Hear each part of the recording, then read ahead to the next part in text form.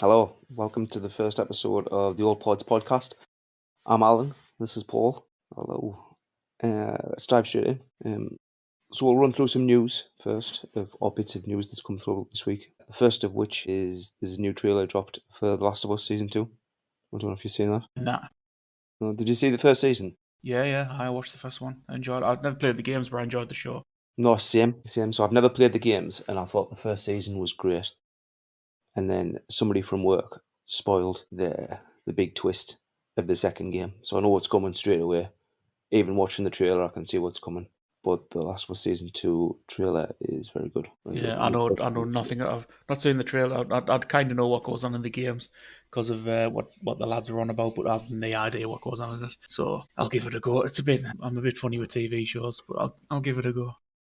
I enjoyed it. I didn't go into it expecting much. I thought it was great. I thought the dynamic between Pedro Pascal and I forget the name of the girl that's in it. The one from Game of Thrones. Game of Thrones. I know. I know what you mean. Yeah, but they worked. They bounced off each other really well. While we're on the internet, Bella Ramsey apparently. Yes, yeah, that's her. It was good. It was very, very good. The next bit of news is you might have seen this already because I think have you kept up with Creature Commandos? Nah, I watched the first episode. Couldn't get away with it. Yeah. Well, everybody's buzzing because in one of it might have actually been the final episodes. There's a silhouette appears of Batman. Oh, of course, there is a shared universe. Yeah, yeah. So this is the first. Everybody's saying it's the first glimpse of James Gunn's Batman from The Brave and the Bold. All right. What I'll do, I'll see. Oh yeah, he's doing that as well, isn't he? Yeah, I mean, I know we're just doing audio, but I'll see if I can share an image so you can have a look. Gives a look. But I mean, anybody that's listening will have probably seen it. There we go. Can you see that? Yeah. Yeah. So there was a lot, and James Gunn commented on it. James Gunn said, like, in the first pass, it was a lot more detailed. You could see a lot more of the suit and a lot more of what was going on. And he told them, push it further back. Like, I'm not ready to commit to that. I'm not ready to commit to that. I'm not ready to commit to that. But I think by looking at that, like, that is quite a hench-looking Batman. Yeah, he looks very much kind of like Frank Miller Batman. Yeah, what was it, Dark Knight Returns or something? Yes, yeah. Yeah, but no, I don't think doesn't give a great deal away. Yeah, I might watch it. Depends on what you lot say about it. Yeah. The what's it called, Creature Command. I might watch it when it's all done, but I mean. Yeah, well, I've never seen any of them yet, so it's the same. I think I'm just going to give them a binge watch, power through them, and see how they get on. It's getting solid reviews. There's a lot of positive talk about it. I'm sure it is, but I think all this shit does, isn't it? I think me, I'm a cynic at all fat. I think they pay for half the reviews for everything. Yeah, it's everybody jumps on the hype train as well, though, a little bit. I think. Oh yeah. And it's all the big buzz, like the new universe is all kicking off. Everybody's excited about Superman, and I'm excited about Superman, but I don't know, you still need to step back a little bit and be a little bit critical because you'll look at it in a year's time and go, well, was it really that good? We'll see. The only thing that got me thinking about that picture, looking at that picture of Batman, is I couldn't think of an actor who was that big who could play him. What you mean, like in IRL? Yeah. Nah, there's not many big guys out there. There's what's his name? Jack Reacher. I was thinking that. I thought of him, and he said he'd happily play him. But I don't know, and I mean, I think he could definitely do Batman, and he's definitely got the right build for it. But I don't know if he could do the Bruce Wayne. Yeah, true. Yeah, the kind of charismatic, kind of charming playboy billionaire Bruce Wayne. I might be wrong. Yeah, I don't know what else I've seen him in. I can't remember anything else I've seen him in. He was in a soldier film where he just played Reacher, essentially. He was just like a soldier boy. He was in, did you watch any of Titans? No, that DC shite. Yes. He played Hawk from Hawk and Dove in Titans, and he was very good in there. So if he does get Batman, he's done 3 for 3 characters from DC, because he was Aquaman in Smallville as well. All right. Back in the day. Doing everything. No, I've not seen none of that shit. I didn't really watch TV shows. Yeah, it's not bad. Next item we've got to cover is, it's just a minor one. I don't think there's much warrant in it, but Scream 7 has begun production. Oh, fuck my life, of course it has. Now, I don't know, watching Scream is like a younger lad. The first three I really enjoyed, but I don't think I've seen any after three. I didn't even realise they were up to 7. I mean, I've seen definitely the first two. I might have seen 3. After that, God knows. I saw the last couple that came out in the cinema, and they were dire. Yeah. Because I didn't think at one point they made a film, and I didn't think it was a sequel. I thought it was a reboot. I didn't know like that until what's her name, Nev Campbell turned up. Yeah, yeah, bizarre. But I mean, it's got me thinking whether I should go and watch the other ones, see what they're like. But at the same time, I don't know. I don't know if I could put myself through it because I think it'd be absolutely shocking. I might be wrong. I mean, I'm 50-50 on slashes at the best of time. For me, it's just played out. It's so played out now. The whole Scream thing, like, yeah. I don't get the point of it. Everybody just wants to kill Sydney for some reason, or some kind of tenuous connection to the original case, or and these new gang of kids. I was sitting watching the whole thing. I didn't have a bloody clue what anyone was talking about or who anyone was.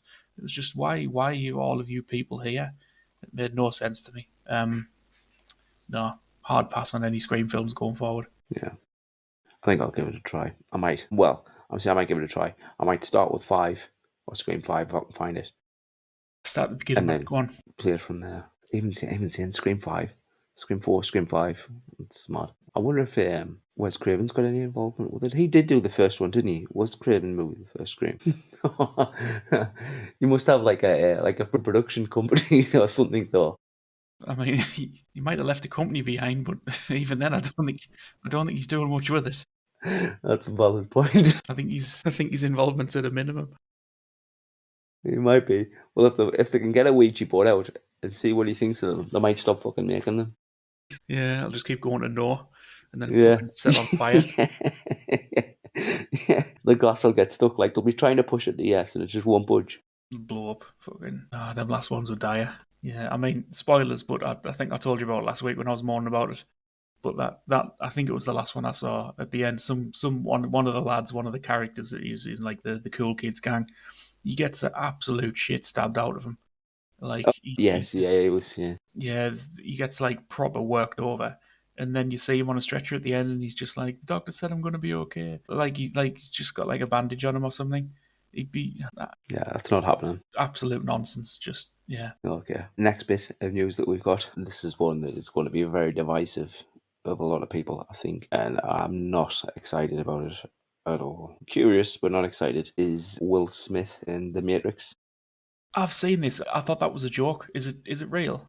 No, that's real. So he put a post on his Instagram, and it was like the the old screen that you used to get at The Matrix. Yeah, It was the black screen with the green text that come up, yeah. and it was I like that, but saw it the was red picture, text.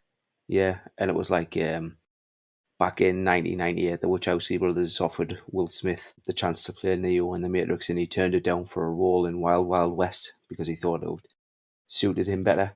Wiki Wild Wild West. Yeah, exactly. Which obviously might have been was a massive mistake. But then it says it cuts to like a black screen, and it says Will or something along the lines of like, Will Smith, the Matrix is calling you. It's time to wake up. And it stops. So it looks like it's happening. I don't even know how they'd play it. Obviously, the Matrix is I mean, martial arts is a massive part of it. Yeah, I don't think Will Smith can do that now. That's him. I'm not sure he could. He ever could. I mean, I'm sure he's in good shape, but he's getting old, you know. Yeah. I mean, I honestly thought it was going to be some kind of AI type bullshit where they just slap his head on Keanu. Yeah.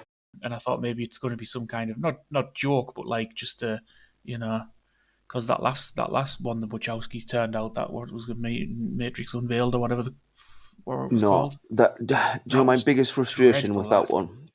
I can't remember what it was called. Was it Resurrection? Whatever it was called. Yeah.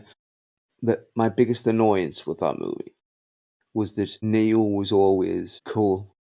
Like even before he was Neo, it was a cool movie. Everything was really cool and slick. And when he found out that he was the one and had the power of the Matrix, everything was effortless. Like, you know what I mean? Like he stopped bullets by putting his hand out.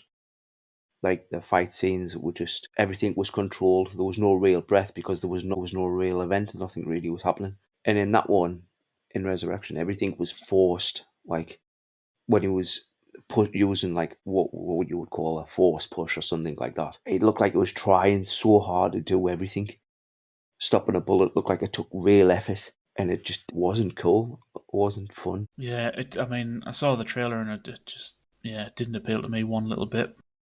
It's just I very, couldn't tell. I very couldn't even forced. tell you why. It just, yeah, just the whole thing just looked tired and like a bit played out. You know, there was loads of callbacks. I'm sick of like references and callbacks. You know, it's like it just, yeah, it just looked like. Well, I mean, the rumor is that they didn't want to make it, isn't it? That was the rumor, that Yeah, they were told that if they didn't make a Matrix film, the studio was going to make a Matrix film, yeah, it was and going to happen so they regardless. essentially tanked their own legacy to make sure that it was like, you know, the salt of the earth essentially, so that nobody would follow them. Yeah, that would be it. Whether that's true or not, I mean, that's for the Wachowski ladies to know. But yeah, no, it was a part, and I'll not say I'll say the wiki wild wild Matrix either, because I couldn't give a toss about Will Smith. Like, The Wild Wild Matrix.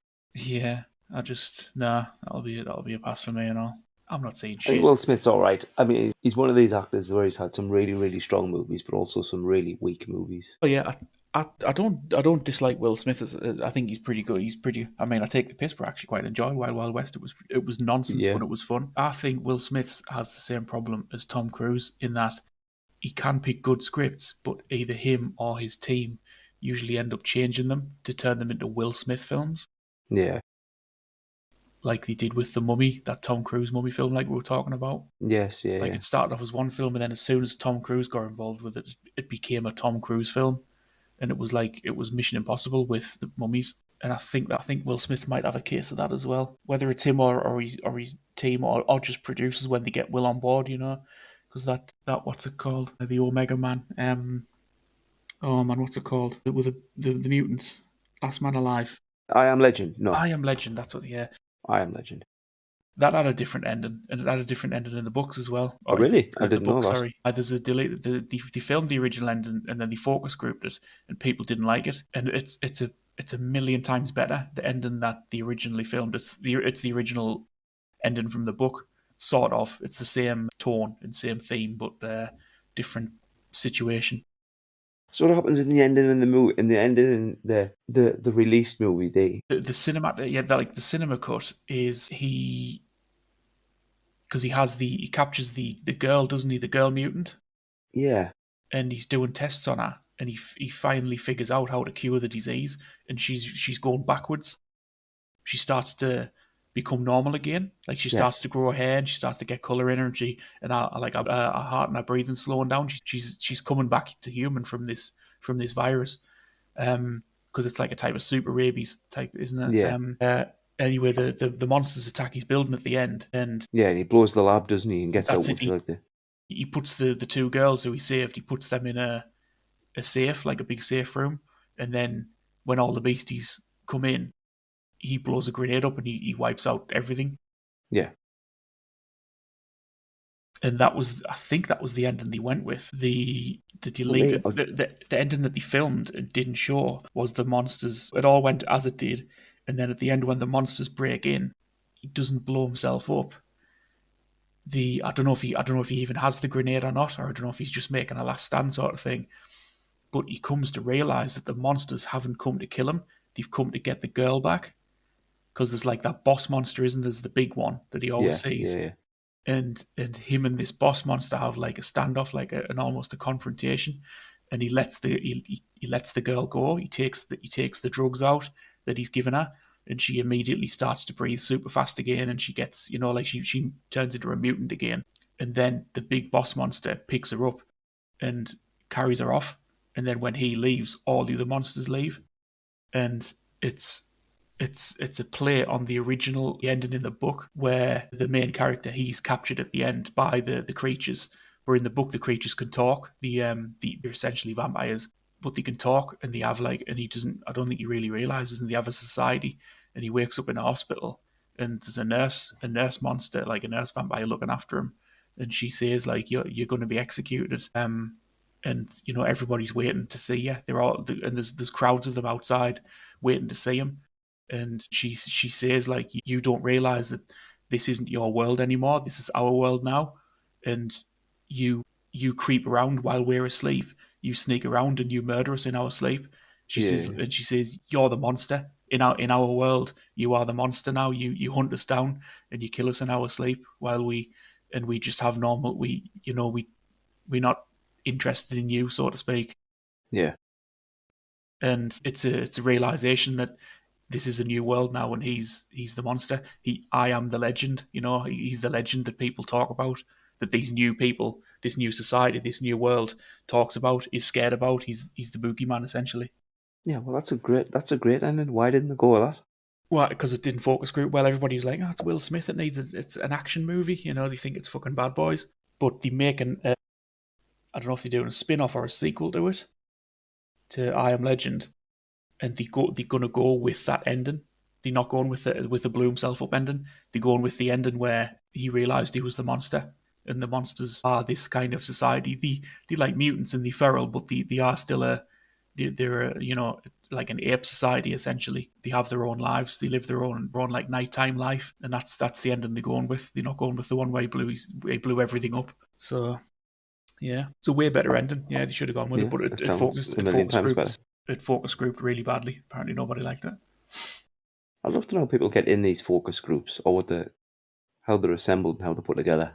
I mean, I don't know about all of them, but some of them some of them you'll be walking around in a city, and somebody will say, "Oh, do you want to come and see a film for free?" And you go in, you sign your Just take forms, you your in. NDAs, you sit down, and it's like a brand new movie, and and then you get a grilling at the end. That's pretty cool. That kind of shit Yeah, never happens to me. I would say you'd have to go and live in LA, immense, but No, maybe well, not the yeah, best at the moment. this is true. Okay. Anyway, apart from Will Smith, our friends at Sony Movies, now they've tried to massacre the Spider-Man villains and spin-off characters, have moved on to making movies based on video games. So they've announced that they're making a Horizon Zero Dawn movie, a Helldivers movie, Helldivers, and oh, yeah, that'll be interesting. and an anime series based on Ghost of Tsushima. All right, yeah. Helldivers will be Um, very interesting because I mean, that's borderline like Nazi-ish, like the game, the vibe of the game. It's right, okay. very yeah, it's very right wing. Yeah, I mean, I've never played it. I'm a big Horizon guy. I love the Horizon games. So if they do that well, that could be really, really good. But I think everybody knows the track record that most video game movies have is the Yeah, they come with tank. a heavy price, don't they? Yeah, I can't think off the top of my head any video game movie that's worked well. Top of my head, the only one I can think of, and that I only ever think of, is Silent Hill. That first Silent Hill film was really good. I've never You seen might it. never seen it because that's a horror film, and It's a horror film, isn't it? it's And decent. I'm a It does have its big moments shitey of arse. scariness, but yeah, it is a good. It's both a good film and it's a good representation of Silent Hill as well. Yeah, solid game, solid film and game. Give it a Definitely watch it. Like it's not like horrific. You'd be able to cope with it. It'll not give you yeah. bad dreams or anything. It's just Mm, yeah, it's good. It's you good. say It's a that. very watchable film. Yeah, that's true. I don't know how fully soft you are. I think what else? And you know what? Actually, I didn't mind the Uncharted movie. You're Tom Holland. Not saying it. Yeah, Yeah, it's I've good fun. not played the games. Yeah, Yeah, it is. It is really good fun. It's got a little bit of a National Treasure kind of vibe. yeah. I know it's like an Indiana Jones adventure Yeah, kind of sort of a tally ho chaps kind of that's good. adventure movie. That's good. Yeah, so Sony movies. Moving on with those. I don't know how much stock I want to put into them just yet, but if they do a good job of Horizon, I'll be very excited for that. Time will tell. I think if they balls this up, like they ball some of the Spider-Man characters up, Disney will buy them.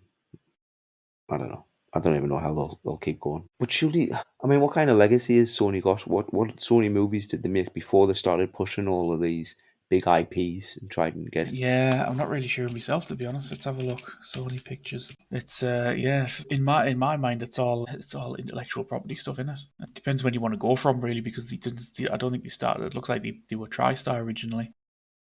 Right, okay. TriStar had some big movies. Yeah, TriStar was a big name back in the 80s. Yeah.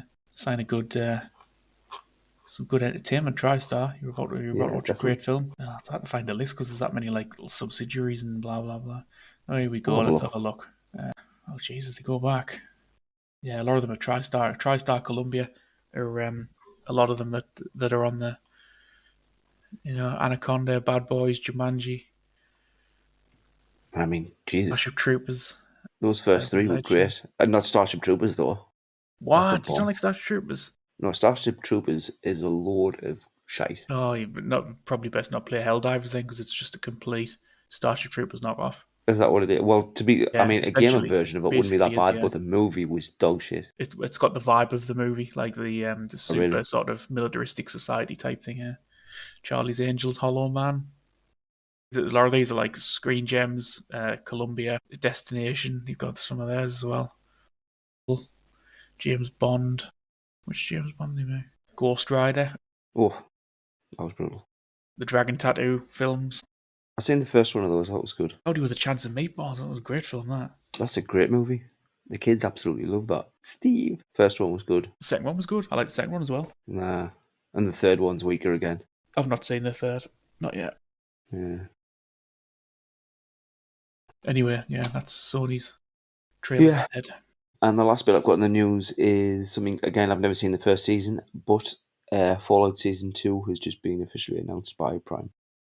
Oh yeah, I didn't mind the first season. It was decent. I wasn't in love with it. I'm very hard to impress with a TV series. It's another one that's on my list to watch. I'll give it a go, but there's so many series come out now so often that it's hard to keep up with them.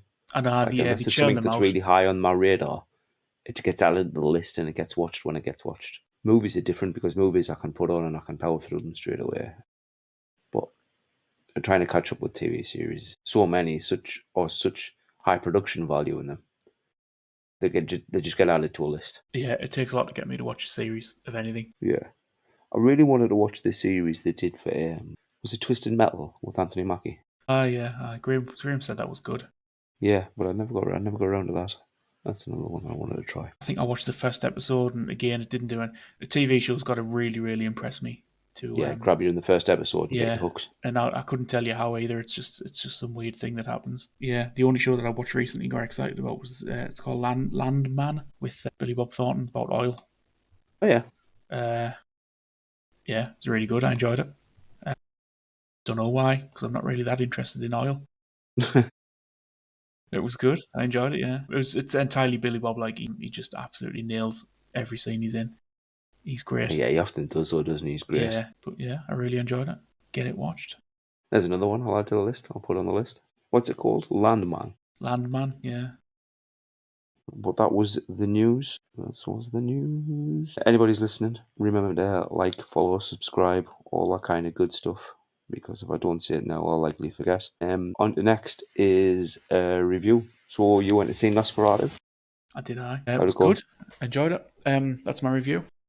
Next. No, it was good. Yeah, it was really. I mean, it's. I'll not bore you with the details of Nosferatu's genesis, but yeah, it was great. Very gothic sort of. I don't want to say romance, but it had romantic tones, grim ones.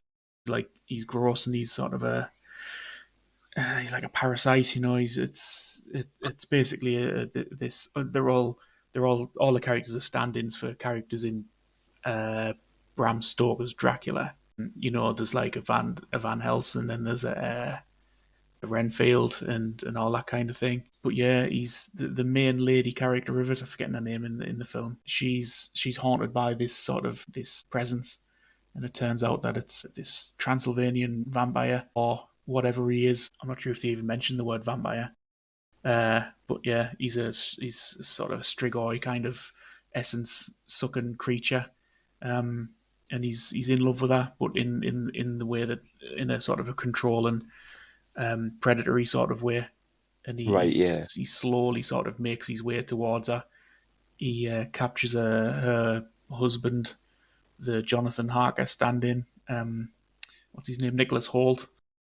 He sort of keeps him at his castle while he slowly makes his way to Britain to be with this woman. And it's sort of it becomes a race against time to stop him. in his tracks, and he brings sort of rats and pestilence and disease with him because he's a sort of he's very much a force of evil. He's sort of all the wickedness in the world. Yeah, it's really good. What's his name? Skarsgård, Bill Skarsgård. He plays him. Pennywise. Yeah, I think he's getting a lot of praise for everything he does kind of Yeah, recently. you cannot really tell. Like he's under a fair bit of makeup Really? and sort of it looks like body prosthetics. He looks. There's a couple of scenes where you see him with no clothes on, and he's really bulky. He's sort of rotten, and he's like a corpse. He's like a living corpse. You know, his skin's like sort of peeling off, and he's like really he's pretty grim looking. I saw somebody online describe it as looking like he died, and then his spirit repossessed his own dead body because he's just like a walking corpse.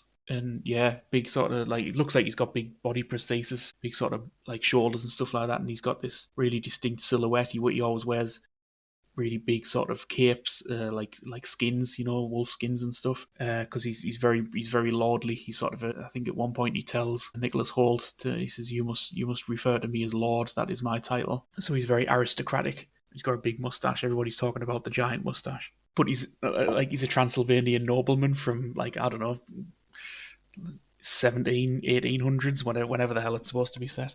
So he would have a big mustache, because that's what they did. Vlad the Impaler, who Dracula's based on, had a big Yeah. mustache. Big mustache.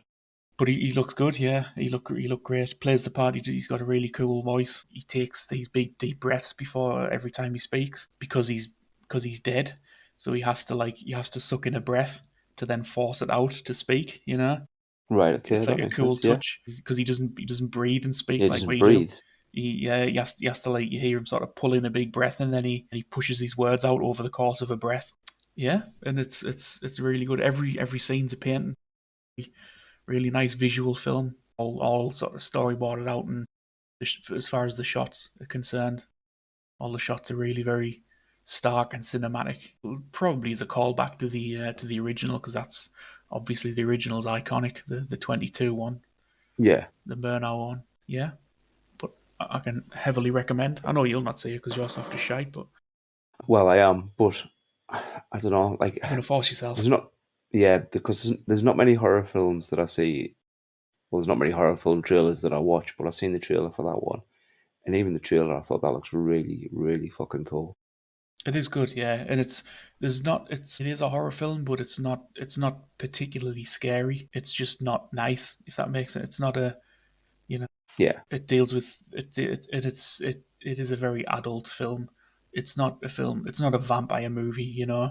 There's not much. I don't think there's even any heart staking going on.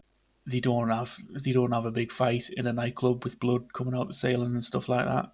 yeah, It's very gothic and very stark, and it's more like a vampire film as he's like a predator, both bodily, like he's a predator that eats blood, and he's also a bit of a sexual predator. He's creepy, and he's got this power over this girl, and he knows it, and she's powerless to resist him. And he takes great pleasure in that, and he sort of tortures her a little bit, sort of to make her submit. He's very predatory. So yeah, good film. Not your typical vampire movie. yeah. Good. Sounds good. Sounds good. Rating out of 10? Yes, solid. Yeah, very good. Good review for Nosferatu. That's a one. It's definitely on the list that I'll be trying to get. I wouldn't mind. It's a kind of, and begrudgingly again because it's a horror movie, but it's a one that I wouldn't mind actually going to the cinema and making an effort to go to the cinema I to see. would I would definitely I would definitely try and go and see it at the cinema because it's really dark. It's a super dark film. I think even watching it in the house with the lights on, I think it would probably fuck with it a bit. Yeah, It's definitely one to watch in the dark because half the film takes place in very dark environments and you don't really see him fully. I'm not sure you ever really see him fully in the whole film. He's just you're always like squinting, thinking like, can I see him? Is yeah, like, or is am I supposed to be able to see him here, or is it just that dark? He's always like lurking in the shadows, off in the just out of the light, or you see him in like a total darkness, but it's lit by moonlight sort of thing. If you can, definitely get to the cinema to see it. yeah. Good. I'll give it a go. Decent score as well. Yeah, I mean, I'm not, I'm a bit of a fussy old bitch, but Yeah, I enjoyed it, and I mean, I really enjoyed the original and the Kinski one as well. I'm forgetting his name now. The weird guy from Mandalorian. Come on, better than this. Which one? Weird guy from Oh man, Mandalorian. I'm forgetting everything lately.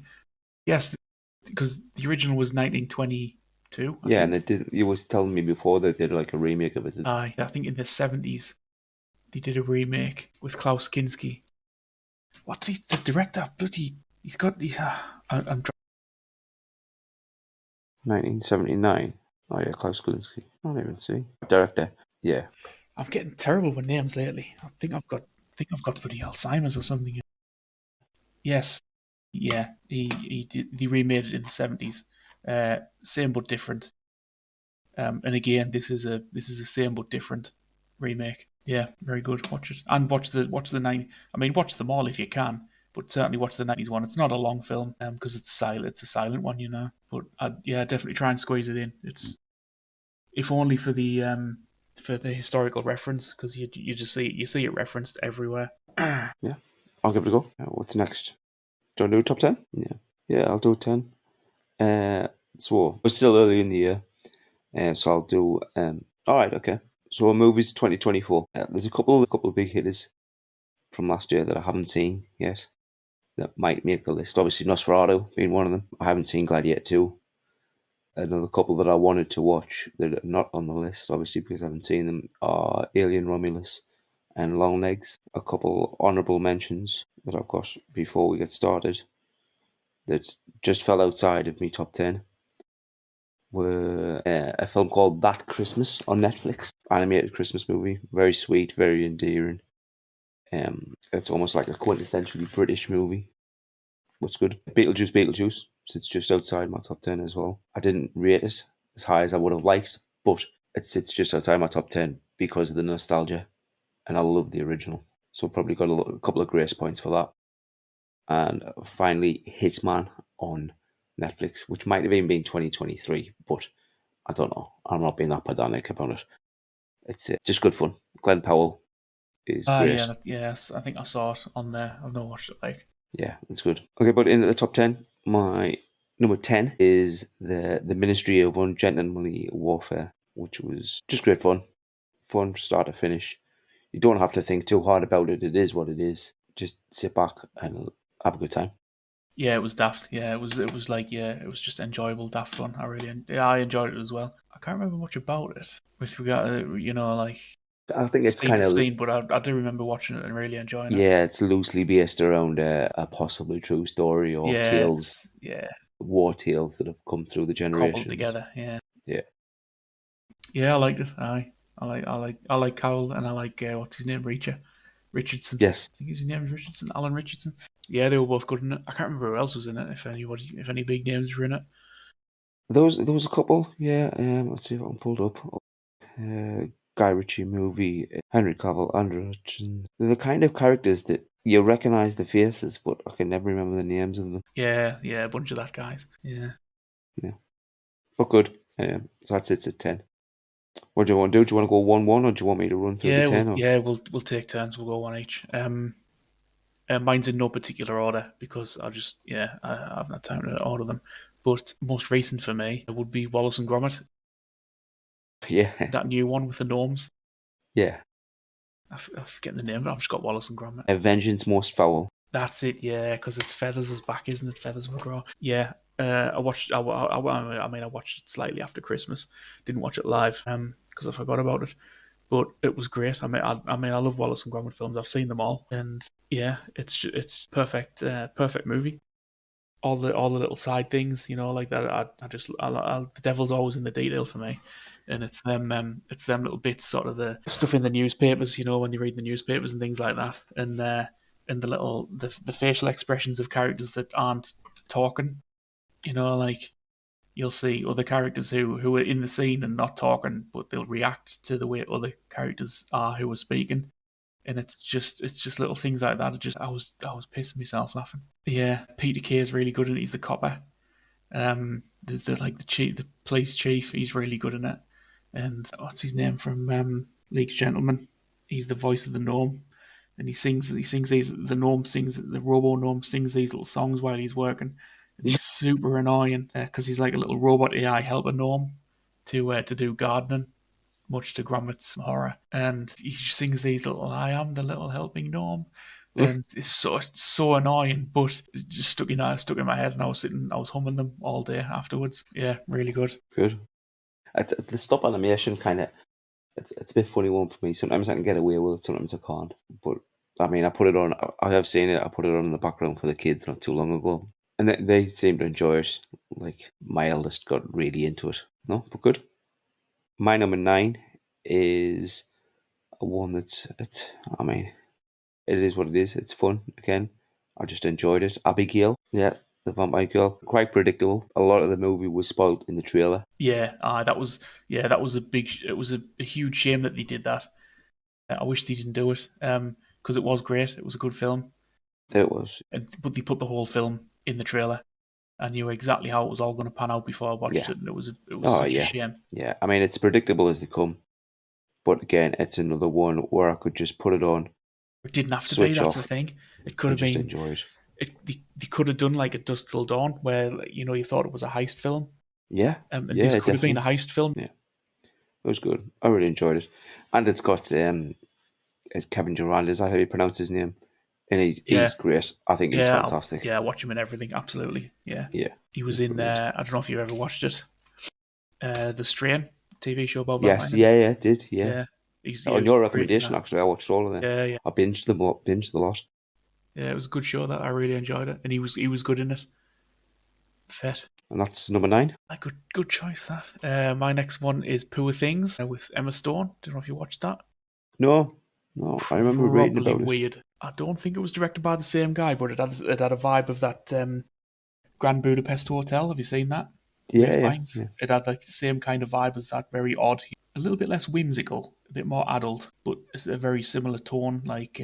And Willem Dafoe's in it. He plays a Frankenstein type character. Frankenstein the doctor, not the monster. And it's about, I mean, spoilers, but yeah, he essentially saves and raises a young girl, and it's Emma Stone, but she has the mind of a child. Right. So he's trying to teach her to be adult and human, essentially, like how to be a grown up. But he himself, Willem Dafoe in it, he's mad. He's a really eccentric mad scientist, and she much like a child, she wants to experience everything all at once, the whole world Yeah. immediately, even though it's not the best thing for her. But because she has an adult body, she just does what she wants, and she runs off and lives this chaotic life. Mark Ruffalo's in it, and he plays this like sort of like a swindler in a card and a bounder, and he takes advantage of her because she's young and attractive. And yeah, and he's just like a shit, he's a proper like mustache twirling shitbag in it, and he's honestly he's having the time of his life in it. You can tell he's having so much fun. Yeah. There's a scene where him and Emma Stone dance together to this ridiculous music, and it's amazing. And he does this ridiculous dance, and I think I watched it like 3 times over. Him like running onto the dance floor doing this stupid arm twirly thing, and I was pissing myself. But yeah, it's really good. Great soundtrack. Looks amazing. Really, really nice. Everything. It's like it goes it goes through different sort of styles of really super vivid colors, scenes, and then like sort of like washed out. I'd have to watch it again, but I think it follows the emotions or the emotional state of the main character Emma Stone in it. But yeah, really good. It's very adult. You couldn't watch it with kids. Laura nakedness, but brilliant. Yeah, really really good. I think that just came out last year in January or something. But yeah, great soundtrack. Look good. Tons of fun characters and like sort of not quotable scenes. It's not like catchphrases, but scenes that are just so odd that you just have to keep watching them to laugh at them again. Yeah, Willem Dafoe can't digest food properly because he's operated on himself that many times because and his face is like a patchwork of like sort of different skin and stuff like that because he's operated on himself because he's a mad scientist, and I think he removed his digestive system or something, and so when he Christ. eats he sort of like leans his head back and he just goes like until a big bubble comes out and like floats off into the sky, and it just floats off and then bursts with this ridiculous like balloon bursting sound, like this really loud snapping sort of bursting noise, and it's just absolutely ridiculous, just complete nonsense, and it serves no purpose other than to be just really weird. Yeah, so definitely watch it. Watch it with your lass. I think you and Becca will enjoy it a lot. It's Yeah, it's really I'll funny. give that a go. I'll give that a go. I'll put on my watch list right now. Actually, I'll forget. Yeah, it's good. It's very funny throughout, and it's a bit sad as well, and it's up and down. Really, really good. Really enjoyed it. Probably top three of last year, I think. Great. I think right, it's on the watch list now. I'll watch that with Becky. My number 8 is Wolves with Oh, George Clooney, Brad Pitt. yes, I've not seen it, but it looked good. Yeah, I've I got it to watch. love Yeah, seeing these two on screen together. Just the dynamic that they've got between them is great. I think they're about similar age, and they just work so well together. Like, it reminded me of like the first time I watched Ocean's 11. There was that kind of snappy, witty banter between them. It's not like laugh out loud funny, but it's funny. It's just good. It's just very enjoyable. Very, very enjoyable. If you get a chance, watch it. yeah. I've got it ready to watch. I am going to watch it because I do like. I'm not too hot on George Clooney, but I really like Brad Pitt. I think he always puts a good turn in, and yeah, it looks pretty good. So I've got it ready to watch. Yeah, Just need there to find is. the time. There are some really good bits in it. Really good. Really well written. But that's my number 8. Next one for me, Civil War with Oh yeah. what's her name? Yeah. What's wrong with me and names lately? Kirsten Dunst. Kirsten Dunst. Yeah, it's another one that I had to watch and I'm not getting round to it. It's really good. It's really solid. It's about journalists, which I was like, there's not many of them kicking around, but I do like a film about journalists. Hmm. Yeah, she plays like a notorious war photographer, and yeah, the US is in a civil war. I think it's a bit of a Trumpian kind of president, played by Nick Offerman from Parks and Rec. Ron Swanson. Not that he's in it much; he's only in a few scenes, I think. But yeah, he's essentially took complete control of the US, and there's a civil war trying to get him out of the White House. But he's dug in the army, parts of the army. I don't know if it's the whole thing, protecting him. And it's just these journalists. I think they do a cross country to go and try and I think they want to get an interview with him, an interview and or photograph with him, because there's a photographer with her as well, and they go on this trek across America. And it's just sort of it's their tour of a very divided America. In this, everything's turned up to 11. So like the fascists, super fascists and stuff like that. And the I think they pick up like a stray young wannabe photographer who tags along with them, and it's a a bit of a passing of the torch kind of story. But yeah, it was great, really solid. Jesse Plemons, I think that's his name. Yes, yeah. He's in it for like I think he's got like a scene in it which is in all the trailers, and it's great. He's just like a really creepy sort of bit of a redneck, heavily armed redneck, and he's in like a big scene in it, and it's great. Yeah, I really enjoyed it. My next up, my number 7, is The Fall Guy with Ryan Gosling in and Emily Blunt. It was I don't even know what that is. yeah, it's a comedy. I don't think it did massively well, but fuck, it's funny. It's fucking fun. It's Ryan Gosling doing humour the best way Ryan Gosling does, just throwing himself straight into it. Emily Blunt's fantastic in it. It's about obviously he's a stunt guy. At the start of the movie, he's in a relationship with Emily Blunt. He has a big accident, almost finishes his career, it's almost wiped out.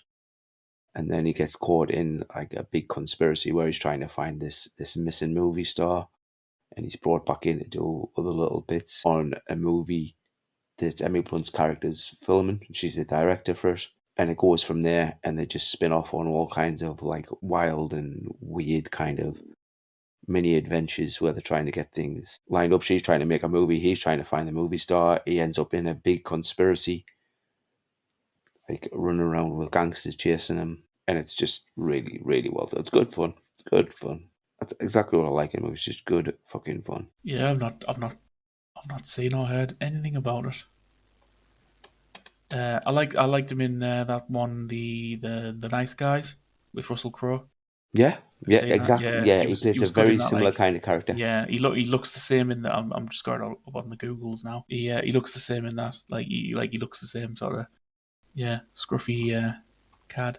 But yeah, he was really good in that. I like that. The Nice Guys. That was great. It's good fun. If you're looking for a movie where you just, and to be honest, it gives a good view of stuntmen and what they do as well, because it shows a lot of bits as much as they're filming it, they're being daft and they're doing all these crazy things. Like at the same time, you're thinking, "Oh, fuck, there's actually people that do this for a living, and some of the things they do is absolutely bonkers, absolutely bonkers." But yeah, get a chance, give it a watch. All right, next one for me. Dune 2. Dune 2. Yeah, banger. It's a long film. I think it's the thick end of 3 hours, but it's good. I mean, I've read the trilogy, the Dune trilogy, of which this is the second half of book one. So yeah, it was good to see it all there, and I didn't think they were going to get it all in, and they obviously didn't get it all in, but yeah, they got all of the big scenes and stuff like that in. It's jam packed, but yeah, really good. Everybody in it's good. Everybody's on form. Yeah. Well, Dune 2 is actually my number 6 as well, so it's always the All right, next there we one on the go. list for me. Yeah, it was great. Yeah, I only watched it recently, like literally in the last few days, and it was the same. Very, very good, very well acted. Everything I thought felt right and moved at the right kind of pace. Yeah, it was long, but Yeah, yeah.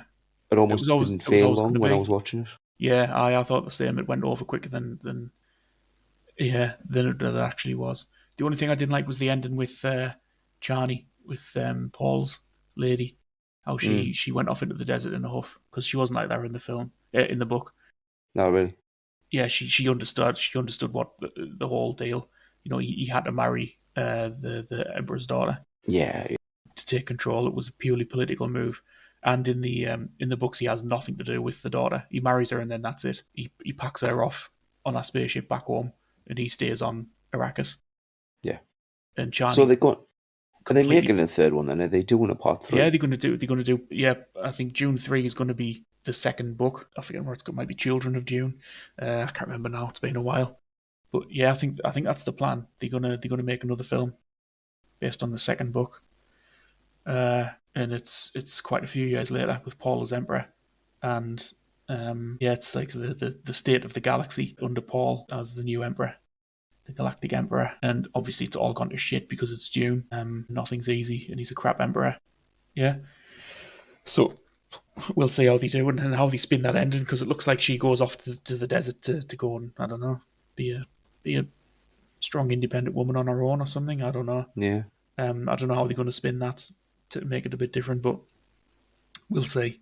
That was the only bit I didn't agree. I didn't sort of, yeah, because it broke the in the books the trust that Paul and Chani have in each other all the time, because Paul's obviously pulling some very questionable moves here and there, but she trusts him, not in a sort of a simpy kind of damsel way. She just understands the power that he Yeah, has, you need. his Yeah, yeah. foresight. You know, he can see the future, or you can see all the threads of the future, and he can he's carefully sort of, tap dancing, tightrope walking along these threads to move towards the golden path, which is the golden path of humanity, not so much Paul, but humanity's future. And she understands that, and so she trusts him and she stands by him, even though he makes some very strange and dangerous decisions at times. Certainly as the books go on, but we'll see what goes. Yeah, very good. That was my number 6 as well. So I'll jump on to my number 5. My number 5 is, and I'm probably going to get some stick for this, is Wicked. I've not seen it. Yeah, I mean, I'm hearing a lot about it. Of course, it's very popular. yeah, I mean, I'll probably get stick either way because, I mean, there's a lot of people I would imagine that'll have this on like number 1 of their list from 2024 because it's done very, very well. And it doesn't get as high with me because obviously I like it and I love the songs and I love like a musical, but it just felt for the first, I mean, it's on for a long time. And for the first hour, it didn't really grab me. And there's a scene where they have a little bit of an interaction where they first become friends, and it's a dance scene as well. Funny enough, just talking about dance scenes earlier, and from that point, then it became a little bit more interesting. when the dynamic wasn't just, oh well, I don't like her and I don't like her. It was they bounced off each other a little bit more. Yeah. So it was good. The songs were good, acted very well, played out very well. Just very enjoyable, very enjoyable. And I mean, the only thing that if I was nitpicking, I would criticize a little bit about it is some of the shots. There's a lot of shots where they're doing a big performance or a big song, and they've got them set, and they use the same shot loads through the movie, where they're silhouetted and the character's standing right in front of a window with the sun bleeding in from behind them. So it just completely masks them out. And it's almost like you get sun glare. Do you know what I mean? So they're going for like a silhouette-y kind of shot, but they do it loads, and they just need to ease off on that a little bit. No, I'll probably catch it at some point. Yeah. Just to see what all the fuss is about. It's not my cup of tea, but I'll just to see what all the furore is about. Very, very well acted by both Cynthia Erivo and Ariana Grande. Obviously, the singing is fucking impeccable. It astounds me. Anybody with any kind of musical ability impresses me, because I've got absolutely zero musical ability at all. Yeah, I mean, don't get me wrong. I'll try my damnedest and I'll sing my head off to the songs in it, but just fabulous singing voices. Yeah, but that's my number 5. Cool. My next one is The Substance. Oh yes, I've seen it with Demi Moore. and Hasn't she getting a nod for that? She probably she probably has. I'd be surprised if she didn't get anything for it, because it's brilliant. How do I describe The Substance? It's about celebrities get the celebrities. Everyone can get this. Not everyone. She's a Mr. Motivator kind of character, like a TV exercise lady. But she's getting a bit older, and she can tell that I think the network does sort of say, thanks for that. Yeah, you're too old now. We want to go in a different direction. And she ends up encountering a few people who say like, oh, you should try the substance. It'll change your life. And she signs up for it. She tries it, and it's this goop, this green slime that she injects into herself, and it creates a young, sexy version of herself that like crawls out of her back. And right. it'd be like two separate people, and there's lots of instructions, or not lots of instructions, but like there's these very strict instructions that come with it, saying you get 7 days each, and while you have your 7 days and the other one's asleep, and then the other one, then you have to swap over. The young one has to go to sleep, and the old one has to wake up again. And it's two bodies but one person sort of thing. So it has effects. The effect of one have effect on the other, and it just from there it just escalates into absolute insanity. It's bonkers. It's absolutely insane. It's nuts, and it just gets crazier and crazier. Like it's quite a long film, and you think like, what can they do next? Like where's it going to go next? And it just gets more mad. Yeah, Randy Quaid is the manager of the young one, the younger version, and they don't know it's got anything. They don't know she's just this hot young girl that turns up to do an exercise show, and it's all like asses in cameras and stuff with Leica on, and it's really like over the top and vulgar and like gross, and it's yeah. And Randy Quaid's this greasy sort of TV exec, it's mad. It's getting touted as a horror film, and I suppose it is a horror film, but it's not horrific at all in it. It's not like a horror film. You could watch it, you'll laugh your head off at it. It's just from the trailers and bits and bobs I've seen for it, I wouldn't have said it was like a horror. It kind of deals with some body horror stuff. There's some bits are a bit gross. It's more than anything, it's like a gross film. Like it's quite slimy, but it's so over the top and piss takey. Yeah, it's great. It's really good. Definitely give it a watch, because it's gonna be like one of them films that goes down forever in history as just being fucking nuts. Okay, good. My number 4 is Inside Out 2. I'm not saying it. Seen the first one. Yeah, I mean, it is beautifully done. Like it's a very emotional story. There's lots of bits where it's like a tear jerker. I don't want to say too much if you haven't seen it, because it's good. It's good to kind of get these things for the first time, especially with like animated movies. I guess like the Pixar, the DreamWorks, the kind of the Disney kind of movies that you get. Like the first time you hit them, they'll hit harder. But essentially, the young girl from the first one, Riley, she's now a teenager. she's going away for the weekend on like an ice hockey trip, or she's trying to get on an ice hockey team. So she's gone for like a secondment where she's gone away with her friends for the weekend, and then her emotions are hitting, and all these new emotions come in on like the base emotions that she had and anxiety is one of them, and anxiety like starts to rule the roost and kicks all the original emotions out into touch. And it's about how she handles that and how she navigates her way through there. And it's so touching, it's so endearing, it's really, really sweet. It's really, really sweet. And true to life, like for a lot of people, like everybody knows what it's like when like puberty hits and you start going, well, what the fuck is going on here? Yeah, And it's great. I might give it a go at some point. I enjoyed the first one. It was all right. It got a bit sickly towards the end, Yeah. but I still enjoyed it. I like that whole sort of the inside characters, the little angry fella and stuff like that. Yeah. Yeah. It's good. It's good. And the humor's still there. The humor's absolutely still there. Like, as much as I'm saying it's endearing, it's sweet, it's charming, the humor is absolutely still there. There's some really, really funny parts in there. You get the original, the base emotions get pushed down by anxiety into like the back of our mind, if you like. And there's all these characters from our past, like video game characters and emotions and deep dark secrets that all start coming out, and it's great. It's great. I would 100% recommend it, giving it a watch. And that's my number 4. My next one's Conclave with Ray Fiennes. Don't know if you've seen that one. You were telling me about it. Yeah, I think you I were was telling you about it it. Yeah, recently. yeah, it starts with the Pope dying, and so they have like the cardinals, all the cardinals conclave of where they decide the new Pope, and it's very sort of political, and there's various factions in amongst them of sort of more traditionalists and more progressives, and Ray Fiennes is sort of in charge of it all, and making sure he's the guy he's trying to make sure it runs smoothly, but he's also having a little bit of a crisis of faith himself. Yeah, just like a rock solid drama thriller. Not really much going on, just lots of talking, things being unveiled and stuff like that. Yeah, it was brilliant. It'll 100% be up. It'll certainly be up for Oscars. I think it might win a couple. I think it'll probably win for costumes. Yeah, just brilliant. Like, if you're into like political, it's not like a whodunit, like nobody dies, but apart from the Pope, obviously. But it's kind of like it's got that kind of vibe, like there's always something new being unveiled or discovered, that sort of Yeah. casts a different light on certain characters or factions. It's very political in a religious setting. But yeah, really good, solid film. It's definitely going to be up for Oscars, 100%. It might win a few as well. What's that one? Conclave. My number 3 is unpredictably, I'm a proper Marvel boy. Deadpool Wolverine. Oh yeah, it was that. Yeah, I enjoyed it. Yeah.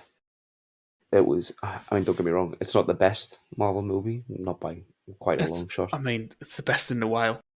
Yeah, this is true. It's the best of a bad bunch, and it knows it as well. I think there's a lot of like inside jibes. And prods at itself, but it's just great. Great to see. Yeah, I enjoyed it. Great to see them too on screen. Like, they've been talking about it for years. It's been a long time coming, hasn't it? Yeah, it's been a long time coming. A long time. Yeah, I never massively took to Ryan Reynolds as Deadpool, but it was enjoyable. Yeah, I liked it. Yeah, I thought it was very, very good. Obviously, my number 3. From the start, when it kicks in with the NSYNC bye bye bye at the start, and he's dancing around and he's completely desiccating Wolverine's body from Logan. Do I think Deadpool's strong enough to rip adamantium in half and chuck it about? No, but he hasn't got adamantium joints. Yeah. So yeah, he'd still have bad knees. Yeah. Well, apart from his healing powers, obviously, but yeah, he's just breaking them apart at the joints. Yeah, it was decent. Yeah, I enjoyed it. It was at its moments. Obviously, cameo central, like loads of cameos. Yeah. I think that was expected, though. Yeah, I thought standout is Gambit. Gambit was great. Like, seeing Channing Tatum play Gambit and his accent, the speed, the way he talks is just brilliant. I'll not even like try to. I was going to try and replicate it there and say a couple of lines, but I'll be complete disservice and all. Bit at the end, isn't there, where like he sees one of the portals open. I don't know if it's an after credit scene or what, but I've seen it somewhere. I think I've seen it on YouTube. Yes, yeah, It's an after yeah. credits where it shows Gambit and one of the portals opens. He's got out. He's gone somewhere. So probably not see the end of him. Yeah, he's gone somewhere. I mean, they'll get a lot of them. Obviously, they had Daphne Keane. She was at the table having lunch with them, wasn't it? For X-23. She'll form part of the young Avengers, I would have thought. They're definitely building that squad. But it was good. It was good. It was good to see Marvel have a hit after a run of not so strong movies, yeah. Yeah. Well, the only one I've got left now is Longlegs, obviously, which is of no surprise to you Yes. because I've talked about it. Yeah, it's on Prime. Garrett watched. It's a good film. It's Yeah. I'm 100% going to watch that. That's what I am watching. I'm probably going to watch that tomorrow night, actually. Or I might, it depends. I want to get Becky to have a look, see if she wants to watch it with me. And then it may be Saturday night, but that 100% that's going to be one of the next movies I watch. yeah, it is a horror film. I know you don't like horror films, and it is a horror film, but it's more like Seven. Yeah. It's more like a really dark detective story than it is your classic horror film. It certainly has horror elements. It's very atmospheric and spooky in the same way that Seven was. Seven had that really oppressive sort of atmosphere. It rewards multiple watches as well because you notice little things that you didn't notice in the first time round, and that Yeah. only makes sense when you've watched it once already and you know what's gone on.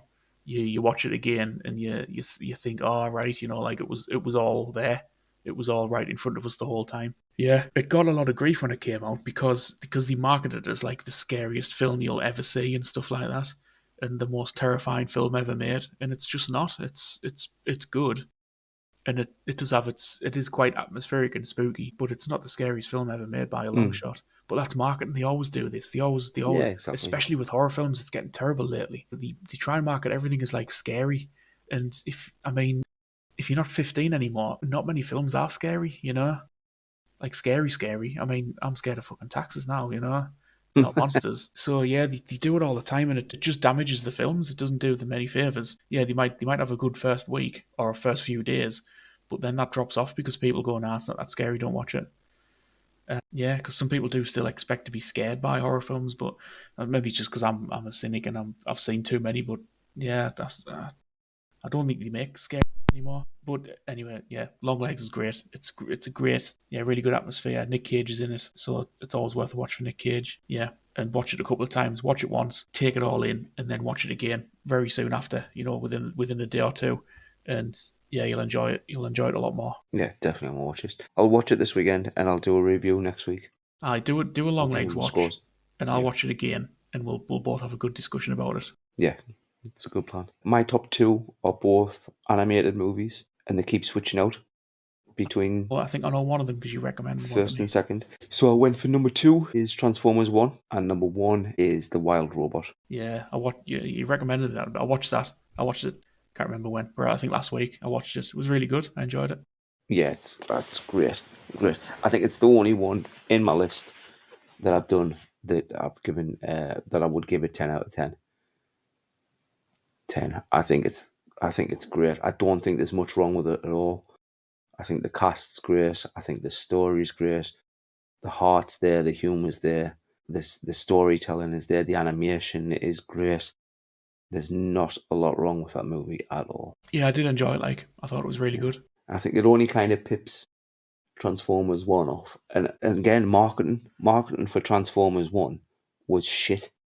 If you watch the trailers for Transformers 1 and then actually watch the movie, they're completely different stories. And Transformers 1 is great. It's a great origin story. It's a great brothers to arms story between kind of Optimus and Megatron before they become who they ultimately turn out to be and what their story is.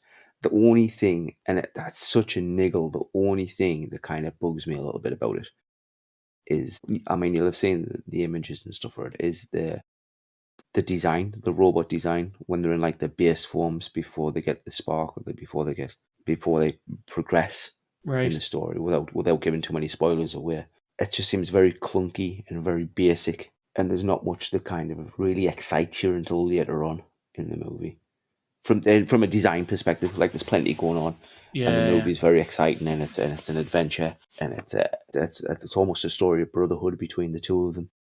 Yeah, because they like friends, aren't they? And they work together or Yeah, something. And then yeah. I saw the trailers, and to be honest, I do quite like Transformers. I'll always have a soft spot for Transformers in some way, despite the films being rubbish. And I think there's Optimus Prime. I think I get that he's supposed to be young. It's Helmsworth.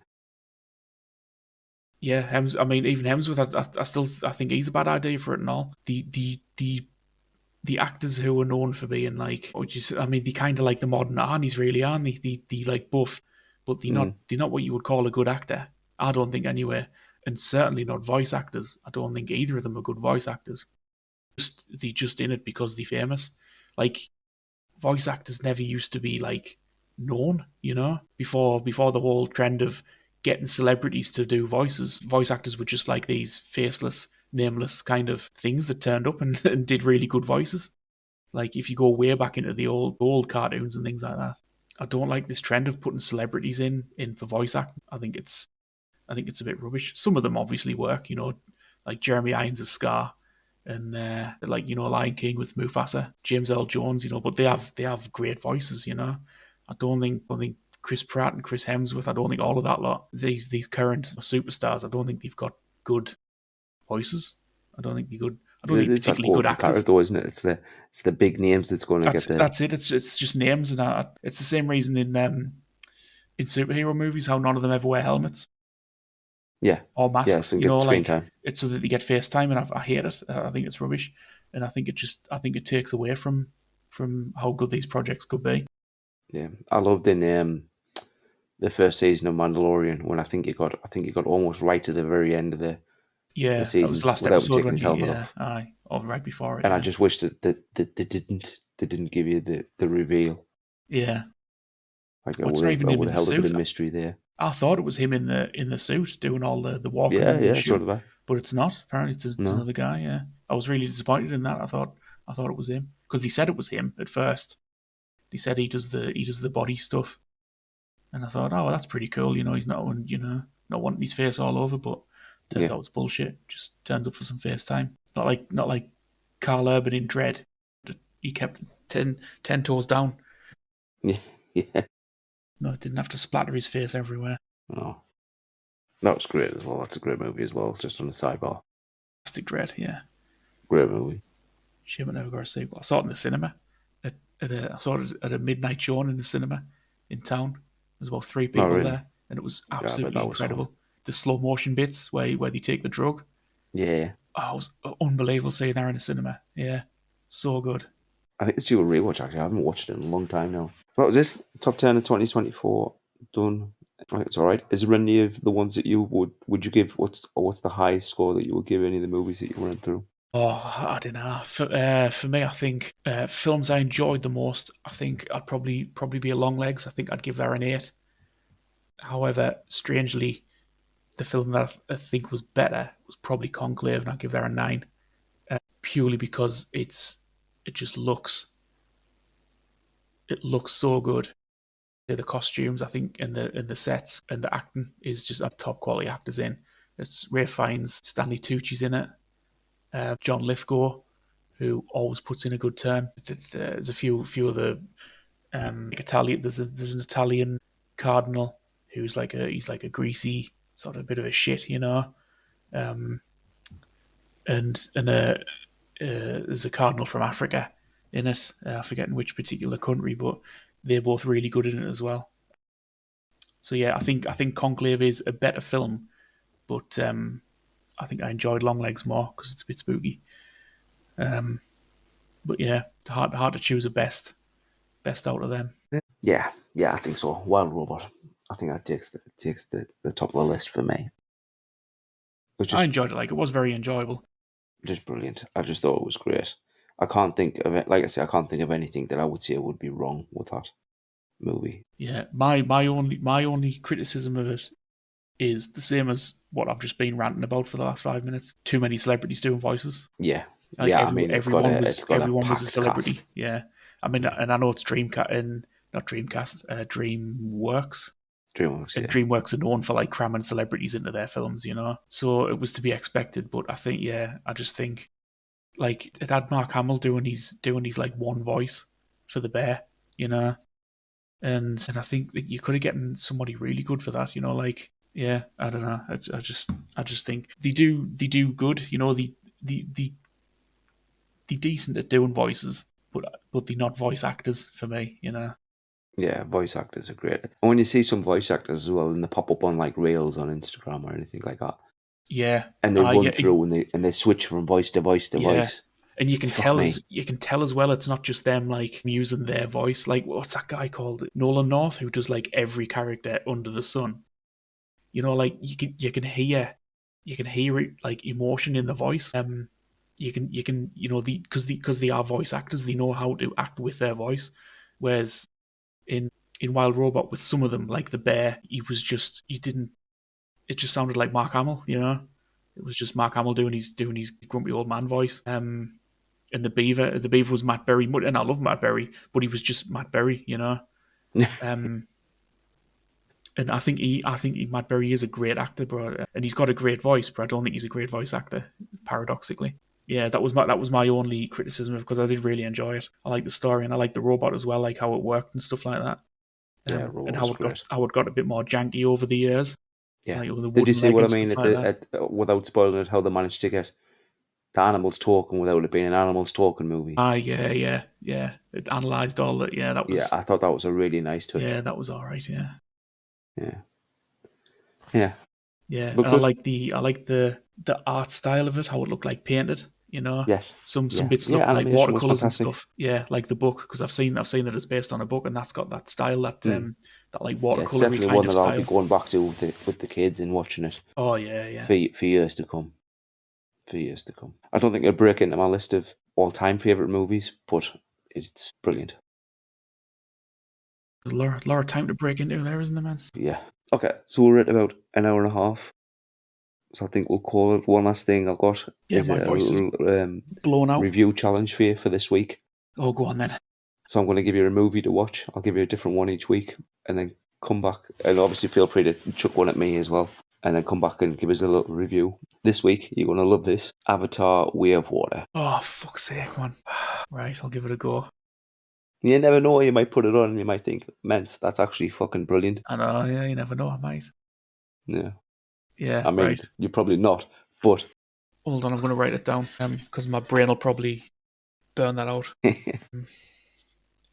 But I'll do Long Legs this week because I definitely 100% want to watch Long It's the Legs. second film, isn't it? It's Avatar 2? Yeah. I'll just put Yeah. Avatar 2.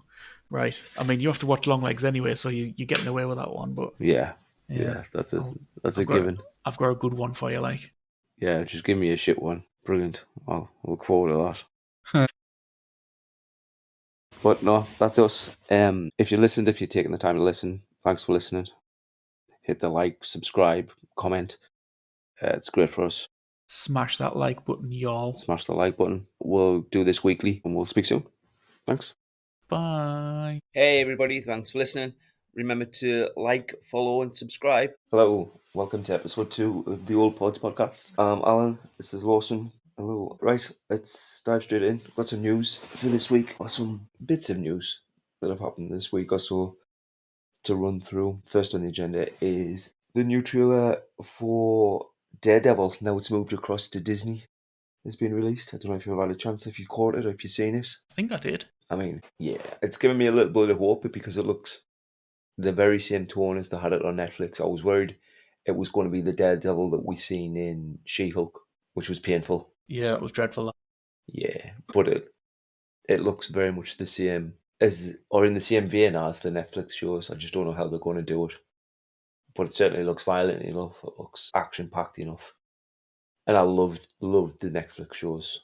Like, Oh, they were brilliant. the Yeah, 3 the Netflix seasons of shows that were so were good. brilliant. I don't think they had a real dip in quality. I mean, some of the other shows were painful to watch, but Daredevil stayed pretty consistent all the way through. Daredevil was good. Yeah. Like you said, it kept up the. Yeah, it didn't try to throw loads of stuff in. Like it didn't try and introduce tons of characters, and it obviously had a couple, Bullseye and all that, and what's his name, Frank Castle, but it didn't like try and merge loads of stuff into it, and like there was no like callbacks and things because it wasn't really No, connected at first, was it? no, that's it. Yeah, it was great. I think like in the first season they touched on, and even then it was like subtle hints to the Avengers, like oh, like the big green guy would make a mess if he come through Yeah, here, yeah, and all this kind of crack. But it was just really, really well done. The action was great. It was shot perfectly. The cinematography was brilliant. The banter. I mean, Charlie Cox was astounding as Daredevil. Just absolutely nailed it, crushed it. So I'm excited for that. That's later on in the year. yeah. It'll be good. I And like D'Onofrio's back as well. Yeah, I was just going And to say again, Kingpin's back in it. Yeah, and he was great. yeah, I need to get around to watching Echo because apparently he's done a bit of a disservice in Echo, but I've never seen it. I mean, I think we're all done a bit of a disservice with that Echo because from what I heard, it Yeah, was shite. this is very true. Did you watch any of it? I didn't watch it, but I was going to because I know it was like the Daredevil type Yeah, world, you know. But I gave it up for a bad job because it's everybody was just saying that it was dire. yeah, same. I kind of half built myself up to it, and then I started reading the reviews from critics, and everybody was just saying, "No, don't waste your time. Don't put it on. It's a load of rubbish." But like, I think Daredevil rocks up for like an episode or a cameo in that as well. They'll got to get the mentions in, haven't they? Yeah, exactly. So I might try power through a couple of episodes, see what it's like. But by the by, I'm excited for Daredevil. I will happily wait for Daredevil. Yeah, it'll be But would good. have happily waited the big gap in between if they said Daredevil's coming and it's going to be great again. And we're not going to put all this shite in between and all these filler shows. We're just going to make a really good show. Yeah. I'd rather wait for it. Next on the news is they have officially started production of the final season of The Boys. Oh, is that going to be the last season? Yeah, as far as I'm aware, yeah. I mean, I might be wrong, but I'm pretty sure that this is the last one. I mean, Which it is should be because it's been on a while now. I think they yeah, need this to. is the fourth, I think now. Yeah, got to wrap it up at some point. And I think they're gonna, hopefully tie a nice little bow on it. I don't really know where I am with The Boys. I enjoy watching it. I put it on. I laugh at it. I enjoy the action. But when I stop and think about it, like it's not great, but it's just fun. Yeah, it's. I'm with you on that one. It's not something I'd ever really call particularly, like a great show. It's just all right. It's Yeah, enjoyable. Yeah. yeah. It's one of those things. It's just an easy watch. I mean, some of it's a bit gruesome, so it's not that easy, but I quite enjoy it. Some of the characters become a bit tedious at times. Some of the storylines are very stretched, but I think it kind of falls in line with what it is. But again, I'll watch it. I'll get round to it when it comes out. Hopefully, they finish it up well and it doesn't end in tragedy or destruction or some shit ending that just makes it all die. Yeah, And feeling like I Homeland is going to go on like a mission and kill everybody on the planet or destroy the planet or something fucking stupid will happen. yeah, yeah. I just don't want. Yeah, I don't want them to sort of to like bitch out in the end with it and make it. I don't want them to start making people good guys. You know. No, absolutely not. Which is, I love Homelander. I think he's really cool, but Yeah, Homelander's redemption arc in the final season of yeah, Boys. I don't want them to make him good. Yeah, I think it'll be a real. Yeah, I wouldn't mind him doing some good things. You know, like killing a bad guy, so to speak. Yeah, And it accidentally helping out the good guys. You know, I don't want him yeah, to but have, still like at you say, his core being an I don't want a absolute fucking redemption act. menace. Yeah, yeah. Like you should, if that happens, you should do it for a bad reason. You know. Agreed. Because I find that happens a lot these days in shows and stuff where it's you cannot have a bad guy now. They've got to be like on a redemption arc in some way. And I think it's piss weak. Yeah, too many bad guys getting like they did with what's his name in She-Hulk, Blonsky. Yeah, fucking hell. That was crap. Yeah, he was sitting, the was knitting awful. abomination and stuff. Yeah, Awful. the An whole abomination Maleficent thing. in Bad guy turned good. It's yeah, no. An abomination in Incredible Hulk was fucking fantastic. Yeah. yeah, they got him just right. Yeah, they got him. Yeah, They it got was him great. bang on. Great. And then It was it a just shit house. shit Yeah. all over it. Shit all over it. But have you watched The Penguin? I have. Yeah, the whole thing. Is it good? Is that the kind of thing? It's honestly so good. Have you not watched it? No, we'll have to have a chat about that. I need Oh, to watch what? that. Yeah, Penguin's brilliant. I mean, I enjoyed the Pattinson film.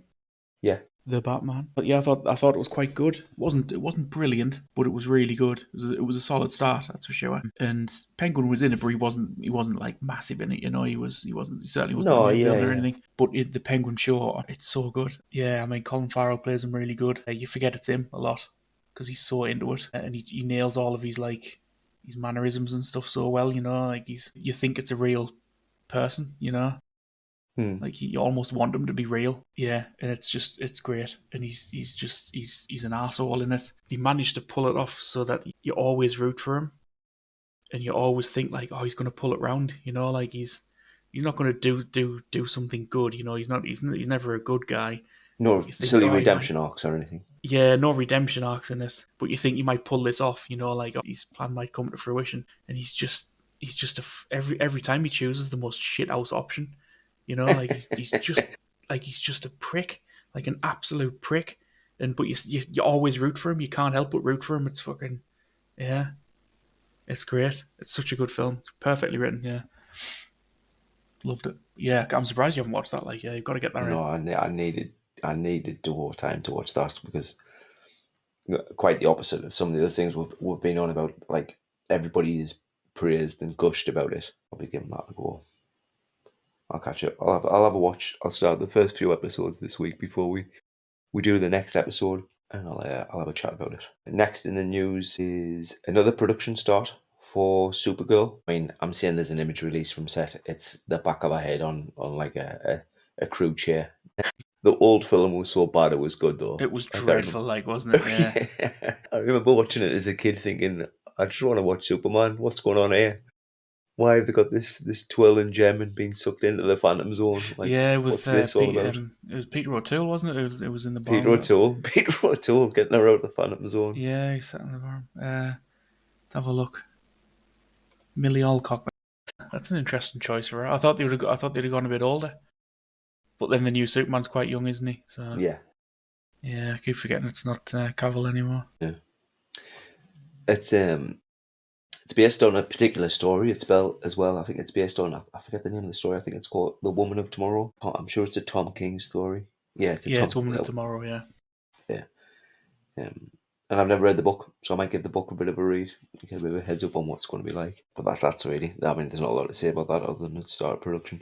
I think everybody's more excited about Superman at the moment. Well, I mean, yeah, Superman's the A-list, really, and Supergirl's. Yeah, definitely. Yeah, she's the There's backup band. Just as actually, there's been a quick tease come out, and it's just a bit of a rehash of the full trailer. But there's a new shot right at the end of Superman flying towards the camera, and it's the same. It looks like fucking. You could put them side by side, and it would almost look identical. Do you remember the shot that he did of Adam Warlock in Guardians, Always, yeah, when it's just like a massive head yeah. It's coming just towards the camera? yeah. I've just seen I've just fetched it up there. Just to have a quick look. Yeah, it's almost identical shot. I must like that shot then. Yeah, but that'd be good. That'd be good. Well, Superman will be good. Supergirl, we'll see. We'll see. Next is one that I'm excited about. I can't wait to start watching this. The dates have been announced for the next season of Invincible. Oh yeah, I like Invincible. Yeah. I fucking love Invincible. It is brilliant, brilliant, and well, I know I'm not alone when I say that it was frustrating as fuck last year with the massive break in between the season. Yeah, it's I don't know why they do that. It's fuck yeah. No, but they completely pied that off this time around and just said, no, you're gonna have it. You're gonna have it all. Yeah. But it'll be really good. Nice trailer. It'll come out where it's saying like his speed's increased, his strength's increased, his stamina's increased. Yeah, I don't know who the new villain's going to be in it. Like, I'm guessing the Viltrumites, like Thrag, because I know a bit about the story, like how it all pans out in the end. I sort of skimmed through the comics a bit. Yeah, I don't know the end. I know I've hit the beats of it from little snippets I've seen and clips I've seen, and like sections that pop up on reels now of stories and that catch your eye. Yeah, I've seen a fair bit on reels. Yeah, I can't wait for that. It's so fucking good, so good. It's the kind of thing that if I looked at it, I would have thought, oh well, the animation on this is going to piss me off. But I let it go because the show's so good. Yeah, about that one. Yeah, I wasn't keen on the Angstrom Levy stuff. I thought he was a bit of a weak villain.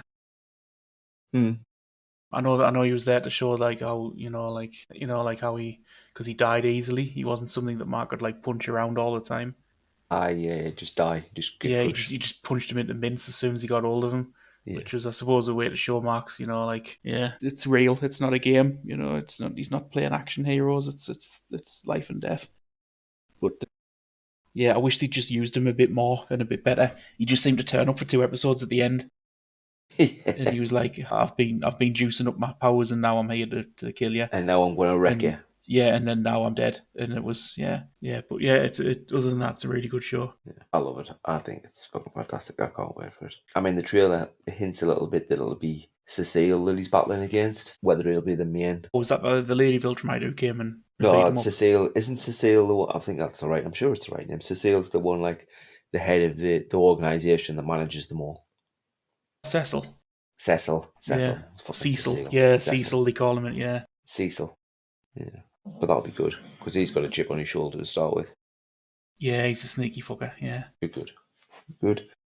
For positive news. Next one is a bit of an indifferent one, really. So the rumour is that Ryan Gosling is going to star in the untitled Sean Levy Star Wars movie. Now, apparently it's not connected to the Skywalker saga, so it's going to be something new or something different. But when they say it's not connected, you can guarantee it's going to have some sort of loose connection there, or it's set in between the movies, or it's set in some sort of timeline where it bridges or creates an arc into the original movies. But I mean, Sean Levy's good at this kind of thing, so it should be good. And to be fair, I enjoy watching Ryan Gosling now. Like, I don't have any problems with Ryan Gosling as an actor. I think he's great. I like the Goose.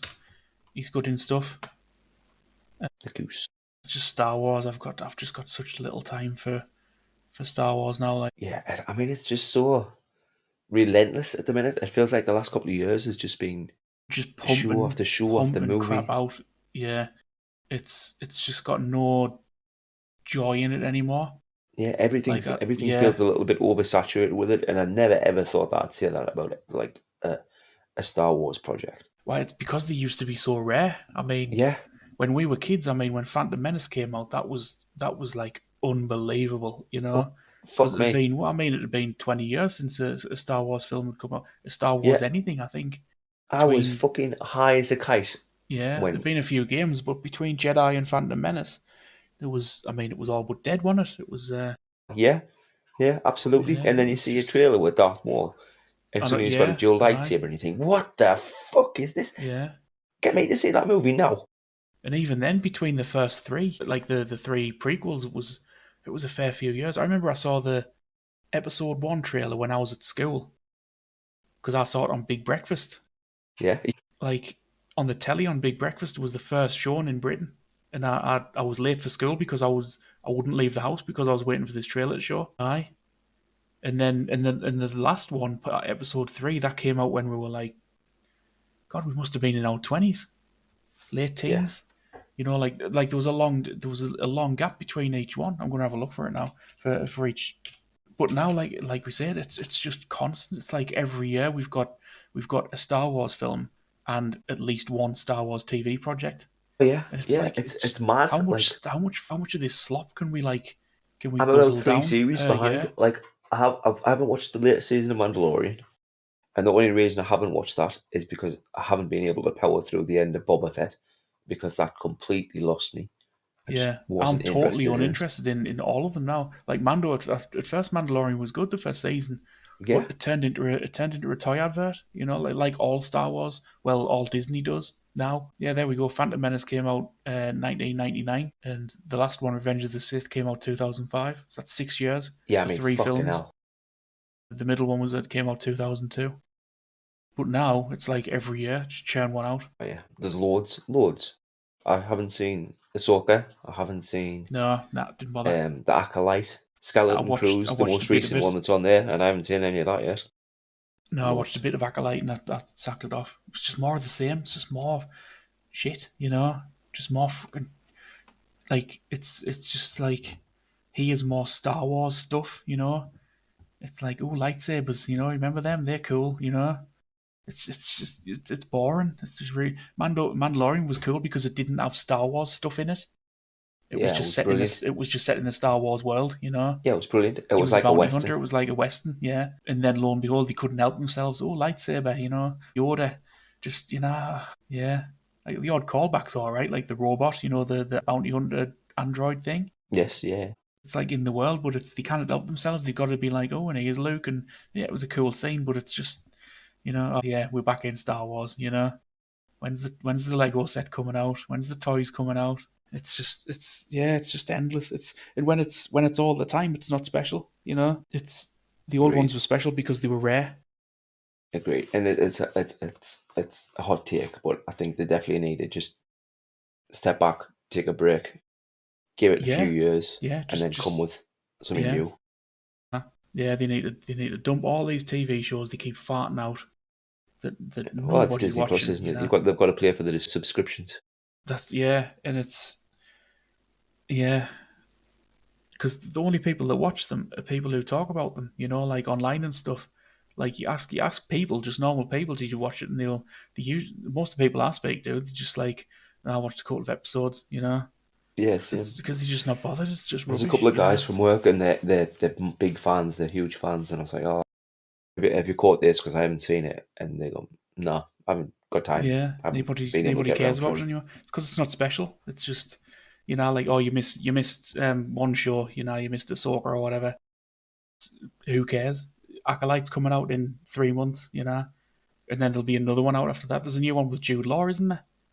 Yeah, Skeleton Crew. Just That's like out now. more, like it's just, there's just an endless stream of Star Wars crap coming out, and it's all the same. It's all the same shit. Yeah, Yeah, so it's when it's not special, nobody cares about it. Like we care about Invincible because it never comes out, But if they were releasing the Invincible series, a new season every 4 months, we wouldn't give a toss about it. yeah, Like freaking yeah. Walking Dead, nobody cares about it anymore because Nobody cares. it's Nobody just cares. never off. It's never ending. Nobody cares. And now there's like They're still three running seasons. away. There's The three zombies are different still shows there. or something now, isn't there?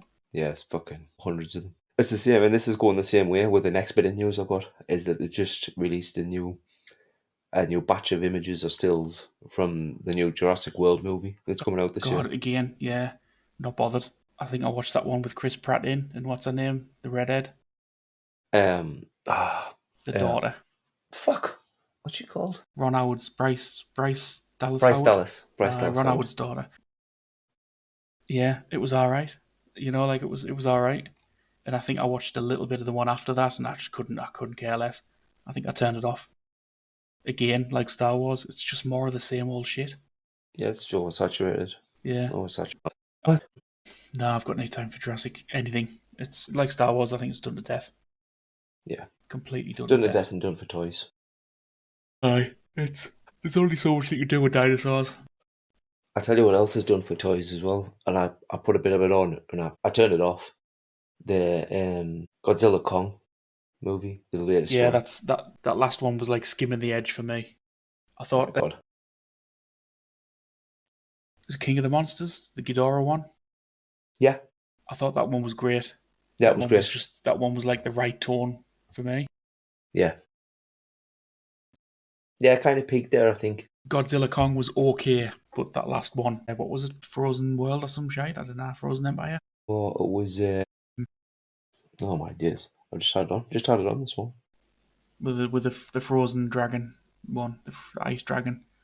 Oh, the New Empire. New Empire, that's it. Yeah, it was.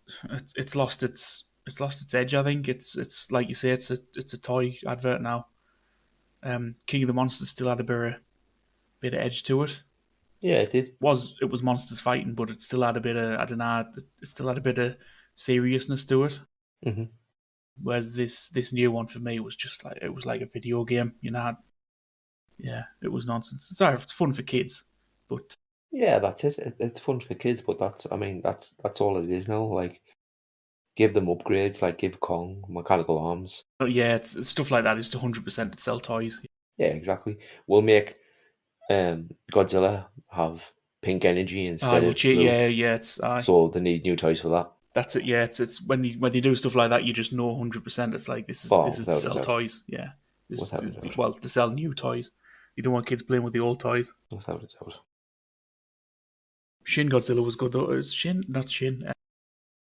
Oh, -1. -1, yeah. That Yeah, was I think I'm going to brilliant. do a review on that in the next couple of weeks. I've only watched it not long ago properly. It's fucking fantastic. I don't know Yeah, what took really me good so long to film. watch it for. Yeah, it took me a while to get onto it, which is, yeah, and I love Godzilla films, which is weird. I think I've seen all of them, to be honest.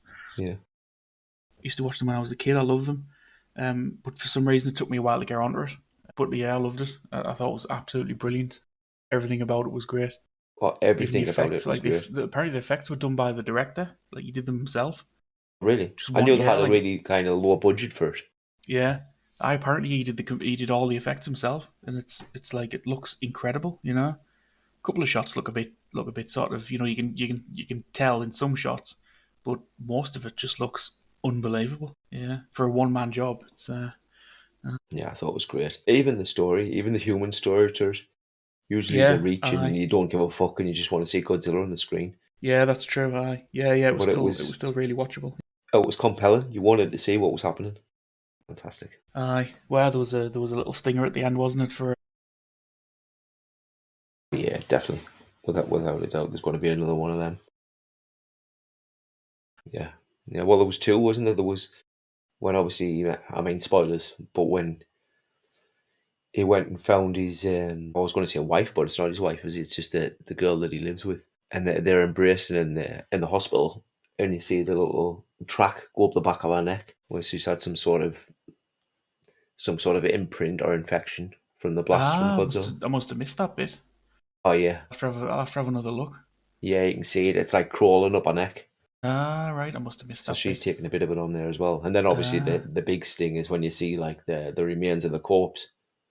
Yeah, like bubbling and regenerating and popping under the water. But that's the news. I've got nothing else, I don't think, unless I've missed anything. But and if I have, I'm sure I'll catch it up for next time. Some reviews. So do some reviews. So you've got two, I've got one. Do you want to do one and then I'll jump in with mine and then you can I do go on another then. one?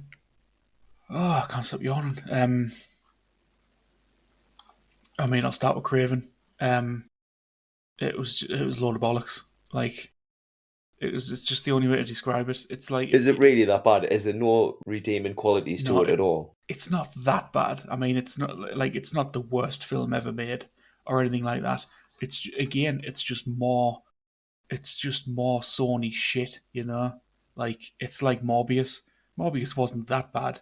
Mm. It was just trash, you know. Like it could have not been made, you know. Like if they deleted Craven or Morbius from the world, nobody would be upset.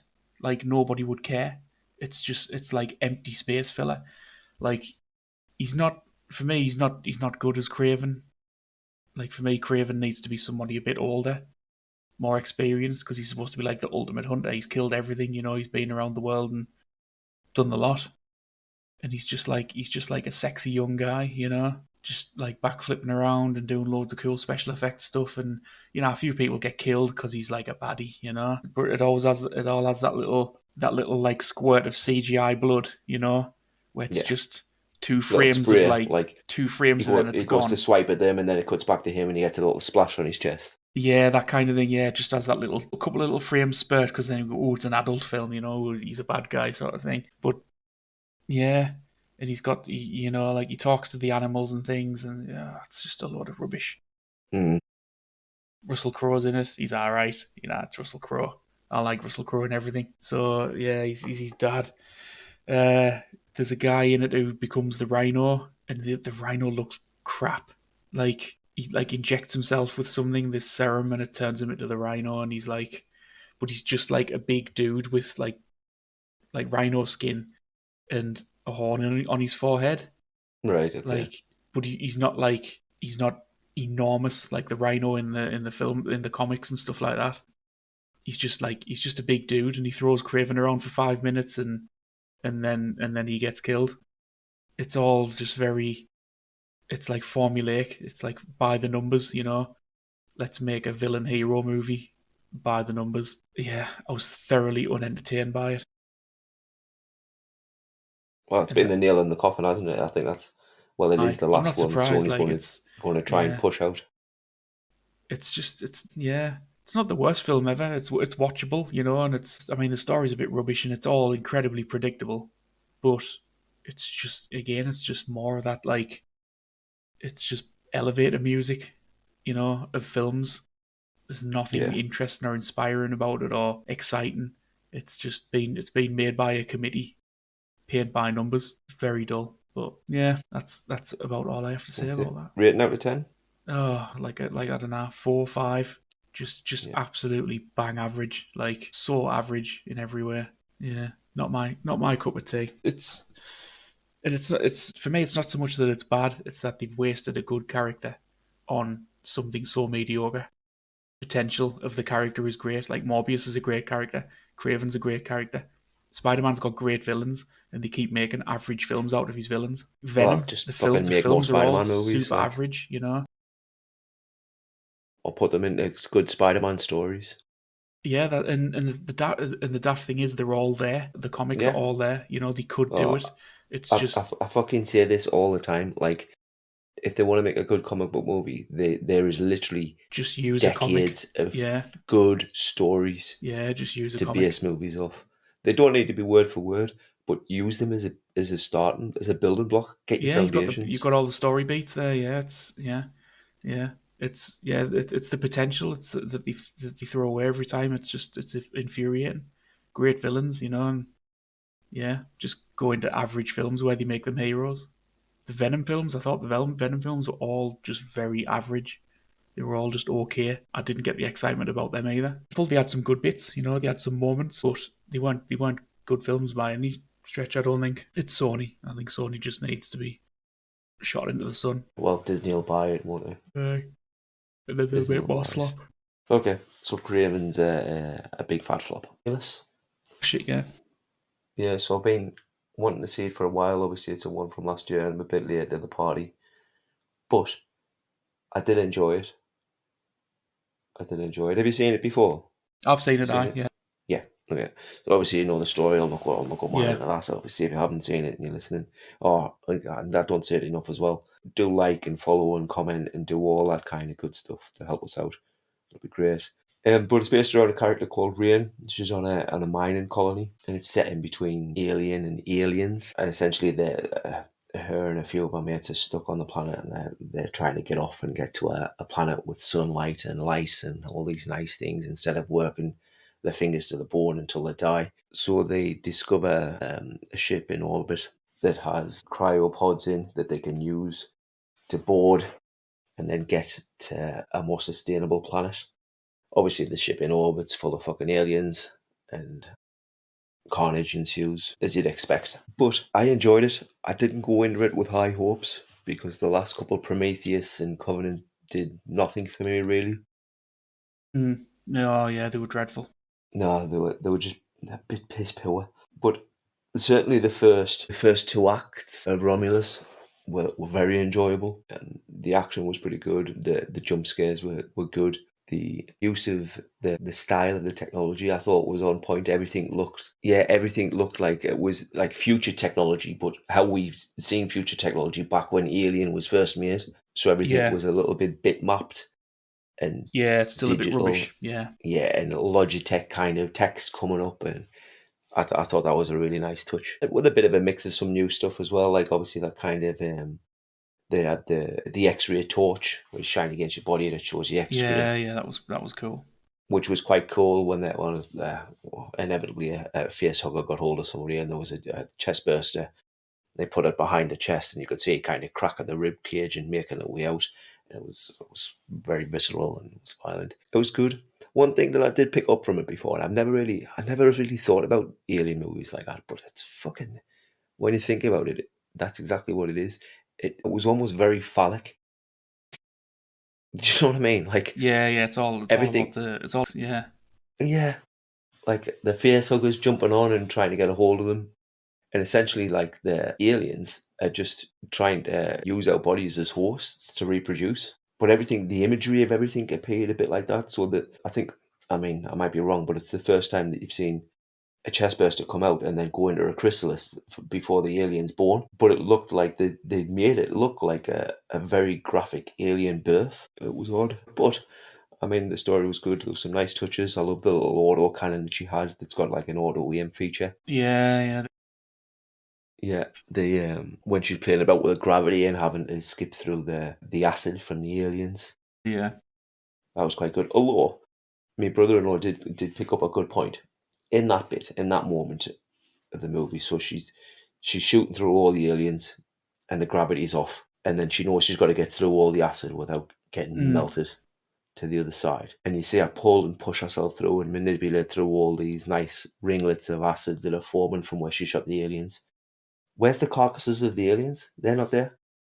Oh, right. I never So there's noticed none of that. them, there's none of those 'cause floating about. there's It's just clouds of acid literally the everywhere, acid. but there's no alien. Yeah, Yeah, that makes sense. Maybe they flew off yeah. with the impact. I'm gonna go back and have another look at that. But anyway, yeah. But it was good. It was pretty solid. Like I say, it's certainly the best for me, the best Alien film that I've seen in a long while. Yeah, absolutely. Yeah. Yeah. The Yeah, only bit them last two were whatever, however many they were. I didn't rate them that highly at all. no. Yeah, I like the android in this one as well. He was really cool. Well, I say our brother loosely. Yeah. He's like our brother. Yeah. Like how He he went was from like a very bit cool. simple to like a company man when they put the new disc in. Yeah, That was really cool. Shift that. Yeah, how he became like a it was complete great. shithouse when It he got was that disc very in. well acted. I'm going to have a look and see what that guy's called now because he needs some props for that. Yeah, and then because he was David like Johnson. simple before, wasn't he? Yeah. He was David really Johnson. good in it. Even Rain, the character that plays Rain, I don't think I've seen her much more before. Kaylee Sweeney, I think that's how you pronounce her name. I might be butchering it, but she was very, very good. Yeah, they were all good in it. All the cast were good. I didn't like the Ash's head. That looked terrible. Yeah. I mean, That was awful. Well, I think it was his head. It might have been his body. I can't remember. But anyway, Ash, it looked really fucking poor. I'd have much rather they them could have done used better with that. I couldn't tell if it was CGI or animatronic. It was CGI. Yeah. That's probably Yeah. why. If they did it and it was obviously a beat up corpse, and if they just did it animatronic and made it look a bit rougher. That I thought, why didn't he just like make a puppet, but like smash half its head off? Yeah. So that it was damaged, and then they could get Yeah. away with like a lot of it not looking exactly like Ian Holm, you know. I mean, they could get it looking bang on these days, you know, with like a good sculpt, you know, and then just like smash half of it, you know, like it was damaged, and then that would cover all the cracks, you know. But like doing it with CG, there was a few bits where like the face was kind of like hovering, and it wasn't quite matching the head, you know, like it was I've seen that as well. almost It was out of almost sync.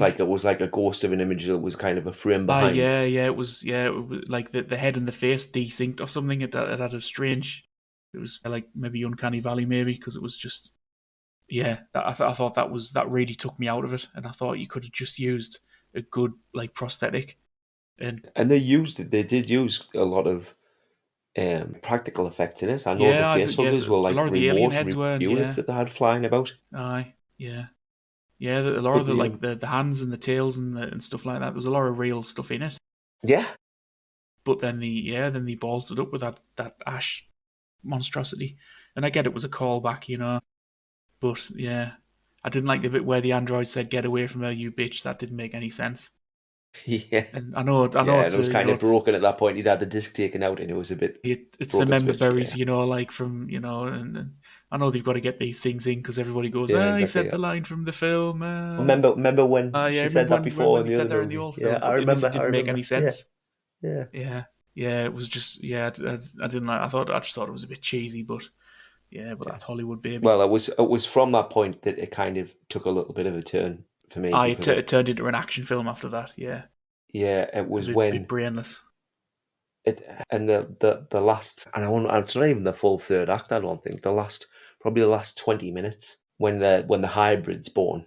Yeah. Again, spoilers if you haven't seen it. Fuck me. It's been I didn't like that whole thing. I thought that was because they could have done for me they trying could to have tie it quite all easily together, weren't they? Yeah, they could have not put that in the movie at all. Yeah. They could have just had them even if they left it in as an Easter egg, where you know that she's injected herself with the stuff, and they just leave her and cry asleep, and then just worry about it later, and finish the movie when she goes up and puts herself to sleep, and then off she pops. Yeah, I think they were trying to tie the other films with the engineer guys, I think they were Yeah. trying to tie it all together to make it more Get it coherent. get it to And work. yeah, that didn't. I think it's just because I just didn't like them films. Yeah. With what were the Prometheus and the other one, That Covenant. Covenant. That was it. Yeah, yeah. I didn't rate them. No. No, but that the whole hybrid section where the alien, it didn't do anything for me. Could have quite easily done without. That being said, I did enjoy it. I'd be happy to see her in another alien movie. I'm just trying to see what I did score because I put it on my letterbox. I'm sure I'll give it like an ES. Got up to a point, but then could have just chopped it off, and it would have been better. Would have scored higher. Well, that's Romulus. Aye. And then on your second one that you I have. watched Wolfman. It was good. Family goes to the. I mean, it's a werewolf movie, kind of. Yeah, family goes to like a cabin in the woods and they get attacked. And the dad gets slashed up a bit by this like creature, and then he starts to like fall apart. It's like it's if werewolfism was like a virus, like a disease that he catches. Because All right, yeah. he starts to like, there's no like full moon silver bullet type thing in it. It's like he starts to disintegrate and get like all manky, and his hair falls out, and he loses the ability to communicate, like to talk. And this other wolfman creature is like outside at the house hunting them, like trying to get in and stuff. While he's rotting away, it was decent. There was some really good bits in it, and he never goes like full Wolfman. He's just like he's like hair's falling out, and his teeth start to get a bit sharper, and his face starts to All right, change a bit. But he never goes like he never turns us into a werewolf sort of thing. Yeah, so there's not like a transformation scene. No, he's just slowly sort of like it's like he's got a disease, like, and he's just changing. It's like his teeth come out and stuff like that, and yeah, and then this other thing's still there, and as he's changing and he's becoming more like an animal, he's also still trying to defend his family from this other creature that's like this other wolf that's lurking around, and he's trying to keep his humanity while also turning into a monster. Some pretty cool moments. There's a good bit where you see how he sees things because he starts to see the world differently, Right, okay. like through his wolf eyes. That's pretty cool. Like everything's like glowing and sparkly, and people's eyes are like glowing really brightly, sort of thing. And it's like a cool effect of how they do that, of how they show he sees the world. It's quite cool. Yeah, and then he has a big fight with the werewolf, the bad guy werewolf, while he's trying to protect his family and get them away. And he can't like talk; he just has to like gesture at stuff, and because all he can really do is like grunt and growl and stuff like that. Yeah. But he's still trying to communicate. He's still like trying to hang on. Yeah, it's a decent film. It's an original take on werewolfism, like with it being more like cancer or something, or it's like it's eating away at him. Would you put it as more of a horror or more of like a monster movie? Or? It's. I mean, it is a horror and it is a monster movie. It's Yeah, I mean, I wouldn't say it was scary, but then I'm a bit too old to be scared by films. You say that you just used to them. I'd be fucking shitting my That's it. pants. Yeah, that's it. I'm very jaded now, and I've seen all of them. But yeah, it's got some jumpy moments, and it's quite like bloody and a bit grim, because he's like disintegrating sort of thing. He's changing so much. Yeah. But yeah, it's good. It's an original take. I don't think it'll be. I don't know if it'll be sort of if it'll go down that well, because I think people will be expecting, silver bullets, werewolves, that kind, the classic shit. Yeah. So I don't know if people particularly get behind it and if it'll do well, but I enjoyed it. It was a solid 7, and I'll give it a rewatch as well, because I think I might enjoy it more on a rewatch. Okay. Nice. But yeah, it's good. It'll be like watchable for you, like it's not like a horror film. It's just it's not like going to keep me awake for a fucking week. It's like a monster movie, and it's a bit like not daft, but like while it's more realistic than most werewolf films, it is still about a film about a man who turns into a wolf beast, So it's not too real and too grim, It's still very much a movie.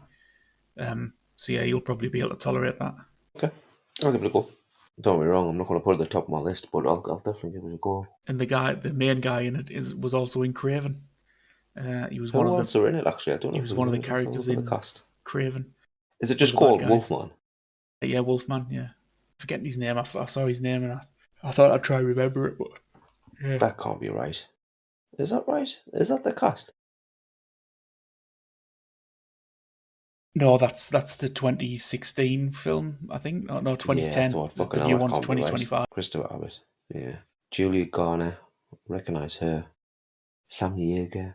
They've all got faces that I kind of recognise, but I struggle to place. What's Julia Garner in? I recognise her face. Yeah, she's really good. She's in the one from Ozark, and she's in Inventing Anna. She must play his wife. Is it Charlotte? Is that his wife? Yeah, she's the wife in it. Yeah. Yeah. Oh, apparently she's in the new Fantastic Four film.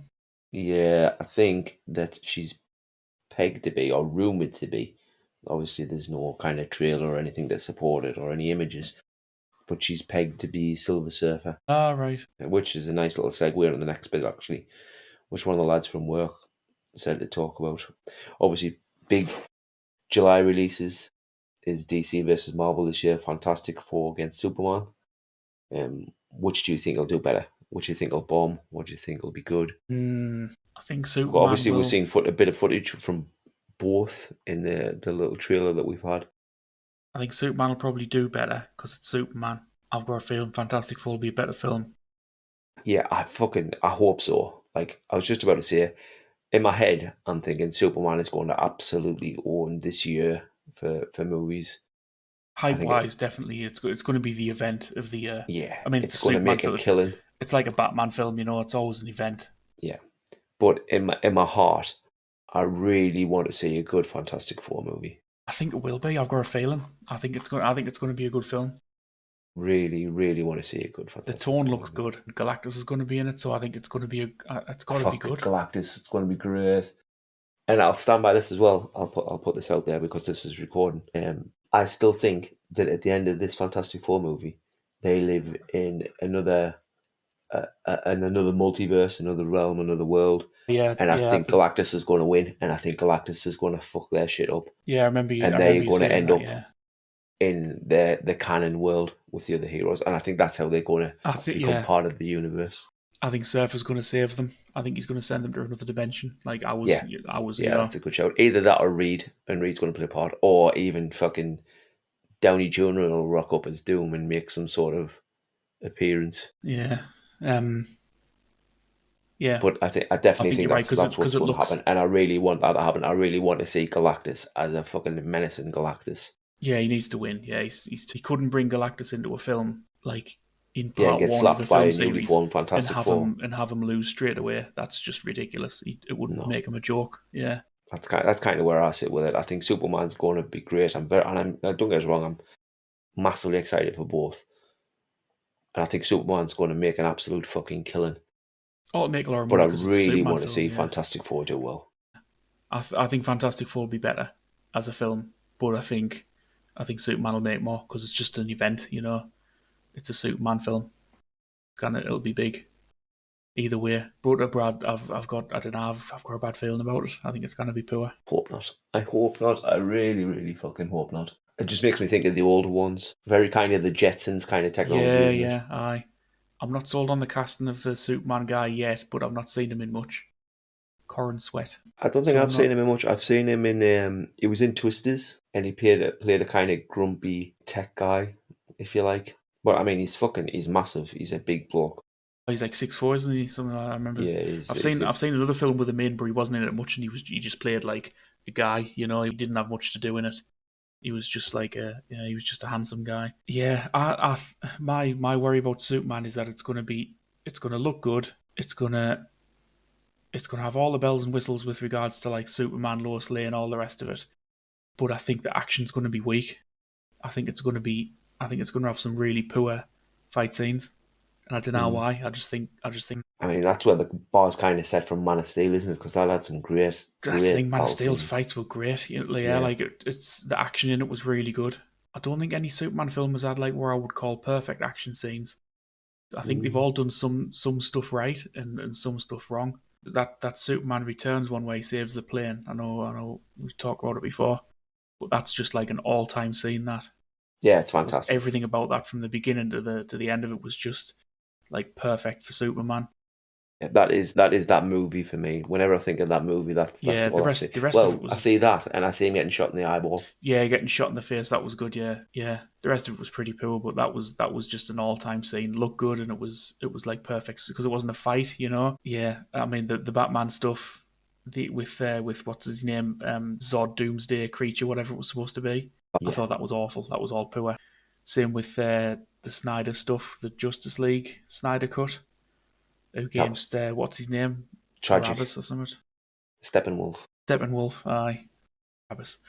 Yeah, I didn't rate it much. You know, he just like hit him a bit. You know, yeah, I think he's the best one was the fight was odd. The first fight was odd. Yeah, that was great. Yeah, and I think this one's going to be the same. I think it's going to have everything, but it's going to be like I wish the action was better. I think the action's either going to be like it's going to be there for the fun of it, you know, probably to beat Superman up a bit. And yeah, I don't think I think I don't know. I've just got a bad feeling about it. What one thing that set me off thinking this I'm not sure was the big monster, you know, like the big monster that's attacking the city. Yeah, it's like the kaiju attacking the Yeah, city. you see its face, and like the face looks a bit stupid, you know, like it's got like I don't know, it's like it's got human eyes or something. You only see flashes of it, but I remember seeing it thinking, "Oh, that looks weird," you know. It doesn't look threatening. I think it might slap Superman around a bit, and then he's gonna defeat it somehow, and then he's gonna realize it's a baby or something, you know, and feel bad. And I don't know. Yeah, I've not got high hopes for Superman. I'd like it to be good because I love Superman. I think he's great. I don't believe in this bullshit that where everybody says Superman's a bad character because he's too perfect, you know, and he's too strong and too fast and blah blah blah. I don't believe all that. I think Superman is a great character, but they need a great like setup for him to work. Yeah, I guess it needs Lex to be good, doesn't it? Yeah, he doesn't work in like a Batman setting because he is just too powerful for everything, and there's no threat. But he works better on the bigger scale, you know, like the dark side and stuff like that, where they can sort of set him loose a bit, like on the as far as the film's concerned. Yeah. I had a thought about because obviously they've got Jason Momoa is coming in as Lobo in Supergirl, and I was thinking about the fights Ultraman. Like, there's no getting around it. It's Ultraman how he fights when he's in the stadium and the bit in the trailer Yeah, when he's kicking him yeah, you about. see the shots of the suit, isn't there? Yeah, Yeah, yeah, the shots. Yeah, there's Metamorpho's in stuff it out there to somewhere see because it. he's in the trailer. But you don't know who it is. And I thought, I wonder if that's Cavill in that suit. Maybe I could be him doing a Bizarro. Yeah, Yeah, I thought that might be quite a nice little touch. yeah, But at the same true. time, Gunn's already said that he wants to work with him properly in the DC universe moving forward. And I mean, Cavill's a fantastic actor. So you would have thought that he'll give him a bit more of a substantial role to get a Yeah, hold and of. he's superhero royalty now. Yeah, Yeah. Food for thought. Either way, it's good. It's going to be a good year for movies. Hopefully, it's going to be a good year for movies. Hopefully, it's going to be a good year for movies. There's a lot of big things that are coming. Okay, I want to hit you with a few agree or disagree now. Hot takes. What do you call them? Hot takes? Or do you call them agree or disagree? Agree or disagree? Either way, we'll see. So just let me know. The Amazing Spider-Man 2, the second Andy Garfield one, is a crap movie. yeah, it's crap. It's rubbish. Thank you, thank you. Why doesn't everybody agree with me? I've always said that. Yeah, Yeah, I liked him. I liked him as Spider Man. I think he's a great Spider Man. I think he wasn't. He is a great Spider Man. But again, it had Sony's fingers all over it. It was dreadful. Yeah, yeah. bad film. Oh, man, I'm so happy that you said that. So happy that you agree with me there, because it's shit. And I mean that's a bit harsh. There is nice bits in it. There's nice touches in it. Yeah. There's nice little beats it's in the not story. awful. You know, it's not unwatchably awful. Yeah, You know, it's not. It's not. It's not. again, it's the potential. It could have been great. Yeah.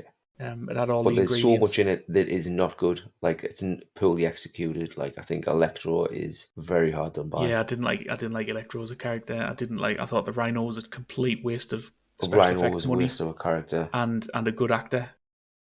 Yeah. I thought the Green Even Goblin. I didn't like the Green Goblin. How he had the weird, Goblin was awful. greasy Awful. fucking face aids. You know, he just looked like.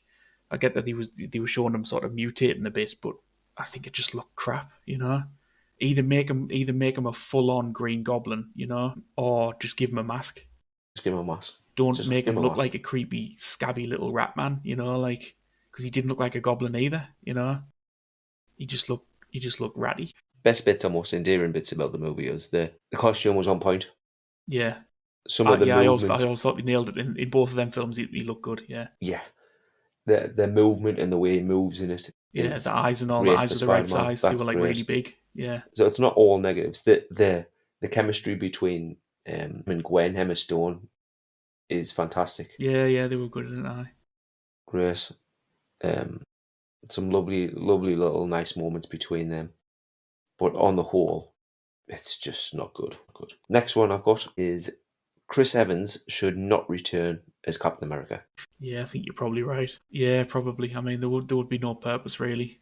No. The thing is, I don't know how. My issue with that is, I don't know how he could return to it in a way that would excite me, because I'm so sick of Marvel crap. Yeah. And he was good as Captain America, but like, where's the rest of it? Like, Yeah. Yeah. you know, No, I because don't think. they haven't got Iron Man anymore. They're all gone. Like everybody's gone. The Hulk's Yeah, like exactly. the Hulk's a big walking joke now. They've left some big, massive holes for some big characters that they can't backfill with weaker supporting characters. Yeah. They've But at tried the to move same it time, onto weaker characters, and it's not working. yeah, exactly. At the same time, they finished their arc so nicely that they gave him a good send off. And I think if they brought him back and they tried to shoehorn him in some way, it would just take away from all of that, and it would just lessen the impact and lessen the ending that they gave him. Oh, absolutely. Yeah. It would spoil it. Yeah. So for No, me, leave him. as much Leave as I him. would like, it, Winter Soldier's my favorite Marvel movie. As much as I would like to see him back for more, I don't think they should. Yeah. No. Leave him where he is. I don't think they It should. was a decent ending to that character. And well, the last one I've got, we kind of touched on a little bit. The last one that I've got was going to be Superman will be the biggest movie of the year in terms of financial gain. Yeah, as far as I know, what's coming, I'm not 100% sure what else is out this year. But yeah, Superman's big going to be. hitters this year. A big one, probably a contender for it actually, will be Wicked Part 2. Yeah, that'll make a fortune. I don't know if it'll make Superman money, but it'll make loads, because the first one's made loads. Yeah. Theatre kids are crazy, aren't they? Yes, Superman's probably going to make a fortune. Yeah. Yeah. I'll probably go and see it myself, as much as I don't go to see, certainly not superhero movies anymore. Yeah, I'll probably go and see, unless it gets some proper stinking reviews.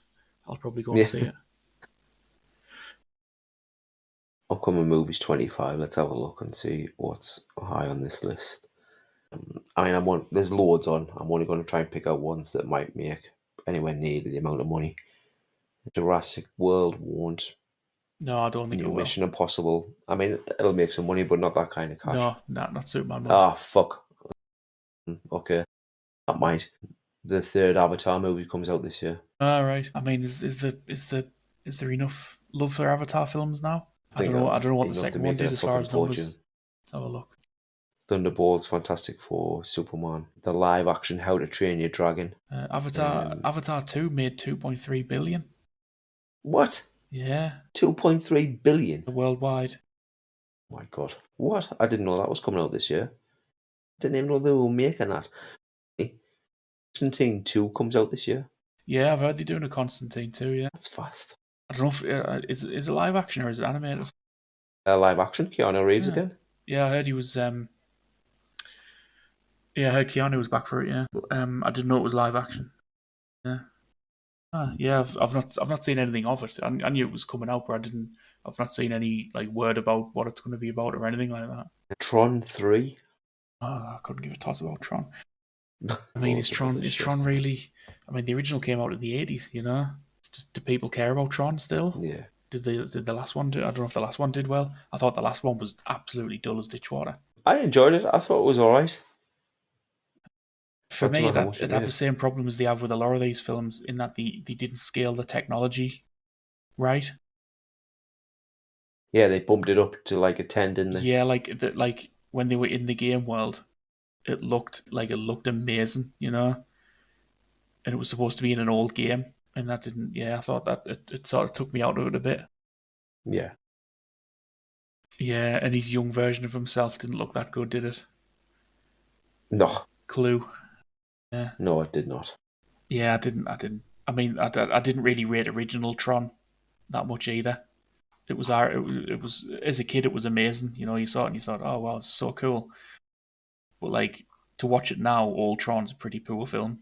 Yeah, I don't. I think I'd really struggle to watch it now. Yeah, it's not very good. It was a special effects masterpiece at the time, but yeah, like Yeah, back in the watching it day, it now, was it's not that great. good. And I don't. Yeah, I never rated the new Tron either. Well, there's another one I didn't know was coming this year. Nobody 2. Oh shit, yeah, I enjoyed Nobody. I thought it was a good I film. did as well. I I like that enjoyed guy. that. I've not watched Better Call Saul, but I like that guy. I know Jimmy rates it highly. And that's it, really.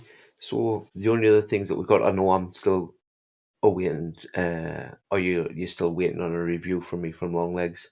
But Yeah, you better I get that crapped out of watched. that because I shit my pants. But I will get round to it. I will watch it this week. And you were going to do a review for Avatar. Have you got another one for me? Yes, I have. You can watch a film called Hereditary. What? My dears. I'm going to have a look at the trailer now to see how scary, because I know you're going to watch the trailer. Let's have a look. Hereditary. Came out a few years ago, not too long ago. I thought it was fantastic. Hereditary official trailer. Let's have a look. 2 minutes. Oh, it was great. Toni Collette is in it, and she should have won an Oscar for this. Hereditary 2018. Toni Collette. Yeah. What the fuck is this? She was robbed of an Oscar for this. This looks like a fucking full-on horror movie. Yeah, it's pretty. It's very atmospheric and like weird. You know, like it's very strange and spooky. Horror mystery. Oh my! You have to pay attention to it as well. You can't sit. Well, I tell you what I'll do. I'll do it. Obviously, I'll watch it and I'll do a review of it begrudgingly because this. I'm going to give you some fucking shit to watch for making me watch this crap. But I'll do a trailer reaction and I'll record myself while I watch the trailer and I'll send it and I'll post it to like the TikToks and the Instagram and all that because this is going to be fucking painful. This even the poster's fucking terrifying. You're going to get some shit to watch off me next week. This creepy little girl. Yeah. For fuck's sake. Okay, well, thanks for that. I hope you enjoy watching fucking Avatar. I'll be having the time of my life watching that dog shit. And yeah, get Hereditary watched. If you can't face that one, I'll give you another one. But then you have to watch the other one. So choose carefully. Yeah, I'll watch them. I'll do a trailer reaction as well. Because I've got another one, and I was talking about it at work. I think it might be the scariest film I've ever seen. Well, fucking keep that in your pocket for a while. Yeah, I'll save that for a rainy day.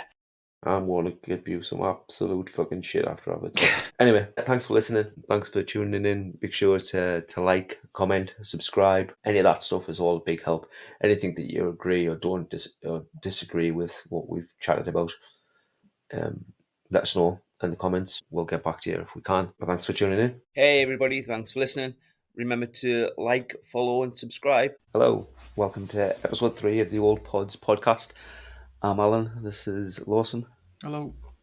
Let's dive straight in. First up for news, a few bits of news to run through this week. Starting with the most recent is from today, actually, or tomorrow, so to speak, is going to be the public release of the Fantastic Four trailer. I'm hoping to see something new. Like everybody will have seen, like everybody who's a fan has seen the trailer that's come from Comic-Con through the thousands and thousands of iterations and bootlegs that are out there that have been. Yeah, it's been on YouTube forever.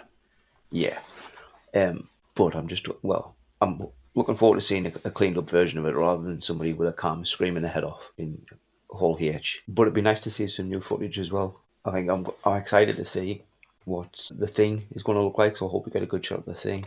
I'm excited to see Galactus. I'm excited to see how they're going to do the effects with Human Torch. The imagery and everything around it, it was all very kind of 60s, 70s, the space race kind of. It's World of Tomorrow kind of stuff, isn't it? Yeah. Yeah, it's that kind of feel. And that kind of genre of art style for the Human Torch, it was very, very flat colours. So it was like his full body was red and almost kind of faceless and had flicks of the yellow flame. Yeah. That's kind of where I want to see. I want to see them go, because he had that weird kind of texture, didn't he, where he's like sort of. Yeah, and his face. It was just almost like as if he was in a red morph suit with flames. Yeah. Aye, because I didn't like the Chris Evans one where it was like his face made out of, fiery lines. I thought that was a bit. Yeah, it was very bizarre. It just looked very computer effecty. Yeah, I mean, don't get me wrong. At the time, I thought this is great. The Human Torch is on the screen. But looking back at it now, I think, yeah. But I'm excited to see the trailer. I'm probably going to do a reaction video to the trailer. I've still got one to record for Hereditary as well. Oh, So yeah, you've got to do I'll do Hereditary, that. yeah. Yeah, I'm not looking forward to that. That'll be good, especially on the back of watching Longlegs. What I'll get into later on. Yeah. Well, the horror tone gets us nicely into the next piece of news. So Matthew Lillard, is that how you pronounce his name? He's going to be back for Scream 7. So, obviously the famous line from the first Scream, where it's like, oh, my mum and dad are going to be so mad at me when, like, it's all come to light and you find out who the killers are and they're Didn't stabbing he each other in the die? house. He did die. He Spoilers did for the die. 30-year-old film, but Yeah. Yeah. Yeah. So the I guy thought he who played did. his partner, I can't remember, stabbed him a couple of times. And then Sydney dropped a massive old school 50 inch deep TV on his head. Them old. One of them old toys, yeah. Yeah, it was massive. But apparently he survived. Potentially. I mean, he's definitely going to be back. He put a post on Instagram of like him writing that quote from the movie, like, my mum and dad are going to be so mad at me. He's And going to everybody be a was going ghost, nuts isn't over it. he? Yeah, but I don't know if it's going to be like he's going to be back or someone's going to find like an old 90s VHS of like him recording himself. Yeah, yeah. I don't think he's going to be alive. I think he's going to be like, yeah, like you say, a video recording, or because the other guy who he was like a killer with, was it Mm. Billy? Billy was his name in the movie, yeah. Yeah, he was in one of the recent screams, like as a ghost memory, something like that. He was in one of them anyway. He turned up Right, okay. um, as like I don't know whether he was like a guiding light or something like that, but yeah, he was in it. They're gonna bring everybody back. They all come back for one last scare. He'll be right back.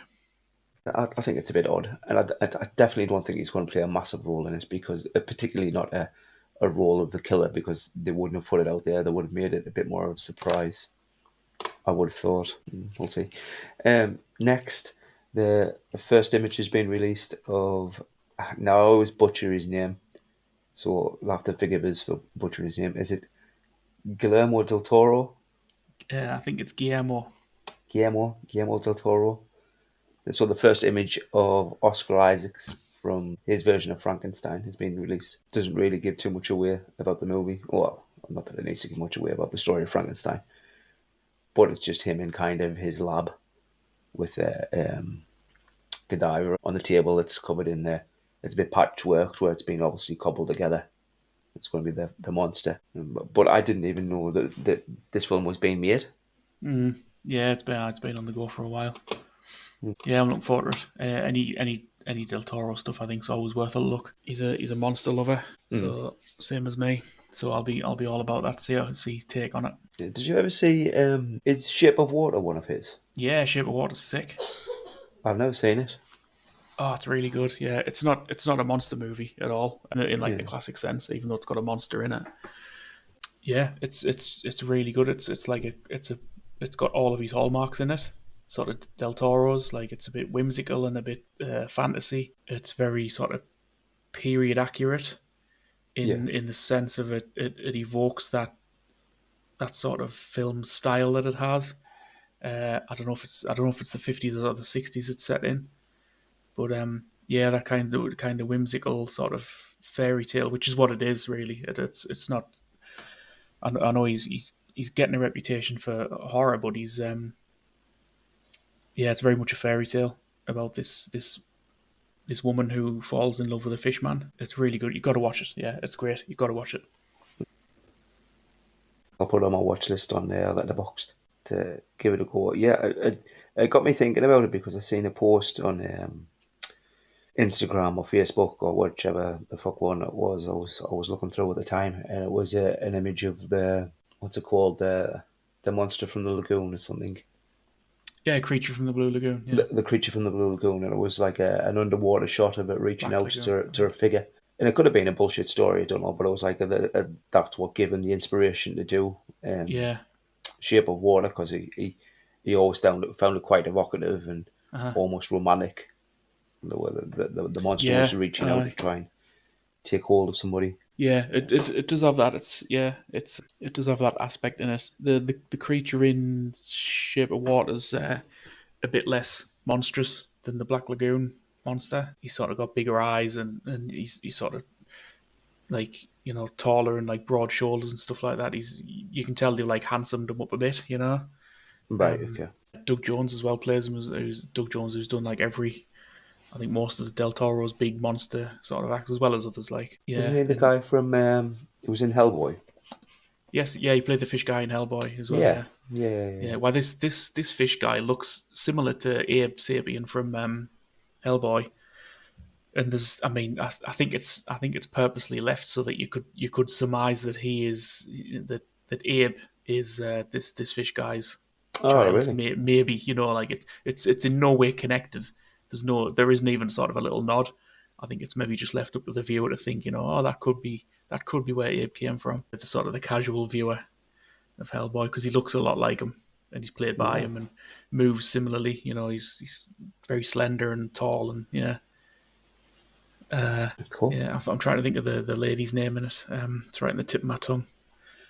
Anyway, never mind. But yeah, yeah, Shape of Water's brilliant. You've got to watch that. Yeah. I've added it now, so I'll Yeah, get to it. I've been trying to power through a few recently, so start I'll watching get that to it. Dragon Ball shite. No, no. Well, for a start, it's not shite. It's not. Load It's of not. bollocks. It's not. It's not a load of bollocks. Fucking is. And Dime is actually a lot better than I thought it was going to be. What? I thought Diamond? no, Dime, Diamond? Diama. Oh, is that the new one? Yeah, where they've all been turned into kids. Oh Jesus! Oh Jesus Christ! My two favorite things: anime shite, and when they do a kids version of something. It's not, it's not shite. It's good. It's good. I'm going to give you it as one of your reviews you've watched fucking Avatar. I'm going to Avatar get you to 2. watch. Well, I'll get you to watch. Which one will I get you to watch? I'll watch an episode. I'm not watching a season. No, you don't have to watch a season. I'll give you one of the movies to watch. You watch Superhero. Superhero is one of the Right. most recent movies. At Yeah, there's least no there's way some I'd get you fighting to in watch a Dragon Ball. season. You'd watch 3 episodes and you'd be ready to fucking murder me. Oh no, I can't watch a season. Nah. Either that or I'll pick a good episode and I'll say, watch that. It's 20 minutes. Belt through that. Absolutely not shite. Take 20 minutes to punch someone. Talking about it the whole time. It's not. It's great. It's great. I'm not having any bad words said about Dragon Ball. Not at all. You distracted me from the fish man now. What was I on about? Oh, yeah. Next one. Next bit. First teaser has been released for season 2 of Wednesday this year. Oh, the Wednesday Addams, yeah. Yeah. Did you watch the first one? Yes, I think I made it to the end. Yeah. Got me to the end. Don't recall liking it that much. There was a few bits that were a bit cringy. Yeah, I can see that. I mean, it Yeah, was fun. yeah. It was, It wasn't horrendous. It was all right, and I suppose it was tailored to a different audience than I certainly fit into. yeah, I don't know. I just think they got the. I didn't. I don't know if Wednesday is supposed to be this ultra miserable goth type. I know it's sort of Wednesday's child is full of war, I think, hence the name. But is she sort of supposed to be so depressed? I thought the Adams family were weirdos, but to us, but were nice themselves. She just seems mean yeah. She was rather very than bitter. being happy in our own strangeness. She seems to want Very, to very be bitter. miserable, but I don't know. It'll be good. I enjoyed the first season. I kind of wish, and I mean, coming from me, like, you know what I'm like with horror movies, but I kind of wish they pushed it and made it a little bit darker. It was very kind of CW in parts, but it was enjoyable. It was fun. There was some nice bits of humor in there. The tease doesn't give much away. It was. Do you know if you remember the guy that turned into the creature, into the monster that they ultimately caught at the end of the season? It's Oh just yeah, they had like a big CGI like Dr. Jekyll kind of thing, didn't he? yeah, Running around. yeah. So essentially, it's or it was the guy who was a suitor from the first season that she was kind of involved with, and then the tease is just her walking into a room and he's like chained up and captured, obviously, and that's about it. Really, that's as much as it gives away. But that's this year. they're starting to release bits and bobs from the final season of Stranger Things for this year. A couple images have been released. A wanted poster for 11 has been released. That's on. Is this going to be the last one? This is the last one. This is the last Thank one. Christ. They're talking about. So apparently, what the brothers called who made it or who wrote it? The Duffer Brothers? The Duffer Brothers. Yeah. So apparently, the Duffer Brothers have got a couple more seasons that they've got in the hat. That everybody's speculating is going to be some sort of spin-off or tear away from Stranger Things. I hope not. I don't mind the writing. I think it's good. I think the show is really strong. I'm a big fan of Stranger Things. I think it's alright. I think it's a decent show. I just don't like it when I just don't like spin-offs. Yeah. Well, I was going to say very similar. Like I like it when a show has a defined timeline, so they know this is the story I want to tell. Yeah. And when I've told this story, then we're done. I don't want to tell this story and then drag it on for season and season and season. Yeah. Just give me the story that you want to tell, and I'll be happy. Yeah. That's what I'm like. Just do a show, like write a story, turn it into a show, and then that's it. Like you don't need to spin it off, and you don't need to add another season and bring so and so back from the dead and blah blah blah. Just like I bring it up all the time, but it's like Walking Dead. You know, does anybody even enjoy Walking Dead anymore? No, I've not watched Walking Dead. I only hear people talking about Walking Dead saying that they're sick of watching The Walking Dead. Yeah. It's a good point, actually. I've never heard a conversation in ages where somebody said, "Oh, Walking Dead's this Thursday night. I can't fucking wait." Yeah. It's always nobody said that. I'm still watching that shit. Fucking 15 years ago, people were saying that. Yeah, it's another one where I wish they just had an end point and they just got rid of the end point and went, "There we go, we've done. We've told our story." Yeah. I mean, it's based on comics, isn't it? Mm-hmm. Yeah. Is the comic still going? I don't know, to be honest. I think the run's done. I need to have a look. I wouldn't care. I've got the first couple of books upstairs that I was gifted from a friend of mine at work, and I wouldn't care. The first season is very true to the comic. Yeah, I mean, I enjoyed the first few seasons. I enjoyed. I thought they were good. It just got a bit daft. It was obviously just being spun on as long as they could at some point. And it was one of them shows where you could watch the first episode of the season and the last episode of the season, and you would get pretty much everything that was going on. Like everything in the middle was just sort of noise and stuff. They've moved location. They've gotten to where they wanted to go. They would just walk. They would just wander on somewhere else. Yeah, and restart the whole cycle. New bad guy, but it needs to end. Next bit is, I mean, it's fucking.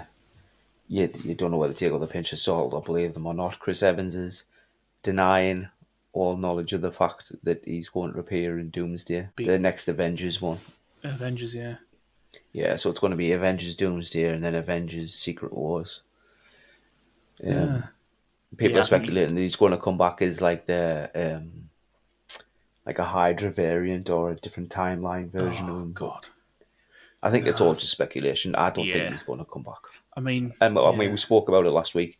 I wouldn't want him to come back and do something like that. Yeah, the character had a decent end. It's just let it go, you know. And the final bit of news that I've got is a bit of news that I hope doesn't come to light because I quite like it.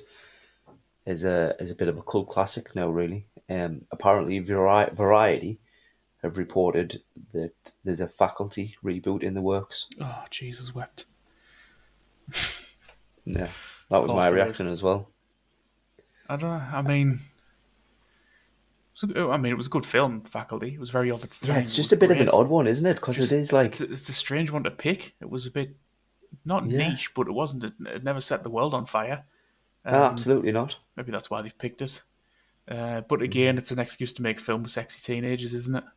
Yeah, this is true. And I think I heard... I might be wrong, but I'm pretty confident that I heard a similar kind of story that they were going to do the same with Idle Hands. That shit, yeah, with what's his name? Scott Evil. Seth Green. Yeah. Seth Green, that's it. Scott Evil. Show my age there. Scott Evil. I Zip it. hated their movies. They were Oh, I shut hated up, them. man. They were funny. The third one was dire, but 1 and 2 were brilliant. No, Come on, no, Doctor Evil was no, just the funniest character ever made. no, no. They were shit. They were absolutely shit. I Nah, couldn't stand it. I couldn't stand, and I don't know if it was because like as a kid, like I was a big James Bond kid. I used to watch it with my right? dad all the time, Yeah. and I just thought they were taking the piss. I'm like, what are you doing? What are you doing? But I couldn't stand it. I couldn't stand it.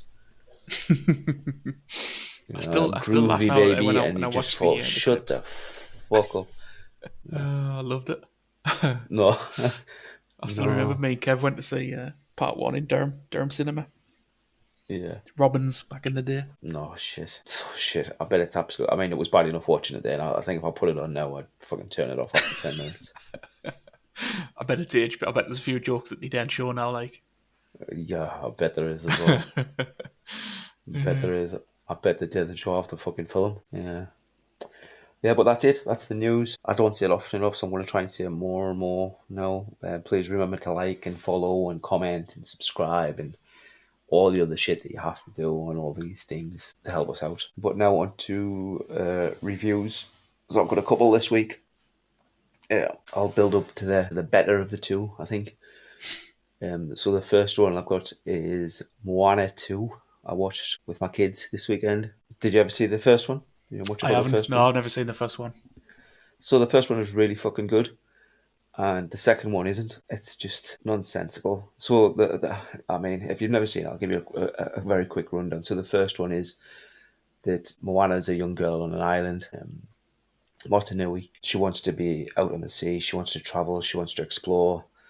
But she's the daughter of the chief, so it's not like she's ever going to go anywhere. But then there's a curse that's killing off all the crops on the island, so she has to go out on a voyage to break this curse and make everything fruitful and luscious and get away. So to do that, obviously, she finds a boar, she finds out our ancestors were travelers.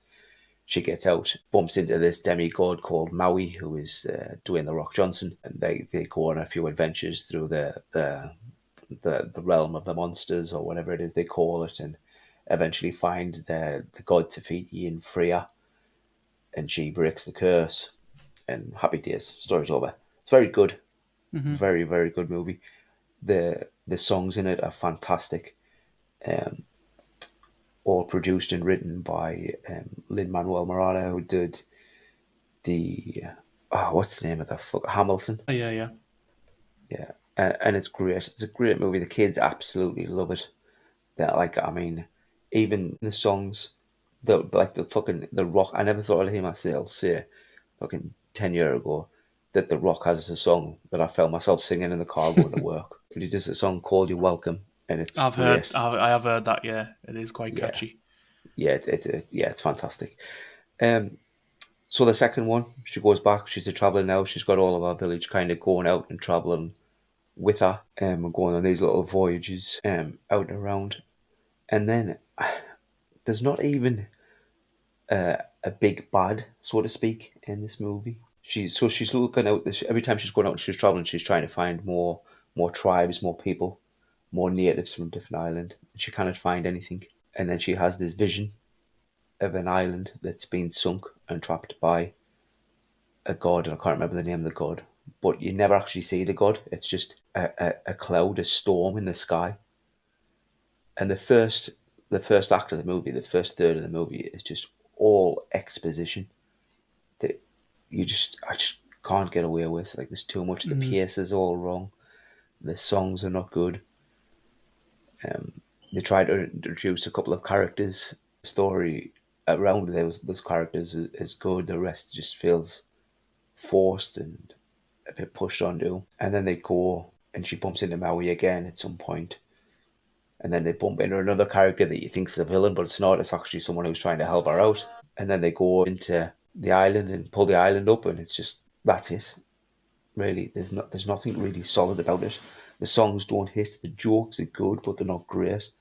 There's a couple of endearing characters that are there from the first one that reappear, like the chicken in the first one's fucking great. The chicken Hey Hey and the Kakamora, the Kakamora come back from the first movie, and they're like little coconuts, little living coconuts that are like little fucking ninjas with boar pipes that trank you. And there's one of those that joins our crew. And on the flip side of that, there's really characters that come into it that just feel like they're there just to try and make a joke for the kids. Like you find out that the trank dots that the Kakamora use come from this big green blob that just appears when there's no backstory to it, and it just kind of slimes along and then starts crying when things don't go its way. It's just very weird.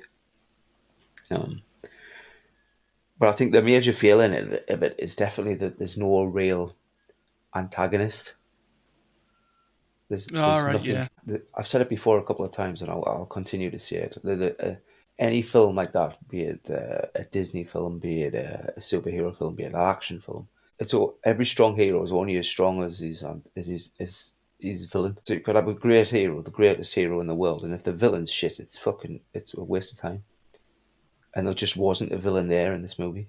I mean, to say that it's a bad movie is a bit of a stretch because the kids enjoyed it. It's for them, not me. But in comparison to the first one, it is bad. It's sequelitis for Disney, isn't it? I think they struggled. It is Disney, isn't it? Yeah, Yeah. I think Disney tend to strike out on sequels more often than not. Toy Story being the obvious outlier, but then that was Pixar, I suppose. They do seem to struggle with sequels. And the message was good. Or part of the message was good. Like I can see what they were trying to get to, where they were saying like everywhere she went to, she was following the stars, and she had a bit of a map. But to find this other island that was cursed, she didn't know where to go. So there's literally a song in it that says, "Just get lost." Like you don't have to know your destination, just move in the right direction and see where you get, see where life takes you, so to speak. So I scored it the 6 Solid out of 6. 10 on Letterboxd. Yeah. I'll not be. Okay. I don't think I'll be partaking in that. No. I might watch the first one sometime, but Yeah, the first one's good. Disney First sequels, I think they always strike out. First one's much better. I'm pretty sure I've just waffled for about 10 minutes of just nonsense, really, just trying to wrap my head around the film. But that's kind of how I felt all the way through it, really. Yeah, a bit sort of aimless and yeah. Yeah, very aimless. And there's a little stinger at the end where there's going to be a third one, clearly. Oh, why? They'll make them till people stop saying them. Yeah. Because it's all digital now. They don't have to worry about cinema costs and stuff now. It's just, I mean, they might pump it into cinemas, but even if they don't, they can just bang it straight on the whatever Disney Plus or some shit, whatever they're thinking these days. It's just, people will watch it, you know. But yeah, 6 out of 10. 6 out of 10. First one was much better. If you want to watch Moana, watch the first one. Yeah, I might give it a watch sometime. I'll stick it on while I'm working. The next one I've got is the first challenge one that you give me is for long legs. Yeah, let's hear it. Come on. Well, I never thought I'd be saying this, but the first thing I want to say about long legs is that I probably want to watch it again. Yeah, definitely. It rewards a second view, yeah. Yeah, now I know what's going on. And there's going to be spoilers in this if you're listening and thinking, oh, I've never seen it. There's going to be spoilers. I'll get up to a point where there's no spoilers, and then I'll give a little nod to say, no, it's going to be fucking spoilerific if you don't want to listen to that bit. But yeah, it started, and the beginning of it creeped me the fuck out when she's... Oh, well, the scene in the snow at the beginning. Yeah. And it's kind of shot from his chin down, so you just get his torso, and then he drops into frame, and I nearly fucking jumped off the chair. Yeah, everyone jumped in the cinema at that. Christ. But beyond that, it wasn't too bad. It felt very atmospheric. Yeah, There's it's all atmosphere. It's not a scary film, I don't think. No, it got marketed as like the scariest film of like the last 10 decades or whatever. No, absolutely it's not scary. It's spooky. I think it's spooky, bro. It's not scary. Yeah, I'd second that. Very atmospheric. There's not a great deal of dialogue in there, I didn't think. Yeah, it is. Yeah, it is quite quiet. Yeah, it's a show rather than tell for most of it, I think. I forget the name of the actress in it. I wrote that name down as well, and I fucking forgot to look at it. I'm gonna have to have a look. The main character, the detective lady. Yeah, it's Lee. She's called Lee in the movie. Yeah, she's called Lee in the film. Yeah, I can't remember what she's called either. Micah. Is it Micah or Mika? Micah Monroe. Micah Monroe. Yeah, she was great. Mm-hmm. She was very, very good. I thought she played the character very well. Even, I can't remember her name now either. The one who plays Sabrina on Netflix. Kanan Shipka. Oh, the young girl, yeah. Carry On, yeah, again, very good, very well acted. Nicolas Cage is just fucking Nicolas Cage in every movie you watch him in. But it was very creepy. There's a scene where he's just driving in the car, singing and screaming at Yeah, where himself. he goes mad, yeah. Yeah, that was quite intense. Yeah, but now on to spoilery bits. If you don't want to hear any spoilery bits, obviously Nicolas Cage's long legs. I don't really know. What you struggling with? Well, I mean, until you get to the end, I was struggling with a lot of it, like thinking where they're going with this, what they're going to do. Is it going to Yeah, be? there's a bit of an exposition dump at the end Yeah, that sort yeah, of ties it loads. all together. Yeah, which I don't mind. I don't usually mind an exposition dump. I know No, some people think it's a bit lazy, but I don't mind it too much. Sometimes, I didn't mind it in that because I was thinking, what the fuck? How are they going to wrap this up? yeah, it Like, comes at the right time. Like that's for sure. Yeah, like yeah, particularly after the you see mystery the bit piles when up just enough. yeah, when Yeah, he's in the interrogation room when he smashes his face off the table, and I thought, what the fuck? What they're going to do now? But then it kind of goes through, and you see a little bit more. Um, and I thought for a little while that they weren't going to have any kind of supernatural element in it at all. I thought it was all just going to be a bit like a bait and switch, and it was just all going to be him. And he had like a second man or a partner that was doing all the killing. But then as it all came out in the exposition, you kind of seeing what was going on, and particularly when her mum, who again spoiler, is the one that was working with him, blows the head off the creepy doll that was her doll, and you see that like the mist come away from her head yeah, as if the fog was lifted. That was pretty cool. I liked. I mean, loads of the shots were very nice. I quite liked, and I didn't think I was going to. I quite liked when they did a few of the older, more intense shots that they changed the aspect ratio of it and dropped it yeah, in yeah. Did into a I? square box. Uh huh. Yeah, I quite like that. Um, some of the hidden devil shots. The devil's everywhere in it, isn't he? Yeah, Yeah, he's like lurking yeah, around in the background. There's some good YouTube videos showing where to spot him. yeah. It's great. I mean, I've probably missed loads, which is one of the reasons I want to watch it again. But I've seen it a couple of times, and I thought, was there something there? But I thought that was really good. But it was good. It was just evocative. It just made me think a lot about it, and I don't mind a film that does that because I was guessing all the way through, like who's the partner, who's it going to be. I would have put money on before the end of the movie that it was going to be um, Kanan Shipka's character in some way. Ah, yeah, the young girl. Yeah, The young girl. I thought for sure that was going to be it. Obviously, it wasn't, and I would never have put it on her mother. yeah, yeah. Aye. But it was good. I'm definitely going to watch it again, and I'm definitely going to give it a higher score than thingy. I think I gave it an ES on Letterboxd. I'll tell you now to be sure, but High praise from you, Mence. I didn't expect an eight. yeah, Yeah, I shocked myself a little bit. yeah. It got. I mean, I don't know if you saw much after it came up, but it got shit on pretty hard when it came out. But I Really? think, I think a lot of it was because it had been hyped up so much, and people Yeah. were expecting this like unbearably terrifying film, but it's not. It's like it's like Seven, you know, like it's got like the same vibe as Seven to me. Atmospheric, you know, like you feel like constantly watched. Or like, you not you, but you feel the main character's sort of sense that she's being watched all the time. There's a few Yes. scenes where she sort of, you know, she's scanning the horizon because she feels like under, which she is, of course, you know, she is under the influence because there is a doll of her, so Yeah. she's tied to the devil the whole time. Yeah.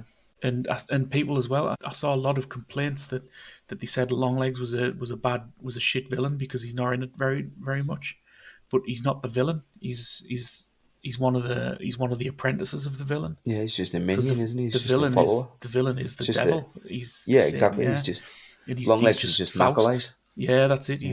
He facilitates, and yeah, he's a victim. He's another victim in another way. He's had his mind broken by these hanging around these orbs all his life. You know, Yeah. his brain's been microwaved doing the devil's work, and when the devil's finished with him, Yeah, he tosses them away. Yeah, I thought it was great. I really enjoyed it. Not scary, not the scariest film ever, but atmospheric. Yeah, really good. I loved Longlegs. Yeah, I've watched it. I've yeah, watched it a I couple of did. times since, and yeah, like there's a fair few little sort of just little touches in it that you didn't really notice the first time. And when you watch it again, you think, yeah, that's quite sort of. I've noticed that's quite clever.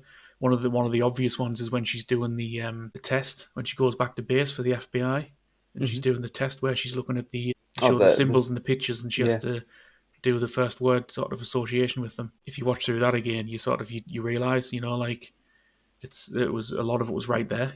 Quite a bit of it was right there in that test. One really nice touch that I saw as well when I only noticed it on my second or third watch of it is right at the very beginning, like opening scene. The shot is it's Longlegs driving up to the house of the young oh yeah, detective. yeah, That yeah. very first scene. If you pay attention to the point of view that shot is shot from, uh, it'll give you like a little clue as to what's as to what's going on. And it was right there from the beginning. Like it was the opening scene gives it away, so to speak. Right. If you watch it again and just think how it's being shot from and the perspective and what it's showing and what's happening, it's yeah, it's right there. The whole thing's right there. Just little touches like that. But yeah, I enjoyed it, and he's got another one coming out soon called The Monkey, Osgood Perkins, which I'm looking forward to. Yeah, I was very surprised how much I enjoyed it. Oh, I'm glad you liked Yeah. Long Legs. You'll love Hereditary. No, no. See, Long Legs is more thriller. Like, Yeah, it was a supernatural thriller, I think. Yeah, yes, yeah, yeah, yeah. yeah. And I think that's why I got away with it. But I think, Hmm. and I haven't watched the trailer for Hereditary yet. I need to brace myself to watch that first. I can't remember the trailer for Hereditary. I mean, I went and saw it But anyway because it was great, and I loved Tony Collette. But yeah, I loved Hereditary as well. I saw that in the cinema as well. Great film. She mm, should have won an Oscar for it. I don't even think she was nominated. Tony Collette. I can't remember. It was a while ago. But yeah, she was. She should have won an Oscar for it. She's so good in it. She's amazing. I mean, she's amazing in everything. But yeah, she's really good in Hereditary. well, that's something for me to look forward to this week. Yeah. It's Okay. like a So cracking sun. reviews It's getting done. big. 1 or 2 6 Long Legs 8. Into a little segment that we're going to do. We're going to do overrated and overhated. So we'll do one overrated, one overhated each. What do you want to do? Do you want to do both the overrated ones and then both the overhated ones? Well, I'm ballsed up because when you said overrated and overhated, I've done overrated and underrated because I'm an imbecile. Oh well, no, that's what that works. That's all right. So they're not particularly overhated. Well, one of them's overhated, but Yeah, well, yeah, I've it's done the same thing, underrated. isn't it? It's overrated, overhated. So we'll do the overrated ones first. Go on then. I've Yeah. only So got. my overrated one is Joker. Yeah, I'd agree with that. Yeah, Joker is it's well, I want to say it's not Batman, but I know it's Yeah, not that meant it's to, not. and I know it's not meant to be, but at the same time, it's like when they do the Pennyworth show. Like, as much as Alfred's a great character, I don't want to watch a show about Alfred. Yeah, yeah. And I know it's meant to be kind of a case study into a psychopath or a case study into the Joker, which it is. And is the cinematography good in it? Yes. Mm, But it just didn't grasp me. It didn't do anything for me at all. I found myself bored watching it, and I went to the cinema to see it, and everybody was coming out and saying, "Oh, it's fantastic, it's great," and I was thinking, did I watch the same movie as everybody else? Because I was bored. It was just, again, not bad, but definitely overrated. Definitely overrated. yeah, That the most redeeming quality in the movie for me was, well, two really, is Joaquin Phoenix's acting in it. It was brilliant. Obviously, he's a yeah, fantastic actor. Everybody knows it, and he played the part absolutely brilliantly. And the cinematography, there are shots in that movie yeah. that are just There's yeah. absolute gold. Mhm. They're just very well put together, very well put together. But all that being said, like, you can't make a good movie from a good actor and nice shots alone. Like, it needs to have a story that's compelling to me anyway. I mean, I'll be wrong, and I'll probably get shit on by anybody that's a big fan. But like, it, it's just my opinion. That just very overrated. I felt very boring. I've got no desire at all to watch the second one fully ado. No, me neither. No. But there you go. That was my overrated movie. I'd probably get the score it out of 10. I'd probably give Joker like a 4. Yeah, Like a 4. yeah, I'd maybe go a little bit higher, but certainly not much. I didn't rate it at all. Like you say, I don't think there was I don't think it was a particularly good story. It No. was a good sort of snapshot of like a broken man. Oh But yeah, yeah. As a case study, it's great, but like it's just yeah, but that's it not a wasn't a compelling movie for me. yeah, yeah, it wasn't compelling. And I guess well, it might have been done in reverse, but I know people said that it was the unreliable narrator. You know, that Yeah, the film was him telling his story or him relaying his story, and it's obviously the Joker. You know, so he's got a million different origin stories and backstories and yeah, stuff. But yes, yeah, it was good. That like that for me anyway. I think that's all it was. I think it was just a good film. I don't think it was yeah, great, and I don't think it was Oscar worthy and all the rest of it. Maybe Joaquin's acting in it was he was good in it, but the story just wasn't there for me. Yeah, no, I'd agree with that one. My first one is Barbie. I wasn't ready to hate it. You know, like I thought, oh, it'd be good because I mean, I like sort of camp and cheesy sort of films, and yeah, um, I think I was kind of hoping a little bit for a Brady Bunch movie. I don't know if you've ever seen the Brady Bunch movie yeah, yeah, from the yeah. '90s. I think that was amazing. Some great jokes in that, and I thought it was going to be like that, like a bit of a fish out of water, Barbie in the real world type thing, bringing some Barbie magic to the real world. And I guess I'm not the target audience for the Barbie movie, but I just didn't like some of the kind of storylines and directions that went in it. The Mattel guys with Will Ferrell, like Yeah. what were they there for? Like what did they do? They just didn't do anything. You know, it was weird. It was really strange to have these guys they just kind of like popped up here and there, and I don't recall them doing or saying anything of any kind of note. The whole film seems to be about Barbie sort of finding herself, finding her place in the world, and wanting more for herself because she's stuck as what she is. However, when the Kens do exactly that and take their own sort of place in the world, the film then celebrates the Barbies putting the Kens back in their place as second class citizens, and it just seemed a little bit hypocritical. Yeah. Of you know, Barbie has to sort of take her place in the world and fight for it. But when the Kens do that, the Barbies mobilize against them and beat them all back into second place, which seemed a bit, it just seemed a bit, a bit too on the nose for me. That, but it was, I mean, it was fun. Obviously, Ken, what's his name, Gosling, he was great in it as Ken. And the other guy is it Simu Liu or something from Shang Chi. Oh yeah. He was great I in it mean, as I'm well terrible with names. as other I'm Ken. not going to try and pronounce it because I'll butcher it. I'm sure But it's yeah, he Simu was Liu, I great. think. Yeah, everybody was great in it. All the other Barbies were good in it as well. Yeah, I don't know. I think it was I just think it was a little bit of a miss compared to what it could be. I think it got a bit heavy in the end. Yeah, it meandered a fair bit. Like when they came into the real world, that seemed almost a bit pointless as well. And I thought that was going to be the film of a fish out of water type story of and Barbie bringing some of her magic to the real world. But no, it wasn't that. Yeah, not bad. I don't think it's a rubbish film, but I certainly don't think it deserves the praise that was heaped on it like massively. And it probably didn't deserve a lot of the hate that it got either. Again, much like Joker, I thought it was just all right. It was How did you okay. think Margot Robbie did in it? I mean, she was all right. She was Barbie. You know, it's a weird one because she was like everyday Barbie, wasn't she?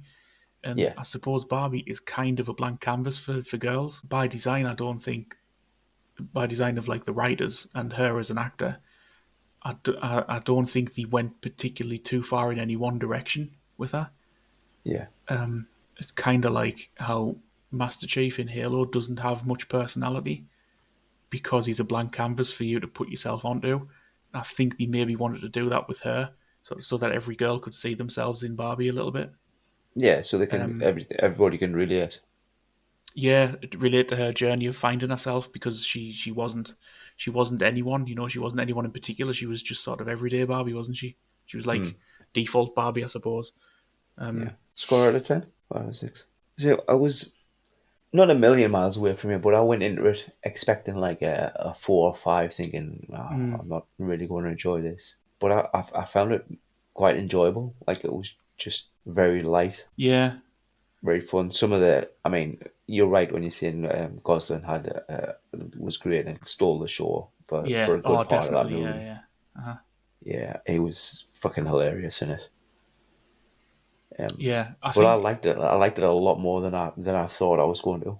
Uh, I think Ryan Gosling and the rest of the Kens, and to be honest, most of the other Barbies, I think they were making a Barbie film, but I think like Default Barbie and a couple of the others were making another film at the same time about finding yourself and feelings Right. and Okay. stuff like that.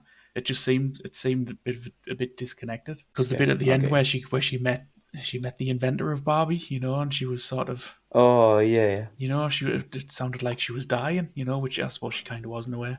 But it got quite heavy, and a bit, or it seemed to be a bit heavy anyway compared to the rest of the tone, because the stuff with the Kens was like it was almost slapstick, it was Yeah. so Very much daft. so. Um, Yeah. but yeah, it seemed like a film of two halves, and I'm not sure they know what they really wanted to make. Yeah, so I didn't so much dislike it. Certainly didn't hate it. Um, and I didn't go into it thinking either way. I just thought it was going to be. I thought this is going to be a film not made for me, which obviously wasn't. But Yeah. yeah, it got praised massively, and I don't quite get how. Um, No, yeah, I can see that. Yeah. Okay. So I'll do my overhated or underrated or whichever one. Marvel movie. I think. Age of Ultron. Yeah, I think that gets a little bit more stick than it deserves. looking back, it did. Yeah. Yeah, I mean it got fairly ripped, Uh-huh. and there's just a lot of good things about it. Like Mm. I've watched it. Obviously, I've watched it a couple of times since, and I think the action's pretty on point. I think the story is what it needs to be. I don't think it's as strong as the Avengers Assemble. Not by a long shot. And it's probably the weaker of the three Avengers movies, but it gets a lot of stick and it gets It a lot of bad reviews, and it's Yeah, it got did. a, Yeah. a, a very poor kind of Rotten Tomatoes score. And All right, I've not seen. Yeah, it did get shit on a lot. Like, yeah, I mean Jim Spader is really good in it as Ultron. yeah, he does really good with the voice. Yeah. Yeah, Um, I didn't like Ultron's design in it for starters. I get the that the they had only to. thing that I didn't like about Ultron's design is that they articulated the mouth and made the mouth move when he talked. That's from, yeah, like I mean the face or the head in general. Yeah. His face moved too much, I think, and Yes, yeah, yeah. I you wish never. that they didn't do that. I wish it was just essentially a mouth hole with a light, and when you were Yeah, speaking, the light like pulsed. the yeah like the com yeah like the comics, yeah, Yeah, like and that that would have solid been sort of great. open mouth sort of, yeah, crescent sort of shape. Yeah, Um, yeah, I I didn't like think that his eyes and his lips moved and he had teeth and no, stuff like that. I thought it no. was really weird, and I get it was Yeah, I did because he as well. wanted to. He was trying to be human, wasn't he? Really, or like a being that, Absolutely, yeah, more absolutely. villainous.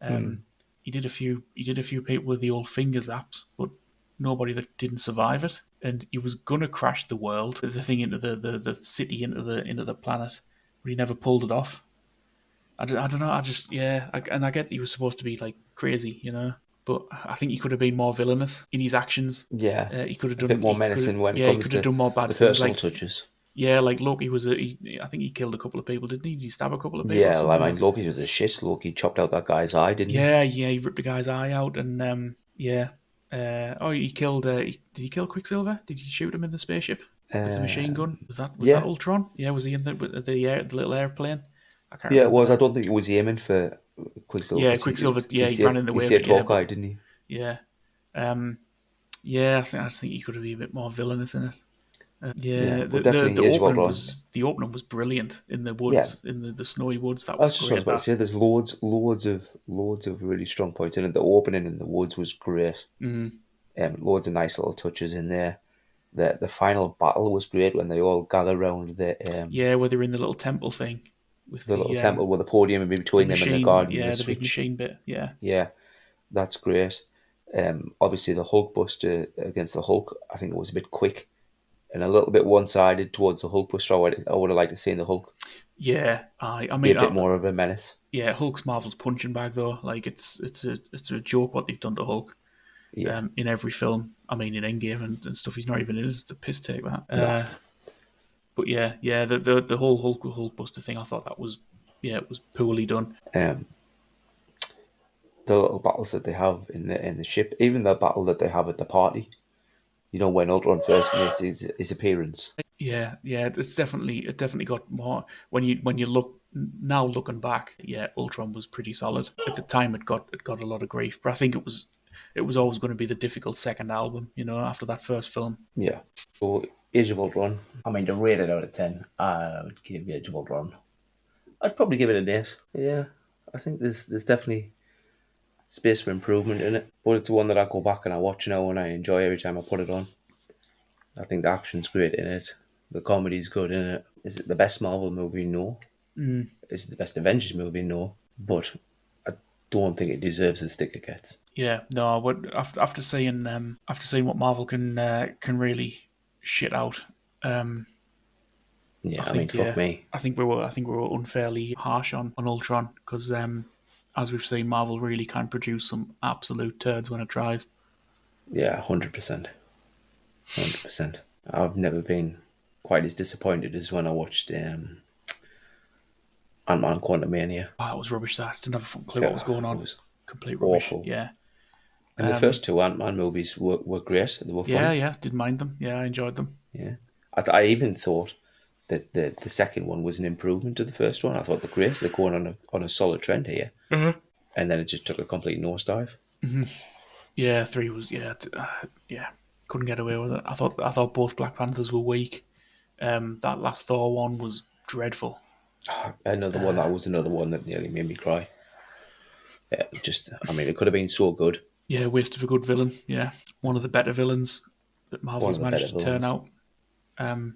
Because I think Marvel struggles with villains a bit, certainly compared to DC. Yeah, that Thor was dreadful in every way. It was just I don't think I even made it till the end. I think I had watched it in pieces because I got sick of it. I got sick of the stupid slapstick shit and what's her name? Valkyrie got on my nerves. Yeah, that's what it was for me. It was always all the slapstick kind of stuff that was in there. I think they pushed the boundary as far as they should push it in Ragnarok, and I think it just went too far. Yeah, and Ragnarok was set in a world like in a wacky kind of world, like it was a bit like the planet that they were on. It was a bit mad, like there was lots of weird Yeah. characters, and it fit that world. Whereas with the what like Gore, just it doesn't fit that character.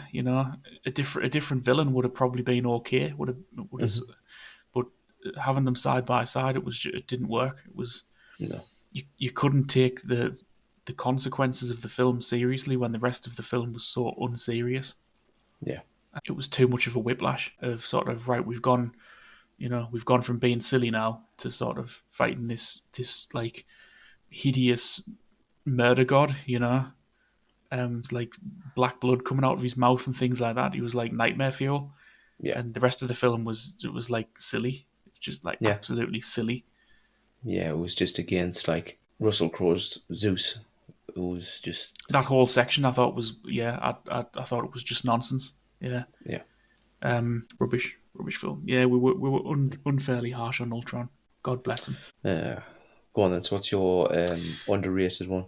Underrated is one called Dark City. I don't know if we talked about it before. We might have. We have. Yeah, Yeah, we have.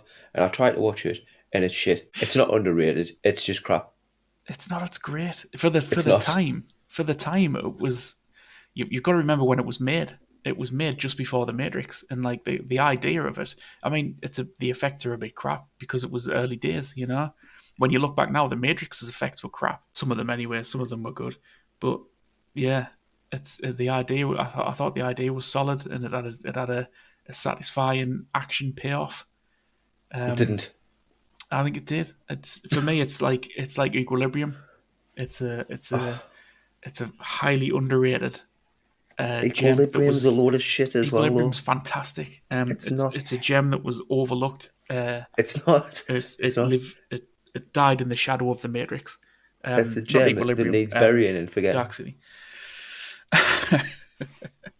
It was great. See, here you are, overhating it. No, It's I'm not overhating it. Like there's no amount of hating. I mean, yeah, it's not as bad as Equilibrium, but it's not good. Equilibrium's great. It's not. It is. It's not. It's shit. It's so shit. If I had to watch one more scene of him prance about with the pistols, and It's when great, man. somebody clearly would have just shot him in the chest and gone, "What are you Nah, doing? Sit down." nah. They need But an it's okay because equilibrium. he can pirouette and shoot somebody at the same time, so it's fine. Yeah, they need to do a series of it. The, Yeah, they need to do a whole season of no, uh, of, absolutely of not. gun kata. It was sick as balls. It was the coolest thing ever made. It was not. I'm telling you. It was not. Absolutely, it was not. Yeah, All but right, so Dark City. What would you Dark give Dark City. City then? Yeah, I just thought it was. Yeah, it was a good it was a good idea. It was well executed. Yeah, it was a bit spooky as well. The guys, the sort of the Men in Black guys. You knew there was something odd about them, but you didn't quite know what. Mm. And just the way it was shot. It's back when they made sets for films. Um, the city that they built for it, it's a bit like The Crow. It's got a really distinct style to it Oh yeah, that you yeah, I'd just give you don't that. see Actually, in it is. films and That's sets got now. the sets do have the kind of a Crow kind of element to them, don't they? Yeah, it's really claustrophobic and sort of dark, and the buildings seem to like lean inwards as they go up. It's Mm. yeah, like it's like it's eating the people that live in it. Um, Yeah, and the guys, the creepy alien dudes, they look really spooky. Like the jackets and the hats they wear, they really sort of sharply cut, and like production design overall is just really great in it. Um, Good story and a decent bit of action at the end. The final fight between the guy when he turns the weapons against them. It's sort of a good standoff with some sort of superpowery type stuff. Uh, if it wasn't for the Matrix, I think it would have been a much bigger film. But I think the Matrix just swallowed everything around it that Yeah. was even remotely actiony, sci-fi, strange that year. Like Matrix became everything, and rightly so. I mean, the Matrix was fantastic, but yeah, I think if not for the Matrix, Dark City would have a much bigger following or much better cult status. And I think it will be one day. I think its cult status will grow. It probably just needs to get stuck on Prime or Netflix, and I think Mm. it'll. I think people will really love it because it's great. Well, well, they might watch it. Come on then. What else have you got? Have you got it over Uh, or under? no, that's it. Well, I think we'll do That's one it. of each now. So that's it. I'll think of another one for next week. Yeah, I've got a couple Um, for next. I've got a couple for next time. I'll save them. yeah, yeah. So we'll run through some more next time. What I was going to do as well, but I'll not spring it on you. Um, if you have a think of for what genre should we do? Well, let's just keep it to Marvel. Do Marvel for the first. So it's got to be enough, big enough franchise behind it to think of. Have a think for next time. Make a note of your top three Marvel castings that you think that you're Castings. getting right. All right, I'll have Yeah, a think. I've got one as a. I wouldn't put him in there as a top one because he hasn't got a major role. But as an honourable mention, I'd give one to Sam Rockwell as for Justin Hammer. Oh yeah, yeah, he was good in it. Yeah, he's good at most Yeah, things, though, isn't he? yeah, and I'll not give you another review yet. Yeah, I know. I need to watch. I need to watch So you Avatar watch now. Avatar, you're gonna Ugh. have to force yourself to power through that. Yeah, I'll try. Yeah, but I'll take another one off you if you've got another one for me because I've done long legs. I'm gonna do Hereditary the I've next got couple of Hereditary. days, Yeah. and then I'll do another one if you've got another one for me. Well, talk of the town at the moment is Substance. Ah, yeah. Substance is good. It's. I wouldn't. I wouldn't. I mean, it is a horror film, but it's a horror comedy. If anything, Yeah, it's not something horrific. yeah. Um, Shape of Water we put on the list as well. Yeah, yeah, yeah. Oh, you've got loads to watch. Shawsy as well. Get Shawsy watched. Yeah, I need someone to talk about it with. Tell the yeah, jokes I'll from it. watch that. Yeah, okay. On the list, I've got ones to work through. But that is it, really. I'm looking forward to the Fantastic Four trailer tomorrow. I'll keep an eye out for any more news and bits and bobs this week. But again, and I said it at the top of the episode that I try and say more often than I haven't. I've said it fucking once. Please like, follow, subscribe, You need a pop up, man, meant.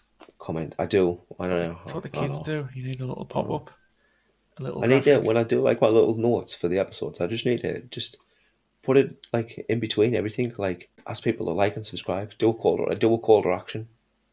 Yeah, you need a little jingle and a little animation. You need to get Little Jimmy on After reminders. Effects. Yeah, He if I loves could it. do that, I'm sure I can put a little like a little joke.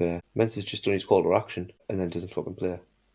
Come on, I don't need it, so I don't know how that works. Never mind. That might have been funny, but it just turns out it was a big fat flop. Never mind. Yeah, I've got a couple that well, one of the reviews I've got you after you've slammed fucking Dragon Ball is I'm going to get you to watch a Dragon Ball movie. Um, but I'll wait until you power through Avatar first because I know Yeah, I'll that's gonna struggle on break you a little manfully with bit. Avatar. Ugh. Right. Okay, great. But thanks for listening. Thanks for tuning in. We'll catch you next week. Thanks. Ta-ra. Hello, welcome to the Old Pods podcast. Let's dive straight in. Okay, so the biggest news of this week: Fantastic Four trailer. Did you see it? What did you think? First thoughts? Yeah. Did we not do Fantastic Four already? We talked about because it was going to launch, wasn't it? We were talking about. Oh yeah, I think the last time we recorded it was the day before it'd come out. Well, now it's actually live and everybody's seen it, and it's a bit different to the one that was kind of leaked from Hall H. I was expecting to see not a lot of anything, and then I think the one that was leaked was kind of like Galactus's eyes peering through the apartment building. Yeah, I remember that. Yeah. This one's showed a bit more of the family. Not a great deal of Human Torch, but showed the Thing, showed Herbie, the Fantastic Car, and then just a silhouette really of Galactus. Didn't really give that much away, but I thought that the Thing looked great. I like the way he looked. I didn't like the voice. I thought they would might have put like an effect over the voice. You know, like a bit of a gravelly kind of a All right, yeah, when he was talking. It seemed a bit. I don't know. It just seemed a little bit out of place. Like it seemed like dubbed. You know, dubbed over the top, yeah, which it was. But yeah, but look, the character looked great. Yeah. yeah. It's Um, getting there's loads of bits of shit flying about online, like, oh, the CGI is terrible. What's happening? And we're moving backwards. I thought it looked great. I can't think of any like terrible looking CGI in it.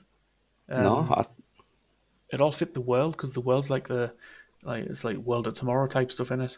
yeah, And yeah, I like that. I like how they've gone for that look, and I think you're right in that they're going to be moved to another world at the end. oh, 100%, 100%. I'd put money on that, definitely. I think it's the only way to bring them in, and to have Galactus devour the planet is reason for them to leave. But anyway, my takes away from the trailer are Thing looked great, Herbie looked great, but I would have liked to see it a little bit more because it felt very much like, and I know it is a teaser, but I would have liked to have seen a little bit more action, a little bit more of the power usage, because we all know who the Fantastic Four are and how they got their powers, and it was almost a little bit of a tease of how they got the powers, like describing the Fantastic Four's Yeah. powers to everybody. Like, oh, Ben wasn't a rock and you couldn't turn invisible and Johnny couldn't set on fire. It was just a bit, right, we'll narrate and we'll tell everybody in the audience what the powers of the Fantastic Four are. And everybody knows what the powers are. Yeah. Yeah. Um, yeah, I'm optimistic for it. I think it's going to be decent. I'm looking forward to it. But we'll see. I'm certainly not as excited about it as I was the Superman trailer. Yeah, I'm excited for the Superman trailer, but yeah, I've just got a feeling it's not going to be that good a film. Anyway, I don't want to spend too much time on Fantastic Four anyway, because we'll give it a good chunk of time last week before the trailer. So we'll move on. There's a load to go through anyway, because Super Bowl played last night, and there's a stack of trailers or TV spots that came out through that. Just while I remember, I've noted it this week to ask you guys to remember to like and follow and subscribe or whatever it is that you need to do. So Super Bowl trailers. The biggest spot in the Super Bowl was the newest trailer for Thunderbolts. I didn't know there was one for that. Like a new trailer. Yeah, so I mean it's very much the same kind of Thread is the last one, like little bits of humor in there from Red Guardian. All very much like, oh, we're not the real superheroes. We're all villains. We've all got a tortured backstory. We're just trying to look to make amends. What we're going to do, we can't. None of us can fly. We're just going to run in and shoot everything. And then you don't see Sentry as such. You see a silhouette of a guy hovering with a cape on, who was clearly Sentry. Right. You see them all getting their asses handed to them. And it's shot very similar to Civil War, where Bucky takes a swing at somebody and catches Bucky's fist, and then it cuts to his arm being chucked across the other side of the room, and he's on the floor, out cold. Right. So they're obviously getting into a bit of a scrap with Sentry. Yeah. And Sentry, as he should do, is just absolutely turning them inside out. Yeah, it's gonna be a tough bit. I mean, there's obviously going to be a different villain at the end, isn't there? Yeah, yeah. 'Cause, There's I don't know what it is. I need to give it a couple of rewatches to let it digest a little bit. But there's like almost like a looming shadow or a growing shadow in bits of the trailer, a darkness descending on which is coming from somewhere. Who will be like the big bad, if you like. yeah, yeah. There's going to be Sentry's going to be the bad guy, kind of, until like a proper bad guy turns up, Yeah, and then and then it's he'll going to fight be alongside them. yeah, and then Sentry will he'll save the day. Yeah, it just feels a little bit like Suicide Squad all over again. Yeah, I think it's going to be. I think it's going to be a wash. I think it'll come out. It'll be another Marvel special. I reckon. Just a complete steaming pile. It's a shame. And they've got a few this year. It'll be interesting to see how new Captain America comes out this weekend. What's Brave New World or something? Brave New World. Yeah, that'll be a pass. Apparently, I heard it had a lot of rewrites, reshoots. Yeah, I can't remember where I saw it, but I saw tons of reports of reshoots and then like reshoots again, and it didn't do well with test audiences. I don't think, hence the reshoots.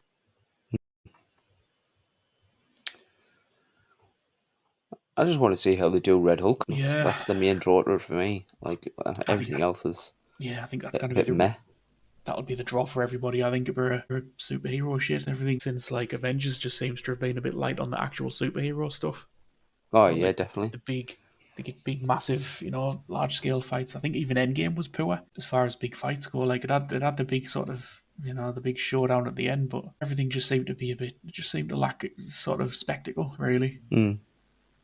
And everything they've done since then, I think, has lacked any kind of real excitement. Yeah, well it has. I think the only one that and it made a fortune is the No Way Home. Which one was that? Oh As yeah, Spider-Man. aye. Yeah. Yeah. I think they've had the day. To be honest, I think they just need to. I think they need to wrap them all up. I don't know. I don't so much think they need to wrap it up. I think they just need to stop trying to push on second-rate or C-list characters and just concentrate on the big names, which means we'll probably get less movies and less shows, but that's not necessarily a bad thing. Just space them out a bit more. Like, I'd rather wait 2 or 3 years with no movie and have a really good one than have 3 a year where you can maybe get one every couple of years that's decent. Yeah, if they space it out, it'll probably be a bit better. But I mean, there's 3 this year. There's obviously Brave New World, then Thunderbolts, and then Fantastic Four. The only one that I'm excited to see is Fantastic Four, and will probably be the only one that I make the cinema trip to go see. I don't think I'll be seeing. I don't think I'll be seeing any. I only really go for the big horrors now. That's about it. Yeah. I've had my fingers burnt too many times with Marvel films. Cost too much. Yeah, Too expensive to go and just be pissed off and disappointed. yeah, and then come out fucking wishing they'd been. Go £10 later and pissed off. Anyhow, the next one that I've got noted down that was shown at the Super Bowl was and it came out last week as well, actually, the trailer for Jurassic World Rebirth. I'm a giant. Who cares? Does anybody even watch those Jurassic Park films anymore? It's like Call of Duty and FIFA and Marvel. It's just like it's another Jurassic Park film. What two dinosaurs are they going to mash together this time to make a big Yeah, super dinosaur? some, Just who gives a shit? yeah. Graham said it best. Graham said it best earlier on because there's like you see a silhouette of a dinosaur coming towards him, and it looks like the fucking Rancor Oh God. from Star Wars. It looks like some sort of hybrid monster. Oh, of course, yeah. Yeah, but Another you, hybrid dinosaur, yeah, exactly. You bang on. uh, Like I don't know how it's many more times they can just repeat the same story. Like, yeah, oh, there's a reason that we need to go back to the island, the big fucking murder island of dinosaurs yeah, that's going to kill all of us. yeah. Oh, what's happening now? It was a volcano last time or something, wasn't it? Oh, What's I going don't on know. now? It's I don't know. I uh, can't get my head around the gist of it. Obviously, they need to be smuggled in for something, for some sort of um, medical treatment or drug or something like that. So oh they get Jesus. smugglers to smuggle them into the island, Uh, and then of course they go to the island, and the dinosaurs will eat 90% of them.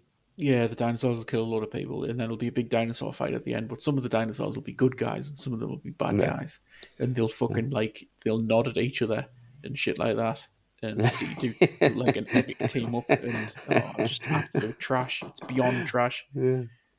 Yeah. Looking strong, T Rex. Good job. Yeah, here come the raptors to save the day again, because somehow they are the good guy dinosaurs.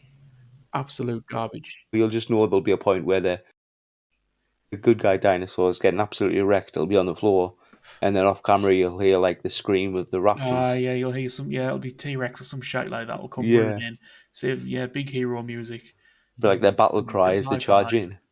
Yeah, and then the American flag will wave in the background, and everybody will go home happy. It's just total fucking bollocks. Like Dinosaurs rule. fucking honestly, anything to sell a new toy. Yeah, well, we talked about this before. That's definitely going to happen. Oh, of course it is. I mean, it's Mm. why they keep coming up with new. It's why superhero movies always have a different superhero suit every single time. Yeah, It's so they can sell a new toy because they don't want kids buy a new playing with the action old figure. toys. Anyhow, the next one that was shown was Final Reckoning, the final Mission Impossible movie. All right, I'm not It saying was what it's very yet. brief. There wasn't a lot in it. There was a lot of explosions. There was a lot of like flashback scenes and little nods to previous movies. You remember the knife from the first Mission Impossible when he breaks into Oh yeah, where the they room drop and he the drops it table. on the desk? Yeah, yeah. He's got that knife and he's looking at it and reminiscing. Uh, And then the trailer ends with another Tom Cruise absolutely fucking batshit crazy stunt where he's in a biplane and he's literally hanging on to it for dear life as it's barrel rolling through the sky. I did enjoy the last Mission Impossible though. which was Dead the last Reckoning one? was it called? Dead Reckoning. Dead Reckoning. I've So not that seen was that Dead one. Reckoning and this is Final Reckoning. All right. I mean, I'm not really sure which ones I have seen to be honest. I've definitely seen 1, 2, and 3, and then I saw the one with Henry Cavill, Yeah, and I might have seen one of the others, or maybe two of yeah. the others. I don't know. They're all a bit samey. Yeah, well, definitely watched Dead Reckoning. I mean, it's as action as an action film gets, but it's the most enjoyable Mission Impossible I've watched for a while. I might watch it. I'll see if I can find it and watch it. Yeah, not seen it. Wasn't even aware of it to be honest. Yeah, I, it's I, great. I Definitely don't watch really that. follow the Mission Impossible films. They're good, but I don't really care about them. But I I'll, think I'll that's the give it. best way with a Mission Impossible. You don't really need to care about it. It's just something super easy to put on that you don't need to pay a massive Yeah, they amount of are. attention Yeah, to. yeah, they are like classic action films in that Yeah, you sense. can pick up at any point in the movie and go, all right, great, Mission Impossible's on, and just enjoy it for Yeah, what it yeah. is. Aye. Yeah, that Yeah, that you is don't need true to be though. Like, invested in it. But definitely give it a go if you get some free time this week. Chuck it on. aye, I'll have a look. The next one, the shown wasn't really. It was more of an ad than a trailer because it wasn't really much of anything to do with the movie. But the teasing more of the live action Lilo and Stitch. All They right. had I didn't even know they were making one. Oh yeah. So they had Stitch running about the American football field, and all like the as if he was a streaker, you know what I mean, and all the guards are trying to catch him, and he's causing havoc. It was cute. I don't. I'm not even sure if I've seen Lilo and Stitch. I don't think I have. What? You've never seen Yeah. Lilo and Stitch? No, I've not seen many Disney films after the like the Lion King and all that kind of that whatever Yeah. era that was. Oh, definitely watch Lilo and Stitch. Fuck me. Watch Lilo and Stitch before you watch Mission Impossible. I know the vibe. He's like an alien and lands in Hawaii. Is it Hawaii? Oh, why? Yeah, he's an absolute little shit. Um, yeah, I know the kind of vibe where I've not seen it. Yeah. After that was another remake or another live action adaptation. They showed the trailer for How to Train Your Dragon. Oh yeah, It looks pretty much just the same as the animated version. It doesn't look like there's a lot different in the trailer to what's going on in the yeah. live action. It I was all saw. very much scene for scene kind of Yeah, replications. I saw like a brief teaser of it a while back, and it was the scene where he first meets the dragon. Yeah, that's a big part in the trailer. Yeah, he Aye, puts his hand on aye, its where head while he's looking away. yeah, aye, that was the bit I saw, and it really does look shot for shot. I mean, it might not be a bad thing. It's good. It was a good animated movie. I There's mean, it was a good no reason animated, why but if they're doing it does it shot for need to shot that be it shouldn't be real? good live action. It just I don't know if they're doing it shot for shot if it's really needed because you just watch. Surely you just watch the animated version. Yeah, I mean, for me, is it needed anyway? Because the animated version was, I mean, I don't think you could get much better than it. You No. know, I don't think there's anything you could really improve on it to make it better. It was, uh, it was a perfect film, the first one. Yeah, it was great. Great. Yeah, Toothless is absolutely fantastic. it's the Disney route in it. You know, like just keep remaking it. They'll do a live action, then they'll do a cartoon version of the live action. Yeah, this is true. This is They'll true. just keep that cycle If we spinning. know we've made 500 million with the animated, we're going to make 500 million again with the Yeah, live action version. aye. Yeah, just keep remaking shit forever. Yeah, I might have a look at it, but if I find out it's just the same as the first, I'll not bother. Yeah, Because yeah, I don't really want to ruin the memory of the first. It was a great movie, great. good soundtrack Did you as see the well. other ones as well? Did you see the sequels, the follow up 2 and 3? I think I watched two, and that's it. I didn't like too much. I thought, what happened in two? Was two the one where he found his mother again? Yeah, Yeah, made watched me two. And sad that one. I didn't really enjoy it that much. Um, yeah, I thought it was a bit of a soulless kind of sequel, and Mm, yeah, it seemed like he didn't know what to do with it at the end. yeah, I just remember it made me sad. There's a bit that made me sad when when he kind of Toothless is under the influence of the big mega dragon or whatever it is, Mm, and he injures his dad, and then he screams at him and says, "No, go away! What have you done?" Made me sad. can't remember Made me much of sad. it. Anyway, the next one that they showed, it's the first. Well, as far as I'm aware, it's the first bit of footage they've shown from it. Is the new Brad Pitt movie F1? It's coming out this year. Is it race cars? As in race cars, yeah. Yeah. Right. Apparently, I don't know the budget of it, but apparently the most expensive movie ever made. Really? And I will tell you now, because that might be a load of shit, but Is that just like the price of a normal film plus all the money they had to give to F1 to make a film to yeah, license the yeah, name? to be able to do it. Yeah, just to call it F1. Yeah, Yeah. Well, I don't think I'll be watching that. F1 movie I budget. like Bradley Pitt. I think he's pretty good, but Bradley Pitt. I couldn't give I couldn't give a tuppenny fuck about F1 cars. Yeah. Oh no, that's not right. I'm pretty sure that fucking between the Infinity War and Avengers, it cost like 1 billion. Brad Pitt's Formula One movie is estimated to be over $300 million dollars budget, which is expensive. It's an expensive movie, but why the high budget? Production began shortly after the strike, which had costs. The movie is using real actors in real racing cars, which has contributed to the high costs, i.e., insurance. I Would think you be real interested? I racing mean, cars seems stupid. it's very, very much a teaser trailer. It's all kind of like fast shots from the side of the car and in the cockpit of the car and the tight angles and not a lot of story Yeah, behind it. I don't think I'll be bothering with that one. And the last one from Super Bowl was a trailer for Novocaine with, I forget his name. It's not Jack Quaid, is it? Is it Jack Quaid? Out of the boys? I'm gonna have a look now. Oh yeah, Jack Quaid. Yeah.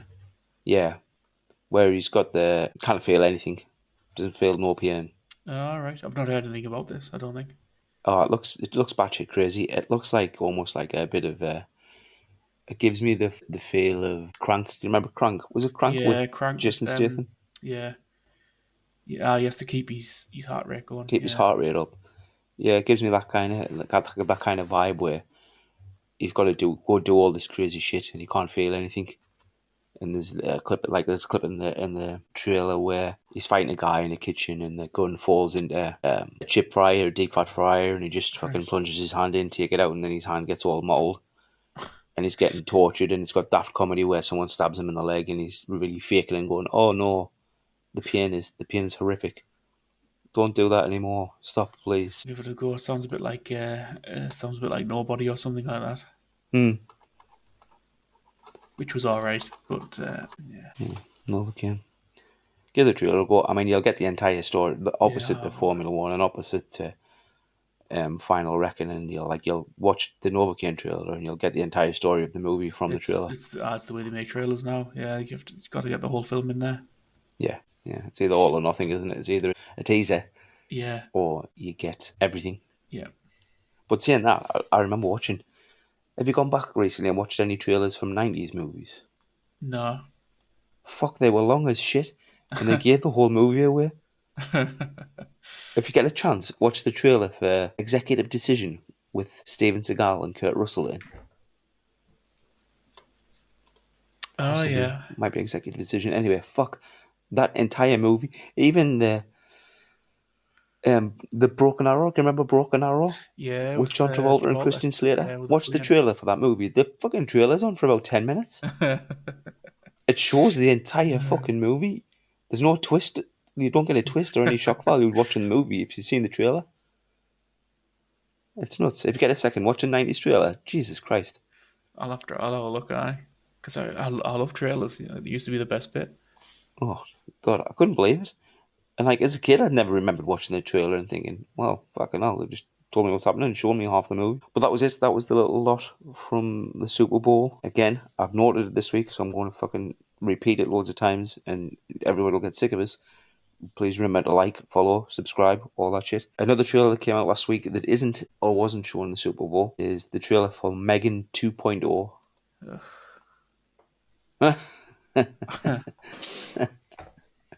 Kind of says it all, really, doesn't it? And I mean, the trailer is nothing. The trailer is a tease. Yeah, It's kind of like the Megan robot, who looks like a slightly older robot in this one, strangely that makes enough. sense. Yeah, A silhouette of the dance, like the crazy dance that the robot did in the first one. yeah. Oh, they got to get a dance in there. Yeah, Yeah, you got to get dance for TikTok. yeah. For the TikTok that's dance. it for the TikTok kids. They love it. They love a dance. Yeah, but I think I've seen the entirety of the first Megan movie, just over reels and clips from TikTok. Like it was like, oh, this is the most horrifying scene from Megan, and it was just the robot chasing somebody down It's with through it's the woods, or a kid through the woods and pulling his ear off, or yeah. It's like a the kids scene where film. they're in an office It's, block and she does the dance and then takes the blade off the guillotine and uh, chases the guy. it's yeah. Megan's. It's yeah. It was like a kids film. It was like a scary film for kids. You know, you can watch the first half hour of the film. You know exactly how it's going to go. Yeah, It's like all laid out there. I'm not surprised it's getting a sequel because it did well on the TikTok and all the rest of it. I don't think I'll not be bothering with it. no, It's just I think it's just going to be the same film again, or it's going to be they're gonna do the classic Megan's a good guy at the end, or at least Megan fights another bad guy. You know, it's gonna be AI because everybody loves AI at the moment. yeah, So there's going to be evil AI, and then Megan's going to beat it up. yeah. Go Megan, Yeah, go Megan. Probably with a bird dancing as well. go Megan. Another bit of news from last week. There's loads of bits. Well, two more bits left, and then we're done with the news. One Piece season 2 wrapped, finished filming. I've not watched season one, and I've no Oh, intention to. season 1, very good. I didn't expect much from it. I thought it was going to be a bit crap. Put on and thoroughly enjoyed it. And I don't know if it helps that I've never seen the anime because I had nothing to compare it to. Yeah, So I didn't know if it was really a great adaptation or if it was true to the source or whatever. yeah, But yeah. Aye. it was very good. And the final bit of news from last week, which I'm undecided whether or not I like this or not, but Hulu have officially ordered a pilot episode for a new Buffy series, Oh, fucking hell. which is not really classed as a reboot, because Sarah Michelle Gellar has already put on a post on Instagram since she's on board. They've been talking about it for about 3 years and didn't want to move forward unless the story was right. So she's going to be a part of it, as I'm assuming as Buffy. But I don't know if it's just going to be like her, as almost like the Watcher. A requel. The requel. Nah, they'll not pay her to be in all the time. She'll be in the first episode, then they'll kill her, and it'll be the Buffy kids after that. Buffy kids. Don't know. They can't bring back any of the original vampires because they're all fucking 20 year older. Do you know what I mean? Like they can't have the Angel rock up. I don't know what any of them look like. I imagine they all look a bit ropey now. Well, Spike got dusted. He died at the end of Buffy, didn't he? Spoilers. But it's just a show that I love. I mean, it was a great show. Yeah, it was good at the time. Yeah, it was. So they bring it back. I don't want them to drag it out and drag it out and drag it out. If they bring it back and she's on board, do a very short series. Do 8 episodes. No chance in a million years. Done. You can give up on that dream right now, because they will milk this shit forever and ever and ever. No, I don't want them because it'll spoil it. Well, of course they will. It's and it was great. Like either leave it or do a short run as a kind of a special limited series, 6 to 8 episodes. Done. They'll pump it forever. They'll probably start out that way, but if it does well, which it probably will, that'll be it. The green light will go off, and that'll be it. 10 seasons of complete fucking garbage. Ugh. And Sarah Michelle Gellar, if she makes it past the first episode, she'll not make it past the first season. They'll kill her, and it'll be the Buffy kids after that. You know, the next generation. Oh yeah, every generation of Slayer is born. Yeah. Oh, not this time. There'll be loads of them. Yeah. Joss Whedon wrote the first one, didn't he? It's his. He was the writer. Yeah. Yeah, it's his concept. I wonder if when he wrote that line, every generation of Slayer is born, he was thinking, I am going to take this as far as I can for as long as I can. Yeah, keep this going forever. Did he get cancelled? Joss Whedon? Yeah, I've got a feeling he might have got cancelled or something. Maybe, yeah. I think I remember everybody got kind of hearing something about that. Let's have a little look. Yeah, did he do something? Joss Whedon. Cancelled. First result. The undoing of the book. Why Joss Whedon got cancelled. What? Allegations around misconduct and abuse on his sets. Yeah, I remember that. I remember hearing about that at the time, that he was kicking off with somebody or other. Anyway. Oh, well. But it's not moving on with him anyways. Obviously, he won't, other than maybe royalties, he won't have an involvement with it. But that's it. That's the news. This is the news. Remember to like and follow people. Hit that subscribe button and all that jazz. On to review. So we have both watched have you watched all 3 episodes of Invincible that's out? Yeah. I watched all 3 of them, yeah. All 3. Uh-huh. Right, so based on those 3 episodes, on Ready, Set, Go, rate the first 3 episodes out of 10. Oh, Jesus, right. I'll be honest with you, though, before we start this. I could not tell you what happened in episode 2 or episode 3. Why? I thought episode 1 was really good, and then episode 2 and episode 3 was just like mush. All right, go on then. As a whole, think of it as a whole as the series so far. Episode 1 was good. Enjoyed that. It was like a good reintroduction. It had a good enemy. You know, the what's his name? Doctor fucking whatever. The earthquake dude. Oh yeah. Seismic. Oh, I can't remember. Doc Seismic. I think that's his name. Doc Seismic. Yeah. That whole bit was good, and like Invincible with the what do you call them, the robot zombies. Yes. Where he was blowing all them to bits. That was cool. Yeah, it was cool. And after that, I couldn't really tell you what happened after that. Oh, there was some flashbacks with what's his name, Cyril or whatever. Cecile. Yeah. Cecil. I don't know. Yeah, the bad guy dude. Yeah, that's all I've really got. All the relationship stuff of him and what's her name, the redhead. I could not care less. It bores me to tears. I thought that was fast. I thought it went from there being nothing there at all at the end of the last one to now there's a big romantic connection between them straight off the bat. Like Amber's a distant memory now. She's gone. Now I'm just going to go straight after Oh Eve yeah, you because had a a future girlfriend, didn't version. you? Yeah, because a future version of her said that she was besotted with me. So that's what I'm going to shoot for. Yeah, I get that it's always been there, but it's just so uninteresting for me because you know it's going to happen. It's inevitable. The stuff that's going on with like the Viltrumites and all that's much more interesting than Invincible and his girlfriend on Earth. It's so dull. It's painful sitting watching through it, and you just think I'd much rather be seeing what's going on in space or with like the Guardians or anything other than watching Invincible either talking to his mum or talking to his girlfriend. Yeah, show me the Viltrumites. That's what I want. That's what I'm here for. Yeah, I know the speeding through the story to get to that. It's one of them shows where it's like you get a good first episode and you get a good last episode, and everything in between is just like, how do we pad this out? Yeah, the history of Cecil was all right, but it wasn't anything particularly revelatory, you know.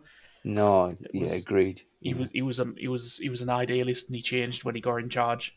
That's like, I mean, that's not an episode. That's just a, you know, that's a mention. yeah. They could have done that in like fucking 15 minutes. Yeah, it's one of them things where they get a superhero IP, and it's like let's tone down the superhero stuff and beef up the drama, the relationships and the family dramas. I don't need that. I want to watch Invincible because I want to watch Invincible fuck some shit up. Yeah, the best bits are when like something's happening, but it's getting that there's not much happening in it. Yeah, yeah. It was class in the first episode when he was absolutely just bouncing through those cyborgs in the White Room. Yeah, that was great. That all that stuff was really good. Yeah, it's too few and far between for me. Yeah, ramp up the action. Yeah. That's what I want to see. Other than that, I honestly can't remember what happened in it. You seen a little bit of Omni Man and Alan the Alien, didn't you? When they were captured. Yeah. Well, they're still captured and they haven't escaped yet on the Viltrumite ship, and Uh, Alan was getting tortured. yeah, yeah. They were talking. Yeah, but he's still trying to convince Omni Man to join him, isn't he? And then the third episode was based around Omni Man Junior or Kid Omni Man or whatever he calls himself. Yeah, And that bit he's wasn't too bad. That's a bit more interesting. he getting a bit violent. Yeah, Well, like man, I've never read that far capturing into the those powers. stories, into the comics, so I don't know where that story's going with him. I don't know whether he's going to learn from Mark or he's going to just become an absolute prick. Yeah, it's. I've got a bit of a love hate thing with Invincible. It's when it's good, it's really good, and when it's not, it's dull as ditch water. Um, and the release schedule doesn't help it at all. Like I thought they were that dropping them last all at once, but it's like the first three and then one a week. yeah, that last season where they did like they cut it in half. That was just it was unbearable. That Yeah, it and was so and I wouldn't painful. mind if the animation was really good, but it's not. It's borderline flash animation. It's really you can see like even compared to the first season, it's really cheaply done. Like the first season looked incredible compared to the latest ones. Oh, that's something to have a look at. I've If never you looked go at that back, before. like if you watch like the scene where where the dad Omni Man goes through like the time portal thing to that other world where them invaders come from, Yes, and he yeah. like wipes the planet out. If you watch that scene compared to like the fight scenes now, it's chalk and cheese. You can tell they spent Oh, a lot of really? money on the animation in the first season. After that, it was like, right, the fans like it, just cut. You know, cut the money everywhere. I'll have to have a look. I'll have to go back and have a look. And I love the first season as well. I love the first episode when Omni Man just plows through the Guardians at the end of the episode. Yeah, That's great. I remember watching that thinking, what the fuck is going on? Okay. Rating for the first three episodes of Invincible?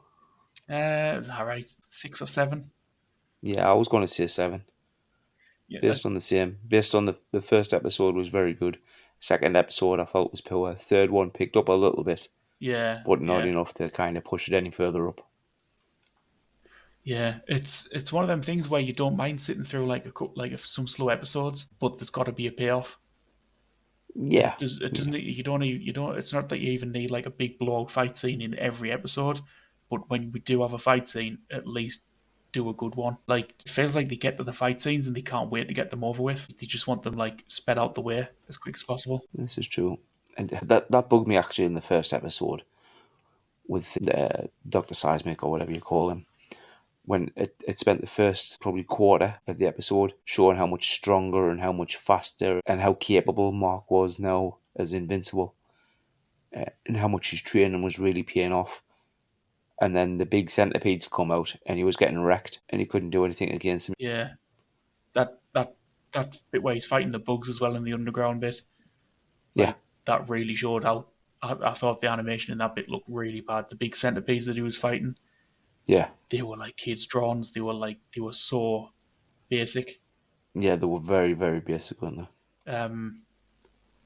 And for like the big opening battle scene of your new season, I don't know. I just think I think it deserves a bit better than that. Yeah. Well, it does. It definitely deserves better because it's a popular show. Like, everybody loves it, or most people love it. I don't think I've seen much hate for it kicking about. Yeah, Spend the money. they'll Yeah, they'll it's on they'll, Prime. They should be spending the money. They've got the budget too. they'll ramp it down now until it's as absolute cheap as possible, and it'll Yeah. show, and then that'll be it. They'll wrap it up after that. They'll kill it themselves. All right. Okay. Should we do some over and under? Go on then. Go on then. Over and under, just in case you didn't hear We'll do one of time. each. Yeah, we'll do an overrated movie and an underrated movie each, in our own opinion, and just kind of see where we are, see what we think. So I'll go first. My overrated isn't just one movie; it's a series of movies. My overrated movies are the Apes movies: Rise of the Planet of the Apes, Dawn of the Planet of the Apes, Oh yeah. War of the Planet of the Apes, Kingdom of the Planet of the Apes. I couldn't give a fuck. Planet of the Apes. They are all shit. Give a fuck. Like, how the fuck have they managed to make a series of movies from remaking this? You really? They, I think they're they're quite good. crap. I They're quite not. enjoy them. No, they're so overrated. It's unbelievable. I don't see the fascination in it. In what way? Like, in what way do you think they overrated? Well, it's just like any other movie, any other kind of, like, we're going to overthrow the government, but I know what'll sell. We'll just make all the bad guys apes. One side is monkeys. One side is monkeys, and then I know what we'll do. We'll put them on a horse in the snow. That'll fucking sell the movie. What a load of shit. It's crap. I don't get it at all. Didn't know you felt I this don't get strongly it. about the Mets. It's what? That's No, proper they're tickled me, just that. they're crap. They're so overrated. It's unbelievable, and everybody loves them. Everybody thinks they're great. I don't get it. I don't know. Great might be a strong word for me, but I do quite like them. I think they're No, entertaining. I don't get it. I don't get it. Like, feel free to tell me if I'm wrong. Try to sell me on it. Like, put in the comments wherever. But fucking hell, it's going to be a hard sell because they're so shit. I've not seen the newest one, the one that just came out, whatever the hell it was called. Yeah, well, I only know it's Kingdom because I thought I don't because I was going to just put one of them down and I couldn't remember the names. And when I looked, I seen them all, and I thought, no, it's not just one; it's all of them. They're all shit. I thought. I mean, like I said, I've not seen the latest one, but I thought the first one was the weakest of them. But that was doing all the story, that was doing the backstory stuff. The one where because after that there's one where they're in the woods, the monkeys live in the woods, and then the one after that is in the snow. Yeah, And I fuck it thought they all. were decent. They weren't like life changing or anything. Yeah, like you say, they're not particularly original or amazing. It is basically good guys versus bad guys, and one side is the monkeys. 100%. Um, 100%. That's it. yeah, That's the basis of the movie, um, and it's just shit. yeah, but I don't know. Yeah, I thought they would be quite well acted, and all the monkey people do well. Like the monkey actors. What's Yeah, I his can name? give them that. I Circus. can give the He's actors one. props. The actors do well in them, but Yeah, Woody Harrelson's in the third one. Great actor. Yeah, I think they're all right. I think they're quite decent. But I'm with you in that I don't think they're particularly great. They're not amazing films. They're just good. how they've managed to stretch it out to 4 films is beyond me. They can stretch anything out now, man. Men's. Fucking hell. I mean, look Gives at all Walking the. Dead. Fucking zombies. Oh. I mean, how long are you going to stretch that out for? Yeah, fucking 15 year. That, Must that be. some of them zombies have lived longer than some people live Yeah. somehow, even though they're not Yeah. eating. But Anyway, that's my overrated. I just think they're very, very poor. I've got no desire to watch them. And like I say, like if anybody wants to tell me I'm wrong, I'll listen. I'll not fucking pay attention, but I'll listen. It's going to be a hard sell. Anyway, go on then. What's your overrated one? this is gonna get your titties right in a twist. I think, and I'm not saying it's a bad film, but I do think it's overrated. Come on then. Dark Knight. Oh, are you off your fucking tits? It's like How is it's Dark Knight how it's a is that good film, overrated? but I think people blow it up a bit more than it deserves to. No, Because no, I no, no, watched it no, no, again no, no. Hang recently, on. and it's Think just there's okay. nothing bad or wrong about that movie. It's just The end, great. the ending is very poor. It's very No, it's not. anticlimactic with the two of Come them, on. with the two boats not blowing each other up. It's very anticlimactic. No, it's not. I get that it was a message. It was like, it was like, people care after all, But the whole bit with the screens where like he beats up a handful of the bad guys and then he like pushes Joker around a bit and then the boats don't He pushes Joker. It's great. He's great. He's the hero that Gotham needs. just a bit anticlimactic. No. Yeah. And it's not that it's a bad film. I still think it's a good film and I enjoyed it. But people say that it's like absolutely up there, that it's one of the best films ever made, and it's really Yeah, do you know why they say that? Because they're right. not. It is. It's not. It might be one of the best superhero films, but that's setting a low bar. Um,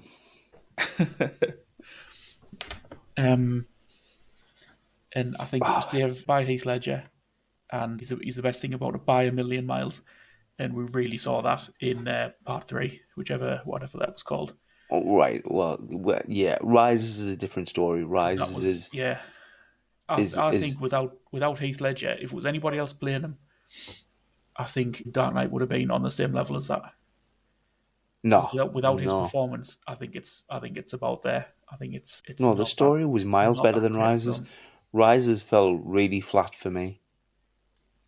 Of Rises fell through the floor for me. It was shocking. Yeah, it was definitely the weaker of the three. And again, I Yeah. didn't think it was bad. I just thought it was the weakest of the three. Oh, I thought it was bad. Mm. It was bad. That bit at the end where she dies in the truck.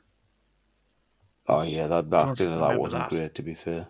It's yeah, and Batman, like the ninja who beats people up from the shadows. His big plan is to just run straight at all the armed guys in the middle of the day Yeah, up the street. Use your yeah, zip line, that you was a gun bit on the thing. nose, wasn't it? The whole thing was just dreadful. It was shocking. But anyway, Dark Knight, I think it's overrated.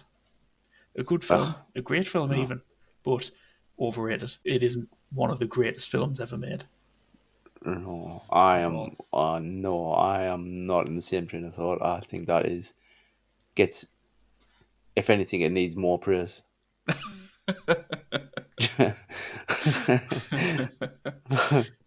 No, no, I just don't. I don't rate it that high. I think it's widely overrated by people who've not watched enough films, and they think because it's a very high quality superhero film that it's actually like right up there with all other films, and I just don't think it is.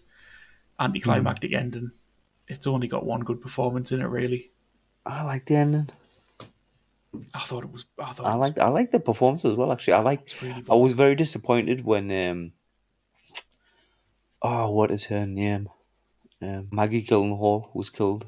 What was her Yeah, name? And Rachel. Rachel. Yeah, when Rachel got killed, because I thought she was very good in it. Yeah, I mean she's good in everything really, but she wasn't in it that much. I mean Two Face looked good, but he was only in it for 5 minutes. Yeah. Um, yeah, but it's overrated. It's not that good a film. I think it's great.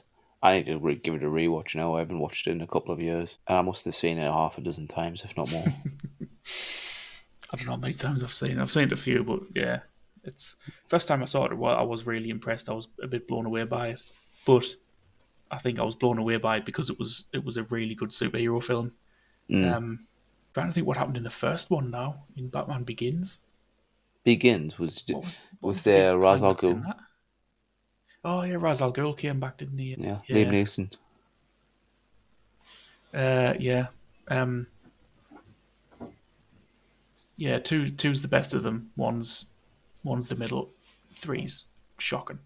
Yeah, I'd give you that. That's the right order for That's them. that's the right one. Definitely But yeah, two, I then think I one, think then it's three. overrated. I think too many people haven't seen enough films. Oh, oh, you're crushing. That's probably in. Well, it is. I think it's quite high in my top movie of all time. Where's my letterboxd? Let's have a quick look. I haven't started ranking anything on Letterboxd. Like I have. I I still started haven't. I playing with still need to everything. click things that I've seen. It's pretty ridiculous, mine. Yeah. So my 1, 2, and 3 top movies of all time from Letterboxd, and I mean I've still got mountains that I haven't gone through. Are The Dark Knight, the 1989 Batman, and Terminator 2. All right, yeah. And the Terminator order 2 is good. between the three of them probably shifts depending on what kind of mood I'm in. Two Batmans though. Um, yeah. We were talking about favorite top threes at work, and what was mine? I think I had mine as Flash Gordon, RoboCop, and maybe The Wicker Man, maybe Blair Witch Oh Project. God, fucking Wicker Man. I was on the fence with number three. Yeah, I was either Wicker Man, Blair Witch Project, or Exorcist. One of them three, I think. Ugh, Hard ugh. to hard to decide on them. But yeah, Flash Wicker Gordon, Man is the most absolutely. boring fucking movie I've ever It's not like watched in my it's life. brilliant.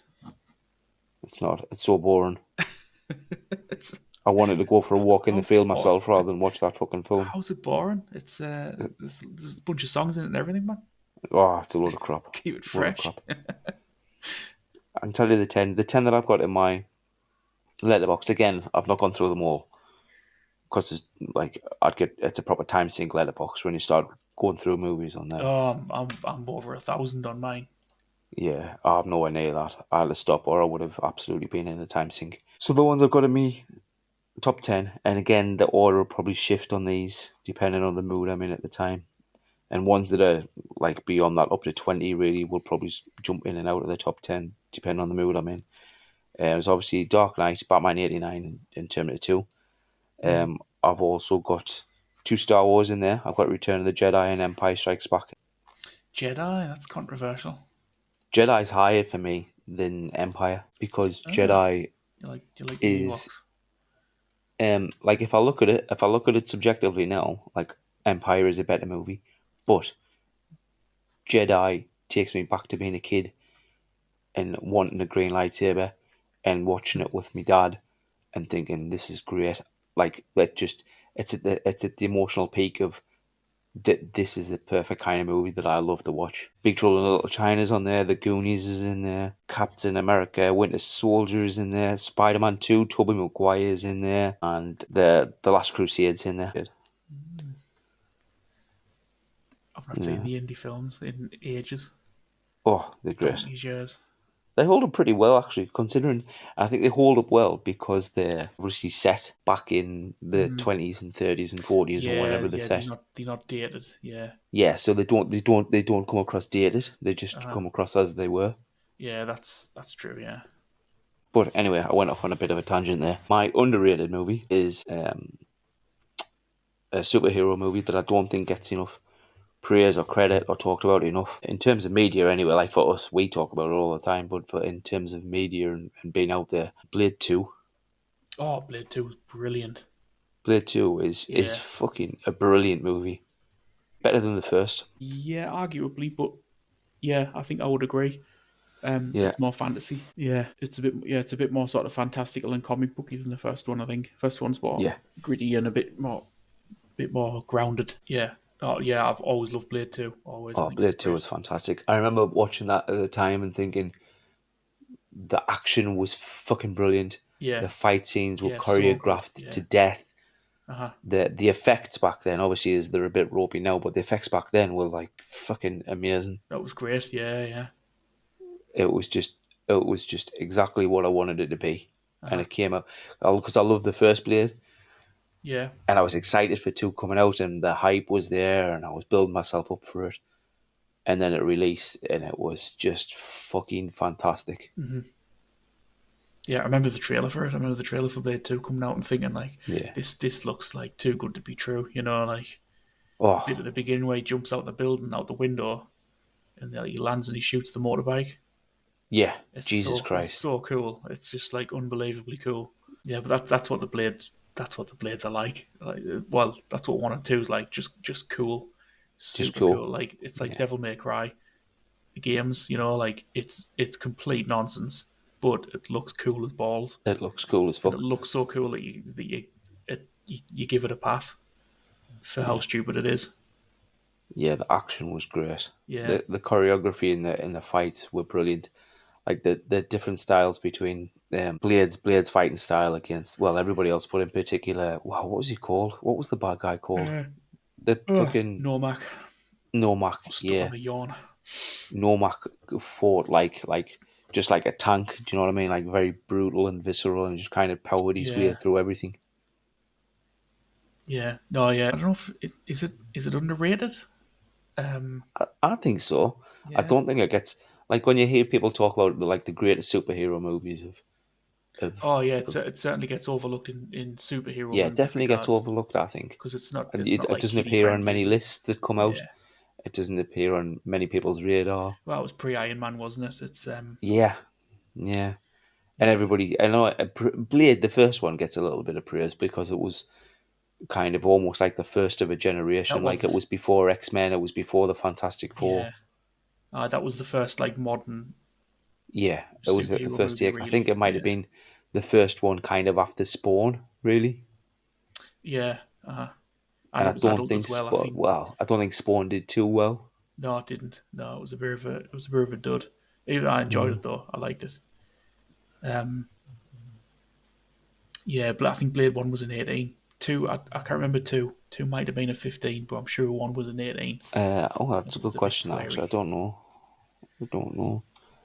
I'll Uh, have a look, though. The 2 rating was... it was an 18 The for 2 the was an first time. 18? Oh, was it an 18? I didn't think 2 was. Yeah, I mean, look at that. Blade, like, just doing a quick search for the rating for it there. Rotten Tomato score for Blade 2 is 57%. Really? Shit, that's low, that. Saying that, Blade 1's only 58 Yeah, fucking on Rotten hell. Tomatoes, which is a bit of a joke. IMDb 6.7. Yeah, but that's my under. I think it deserves a lot more praise than it gets. I think I'd give Oh, it, to rate it myself, I'd give it like an 8.5. I think 8.5, 9. yeah, I'd put Blade 2 at a solid 8. Yeah. Hmm. Blade 3 is a 3. Yeah, That film yeah, was yeah, definitely. I'd fucking take that. shooting Blade ninjas, 3 is a son. That 3. was shocking. Blade 3 was shit. Dreadful. It was like a music video. Awful. Yeah, it Fucking was quite nightmare. painful to watch Blade 3 at points. Yeah, I sat in the cinema watching it, and I was absolutely heartbroken watching that. Yeah, same. And I Yeah, knew from the exactly the trailer, same. I Yeah, knew from watching the trailer, I knew how it was going to go. I was like, oh, here come the sexy teenagers. yeah. And Yeah, me and Jimmy yeah, went to see it in Durham when it came out, and it was the same. I was heartbroken. It was Ryan Reynolds playing Deadpool before he played Deadpool.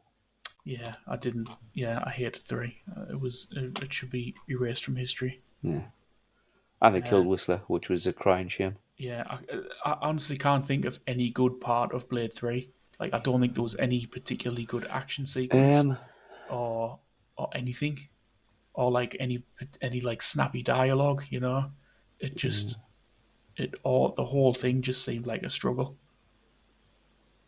And apparently was a bit of a troubleshoot. I know. There's all sorts of stories of Snipes being a pain in the ass on the set, but seeing the film, I'm not surprised. yeah, I wouldn't have been very compliant either.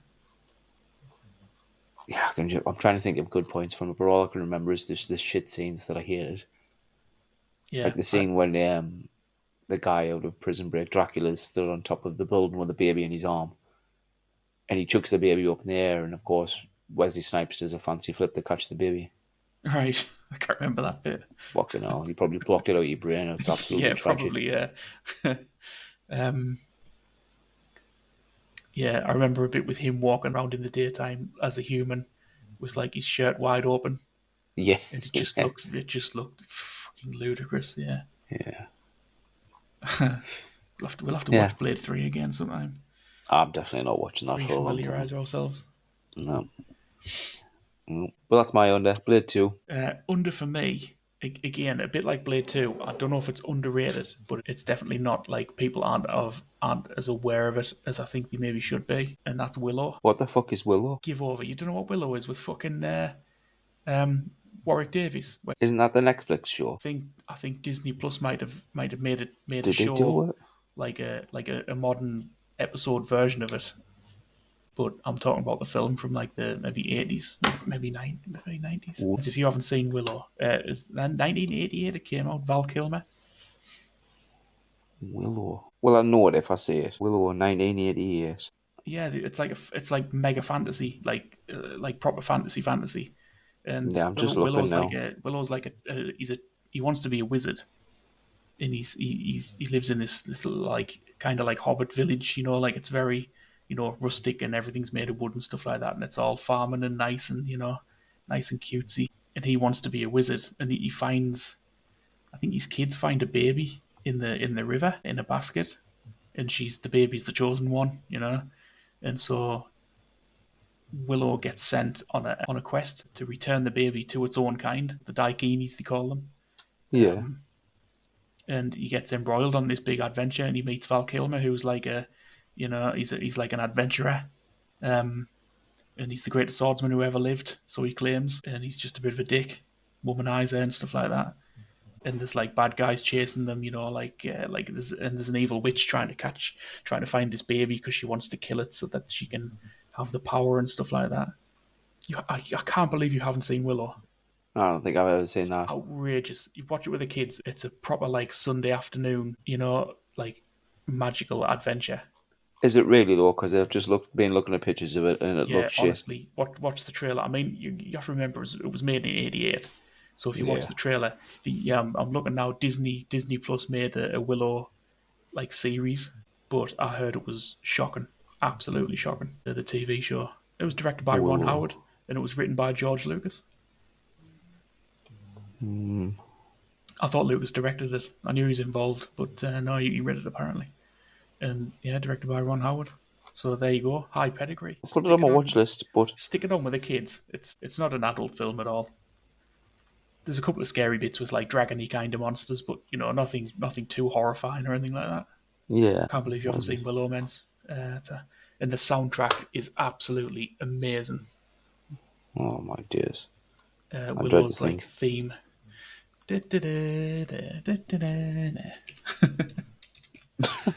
It's so good.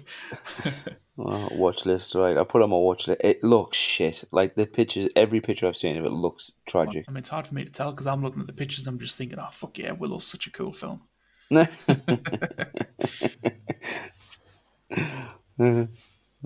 definitely. I'll give it a watch. If I get a chance, I'll watch it this week. I'd watch it with the lads. There's no like titties or swearing or anything like that in it. Bit of action, not really blood, but a couple of sword fights and stuff like that for the bad guys. Yeah. All right, I'll give it a go. I'm not holding much hope out for it, but I'll give it a go. I'm genuine. Underrated. Does it get a bit of stick like?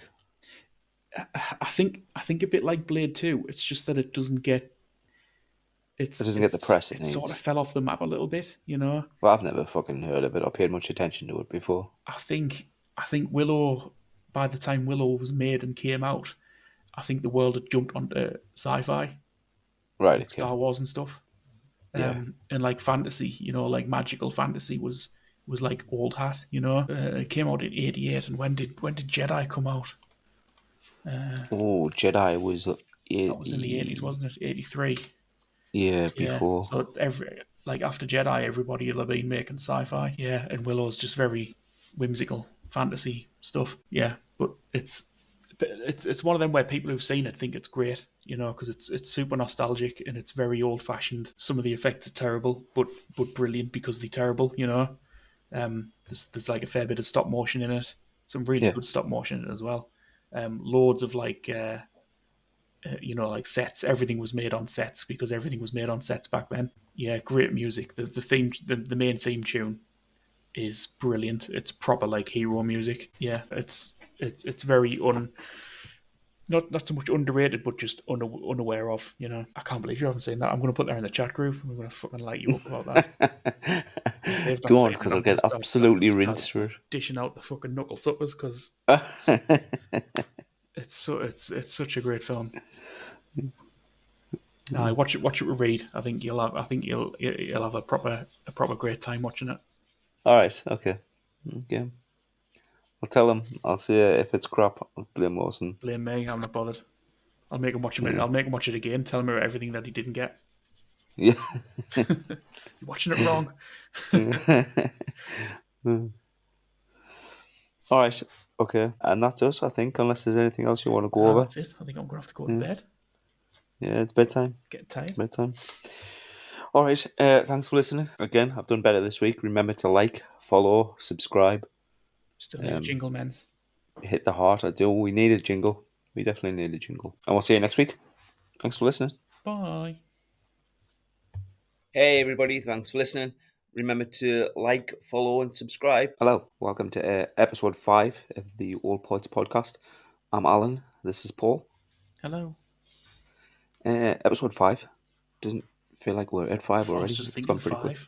Yeah. I mean, we've got about fucking 5 views between all 5 episodes. But never mind. Let's dive straight in. Bit of news first to start with. Before we start, remember to like, follow, subscribe, all that kind of stuff, please.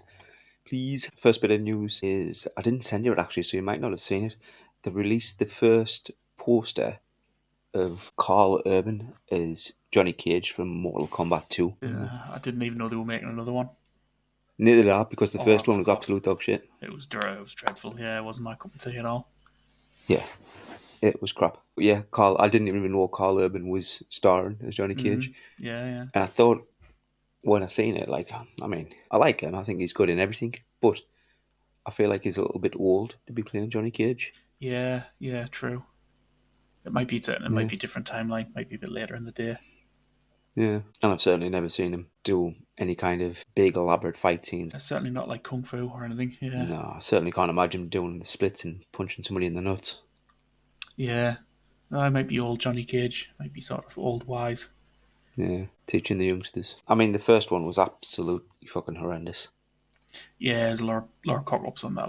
Yeah, it was. And do you remember when, before it launched and they released the first 10 minutes and it was the yeah, it was Scorpion and Sub-Zero fight, wasn't it? Yeah, and it looked absolutely fucking brilliant, and I thought, this is going to be great. Yeah, the trailer was good. The trailer was brilliant. The trailer was good. Yeah. And then the rest of the movie was just shit. Yeah, there was a lot of the casting was good. They all look great. All the characters look great. The wardrobe, the character design, it was brilliant, and the story was mad, absolutely mad. How they all had a superpower each. And Kano's superpower was laser eye. Yeah. Just give him his normal metal eye, It was weird. And Jack's got his arms ripped off, so they give him some metal robo arms from the army. And then his Mortal Kombat superpower was just upgraded arms. How does that work? It's not even a superpower, that's just technology.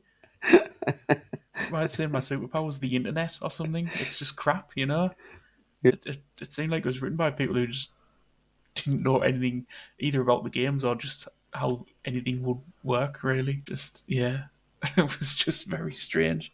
It was a weird film. And the main character's special power was getting his ass kicked. Yeah, getting absolutely rinsed. Yeah, he just got beat up and then he got armor when he got beat up. It was odd. And Goro jobbed. He just got his ass kicked within 20 seconds. That was ridiculous. I've got no kind of drive or excitement or anything about the second one. Like I say, it's not even been on my radar at all until I seen that poster. Re-released the original from the 90s, just for the soundtrack. Yeah, it was something else that, yeah. I love Mortal Kombat. The original film. It makes... It doesn't bear any resemblance to the games, really. No, not at all. But it's great. It's such a time capsule. And some of the casting's very questionable, like Raiden. Christophe Lambert, all very odd. One of the things that I always mention it is how the music from that Mortal Kombat theme tune, it's never featured in a single. It was only in the film, and it's never featured in a single game after that. It was never the theme tune or anything. It was just for the film. But it's the first thing that comes to people's minds every time. Yeah, every time. I was I thinking think too, like that too, that remind me of that in the same kind of vein as the Mortal Kombat one, and Apollo 440 from Lost in Space. God, yeah.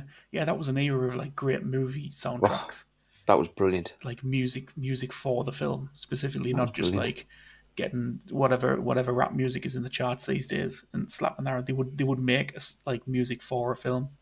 Yeah. Yeah, I what feel else? like I What need to else? watch that Lost in Space movie. I've never watched Oh, it. I bet that's rough. I bet that's aged. It must be 20 years since I've watched that movie.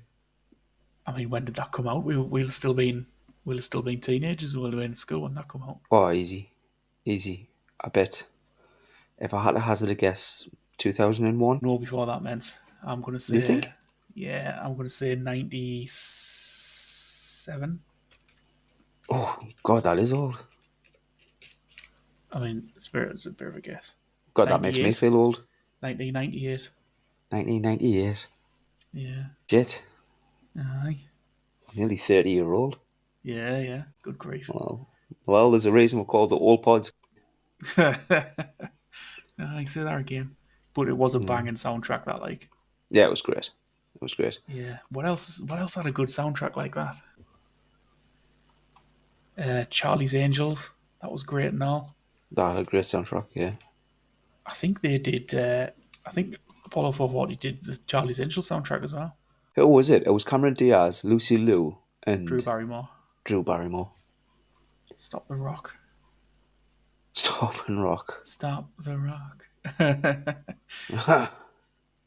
Yeah, Charlie's Angels they did as well, yeah. I thought it was. Yeah, I'm not so keen to go back and watch Charlie's Angels again, but I'll definitely Oh, listen to the Charlie's soundtrack. Angels was great, man. You kidding? Bill Murray. That's And debatable. Crispin Glover. And Which one's Crispin Glover? Crispin Glover. Come on, it's George McFly. Yeah, He's George what do they McFly. call him? The creepy thin man or something? Or the creepy pale man or something like that? Yeah, something like that. Because and he has a fling with Lucy Liu. He has a little Yeah, doesn't he do that fancies creepy her. scream or something at the end when he's fighting because he doesn't speak? Yeah, he doesn't speak. Yeah, and I think they beat him up with it, and he screams. Yeah, and I think he grabs the hair and he smells it or something. Yeah, He's a bit of yeah. an odd bod. I'm going to go back and watch Lost in Space, though.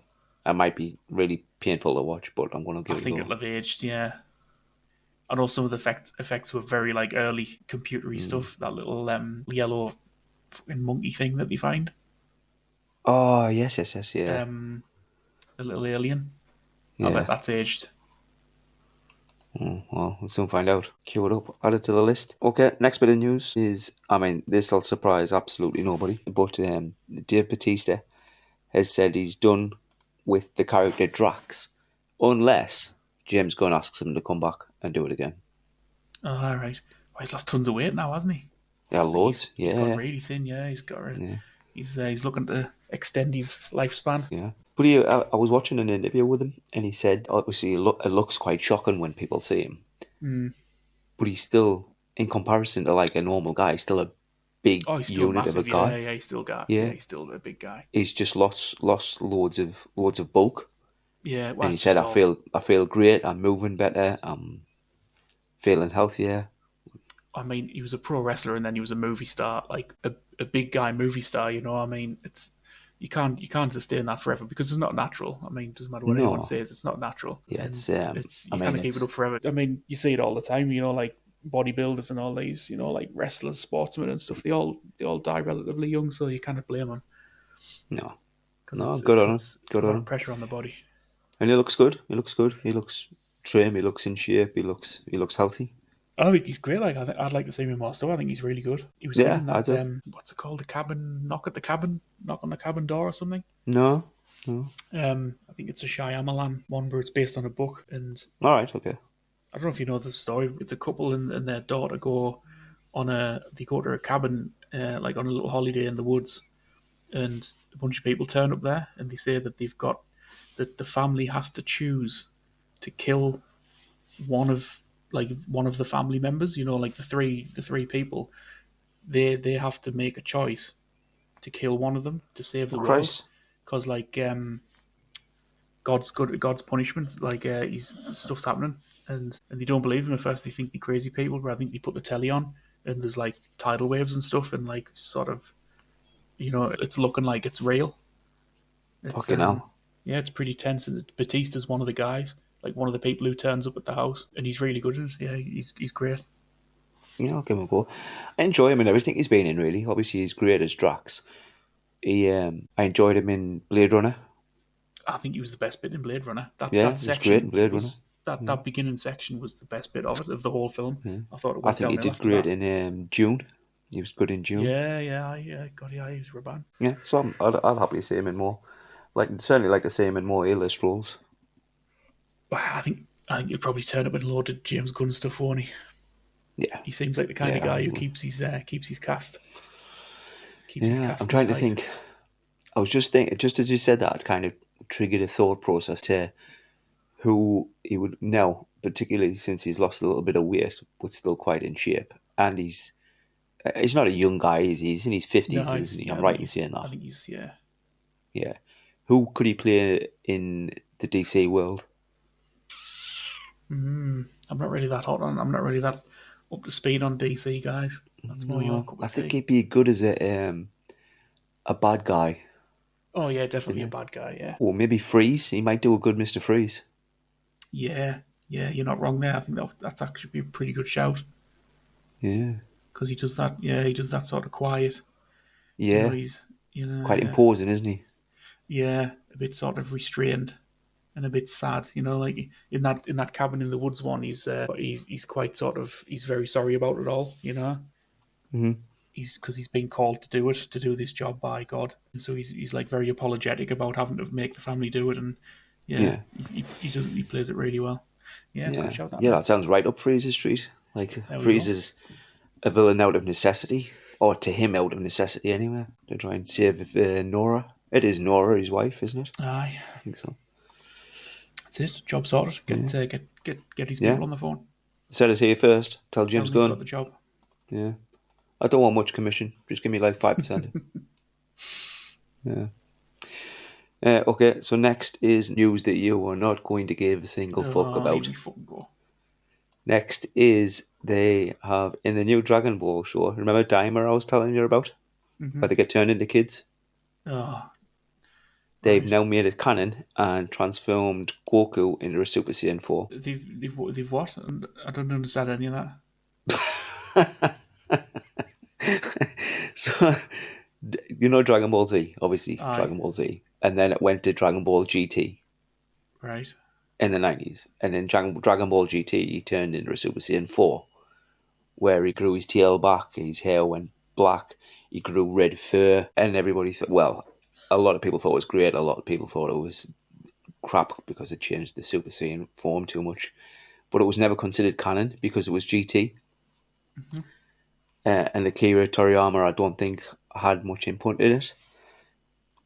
Daima is Akira Toriyama's last show before he passed away, God rest his soul. And he's transformed him into Super Saiyan 4, so now it's canon. Albeit he's a kid and he's transformed. But all the Dragon Ball nerds, including myself, were high as kite. That sounds rad. I told you wouldn't give a shit. I couldn't give a fig about that. Yeah, but that's that. Anyway. So that's big news. Big news for Dragon Ball fans. Big news. Next is there's been some. Oh, this is disappointing. This has gone from me being excited to a little bit upset. They released the first set photos from the making of, or the filming of the new He-Man movie. I sent them over to you to have a look Yeah. at. What were your first thoughts? It looks like his face has been put on his body, like Yeah, with computers or something. I don't know if that's because he's bulked up really fast or something, like for the role. possibly. Yeah, But I mean, his hair. At first, I was like, "Why is he wearing a pink shirt? He looks weird." But obviously, Adam wears a pink shirt in the Adam in the wears a pink cartoon. shirt. Yeah. Yeah, I mean, his hair looks alright. I thought the sword looked good. Did you see? I thought the sword looks plastic. I didn't particularly look at its material, like, you know, like Yeah. the construction sort of thing of it. But I like the design of it, The design of it's because it great. The looked it design of looked it's bang on. It's like the exactly it is the yeah, original. Yeah. it looked just It like just the power sword, but with like it had yeah, a couple of little touches on to make it look like it was real, and so like it and had a bit it's of patina on sort of thing.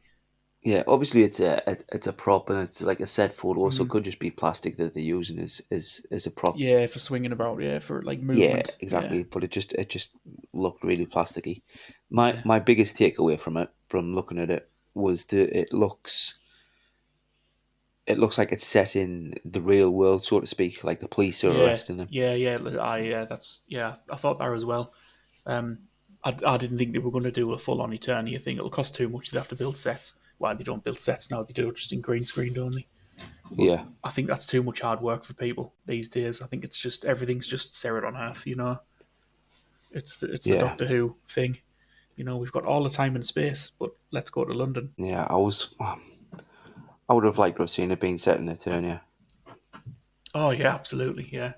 But I knew we weren't going to get that. That was never going to happen. Yeah. Anyway, that was that. The cast looks good. I'm not feeling Jared Leto, Got but he's got probably just going to be a voice, I imagine, because he's a skeleton. He's going to have a skeleton face. If it's just I him don't with know. I like think with a little bit of makeup on, I'm going to be fucked off. no. I think the other way. I think they'll chuck him in and it'll be him. We'll see. Yeah, Who was the guy that played him in the Dolph Lundgren one? Frank Langella, Frank Angela. absolute He legend. loved that role. He That was amazing. That was honestly, he played that so well for a film with so many problems. He was not one of them. It was amazing. yeah yeah he chewed up every single scene he was Yeah, in. yeah, aye, yeah. He was having the time of his life, Definitely. and he looked great as well. The makeup was good.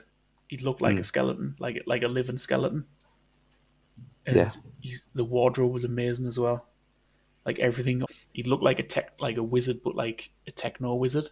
Yeah. It was Yeah. like the whole thing was a mix of like magic and technology, wasn't it? Magic and technology. That sort Yeah. of that vibe. And I think they got all the costumes. I think in it were great. It was all spot on. I thought, but yeah, Skeletor stood out. He was amazing in it. There's another one I've never seen in decades. Yeah, it's let down a bit by the ending, the fight at the end, but it's well known that they ran out of money, they ran out of budget, so they just had to do they had to Oh, do a bit of a rubbish fight scene where it was yeah. just Should wrap it up quickly. gently swinging swords at each other, and it was like it was a fight Mm. in a dark room essentially. But yeah, I think in an interview with Frank Langella, he said there was a big long fight scene, like a proper sword fight, between them, Yeah. and they had to cut it because they just ran out of money. There was no money left. Studio wasn't Yeah. going to put any more up, so. But yeah, it was a shame because I thought it was a great film. The Cosmic Key. The Cosmic Key. What was the tune? The tune used to get. It Uh, was like an earworm, wasn't it? Got stuck in your head. yeah.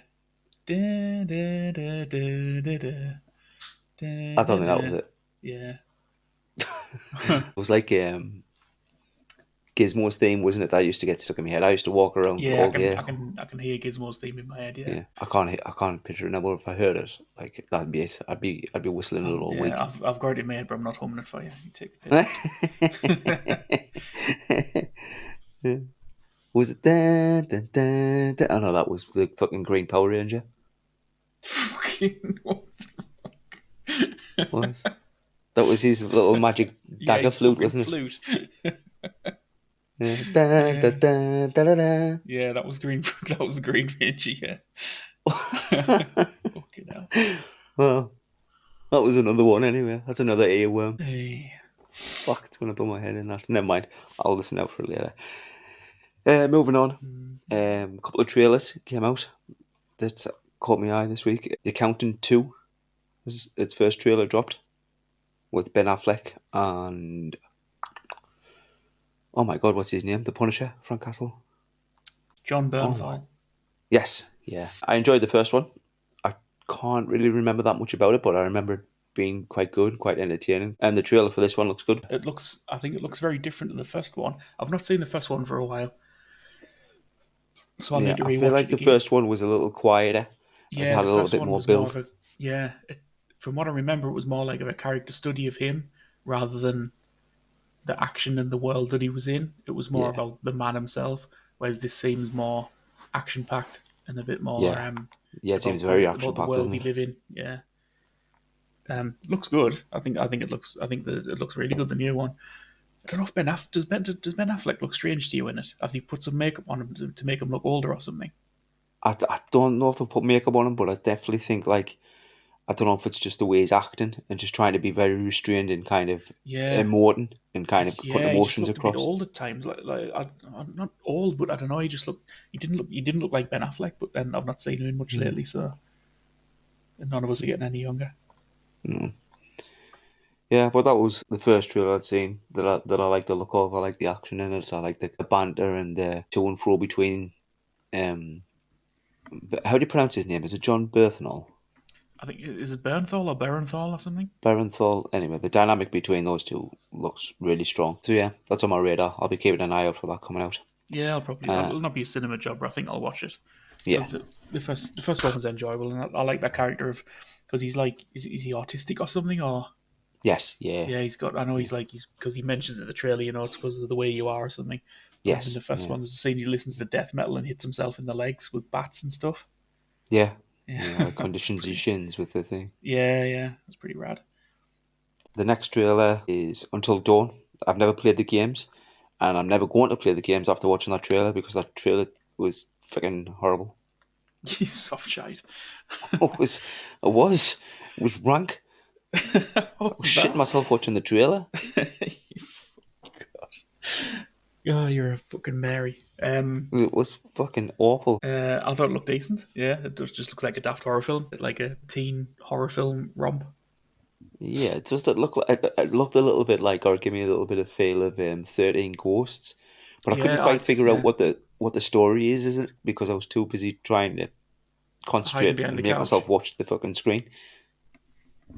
Do they get stuck in the house and they're in a time loop like Groundhog Day, or?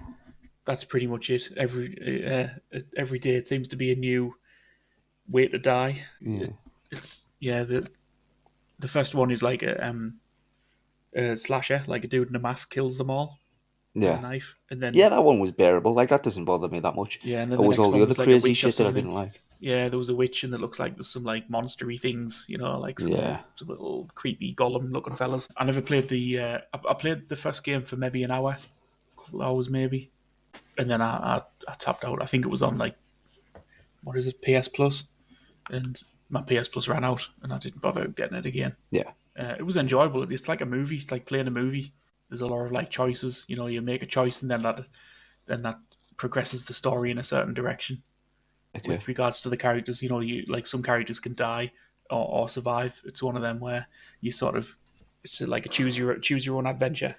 oh yeah, I know what you mean. Is it Becoming Human or something like that? It's kind of quite similar. Yeah, it's like a movie that you make the choices in, and you Yeah, you do the discussions and yeah. some of the actiony scenes and stuff. It was good. It certainly wasn't bad. Yeah, I just never finished it, but I think it looks all right. The trailer looks Yeah, I mean looks like that's a definitely one for you to review. daft bit of fun. We like that cabin in the woods. Have you seen that? Yeah, that's good. That's funny. I think it's going to be that vibe. Like a bit funny, a bit spooky. Yeah. You Oh can well, do it, I'd watch that mates. if it's like that. I'll let you watch it first, and then I'll All fucking right, yeah. decide. And the Juicy. last bit of news that I've got is that Deadline have reported. So I think it's in quite early days that Sean Levy, the guy from Deadpool, Wolverine, and the Adam Project, and I think he did Stranger Things as well, has started talks to move forward with production of a show called The Forgotten Realms, which is based in the Dungeon and Dragons world. I think it might be quite interesting. And I'm saying but quite a lot today. But but I But like the last movie. I like the Chris Pine movie. what the Dungeons and Dragons? Yeah, Yeah, I thought that was great. Yeah, it was loads of yeah. fun. Just do more of those. Yeah, I'd love to see more of them Dungeons and Dragons like in that world with them characters. Yeah, they were I thought great. it was brilliant that first film. It was great. It was the kind of thing I put on. I didn't make a cinema trip to see it, but I put it on, and I thought, this'll kill an hour or two, and I was fully engrossed. Mm.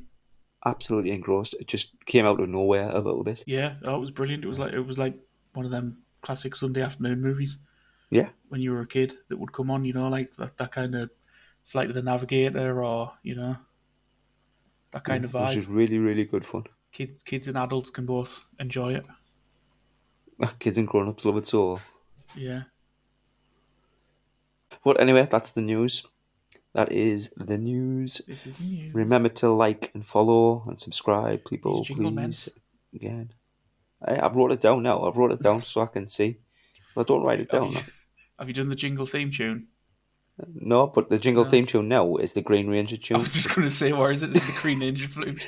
Yeah, I'm gonna record myself going duh, duh, duh, duh, duh, duh. And then every time I say like and follow, I'm gonna press play, and that's gonna play in the background. Yeah, you're going to program the minds, Yeah. so that every time they hear that in daily life, which is all the time, they're going to think of you. Yeah, be like a trigger. Like they'll hear it, so we go da, da, da, da, da, da. Oh fuck, subscribe. Yeah. Okay, under a couple of reviews. The first one, and I think we're gonna have different takes on this because I seen your message in our group chat earlier on. Is episode 4 of Invincible. And apart from a little dip in the middle, I thought it was the strongest episode of the season. I mean, I'll be honest, I can't really remember much of episode 2 and 3. Yeah, well, 2 and 3 were a bit of a wash. 2 and 3 were the down points. The first one obviously was the Yeah, the first one was strongest good. one. Yeah, first was strong. Yeah, in the White Room, and I think this one started, and I enjoyed the battles with Immortal in the future, and then it dipped and it got like they were all about the love story between Adam and Eve and Invincible, and that kind of lost me a little bit, and I thought, oh Christ! And then the titles came up, and then it ran and it cut back to Omni Man and Alan the Alien, and I thought that whole section of it was great. Like, just give me more of that. I think that's maybe something that the show writers don't really want to admit, is that Nolan is the most interesting character Yeah, in all of yeah, Invincible. I don't like Alan that much. I get that he's not comic relief, but he's like the nice guy character. But yeah. the constant jokes get on my nerves. It's a bit of levity here and there's all right, but it's just all the time. And I think it just becomes a bit irritating. I don't know. I quite like the balance. And I was super excited when he opened up and Battle Beast was in the cell.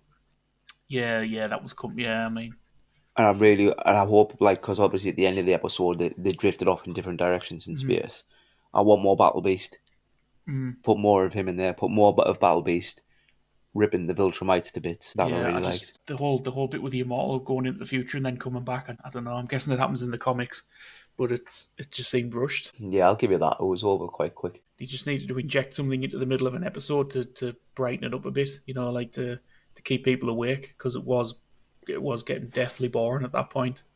Yeah. But Well, I don't even know if then, they managed if to they're make setting it it up boring. to, because obviously Immortal's still going to work, and I say this every week, it's Cecile or Cecil or however you pronounce his name. Immortal's still one of the guardians of the globe, isn't he? I don't know if it's just a precursor for a bit of bad blood or a bit of tension between Mark and the Immortal further down the Yeah, line. true.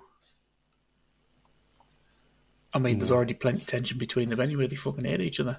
this is true. But I don't know if it'll make Mark step back because he's still not fully really committed to anything, or if it's going to make him step up a little bit and go, I've seen the kind of Yeah. world that you'll get if you kind of take control.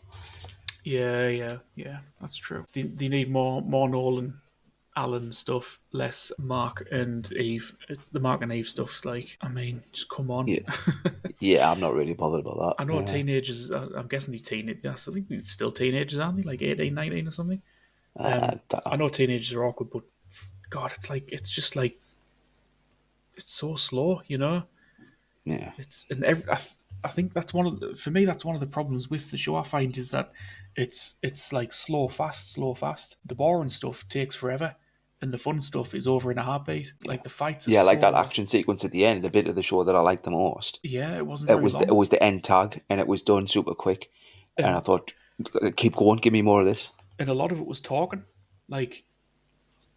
And I think it's to save on money for animation. Yeah, It kept cutting to like Alan making like little comments and jokes and stuff. and it's like these things, Viltrumites. They're supposed to be like ultra warriors, and the super fast, and the kill in a heartbeat. You know, these are the perfect killing machine. And Yeah. you've got like a little 10-second break for Alan to make a little comment. It's like sort of life and death stuff, but it's, you know, let's pause for a little joke. And Yeah. is it just bad writing, or is it because it saves them a few quid on animation? Because I think the animation's getting pretty poor in it. Well, obviously It we seems to spoke be about getting this last time as worse well. by the week. Yeah, and I've seen, since we talked about it, I've seen loads of reels and little shorts pop up where people are like highlighting the bad animation, and you can see like the cell frames of the characters cutting out a shot and half their arms going missing because it's out of the cell frame. Yeah, it's really choppy at times. Yeah, you can. Yeah. And for a show about like really super, super fighty. It shouldn't be difficult though, do you know what I mean? Like it's not a particularly detailed artwork that's in it. It's very kind of That's it. simplistic, like kind Yeah, of flat colours. yeah. I could understand like because when I first saw it, I thought, Jesus, this is a bit flat. You know, like you Yeah. say. But I thought, oh, maybe that's just so that when the action kicks in, it doesn't get too liney. You know, it's not all Mm. like Yeah. Spawn's like all mega crosshatchy. You know, like that kind of look. Um, then the animation can keep up. Because I thought they were going to go to computer stuff for the animations. Hmm. Keep that style, but use computers to like do maybe like camera pans and stuff to keep it all smooth while you're moving around.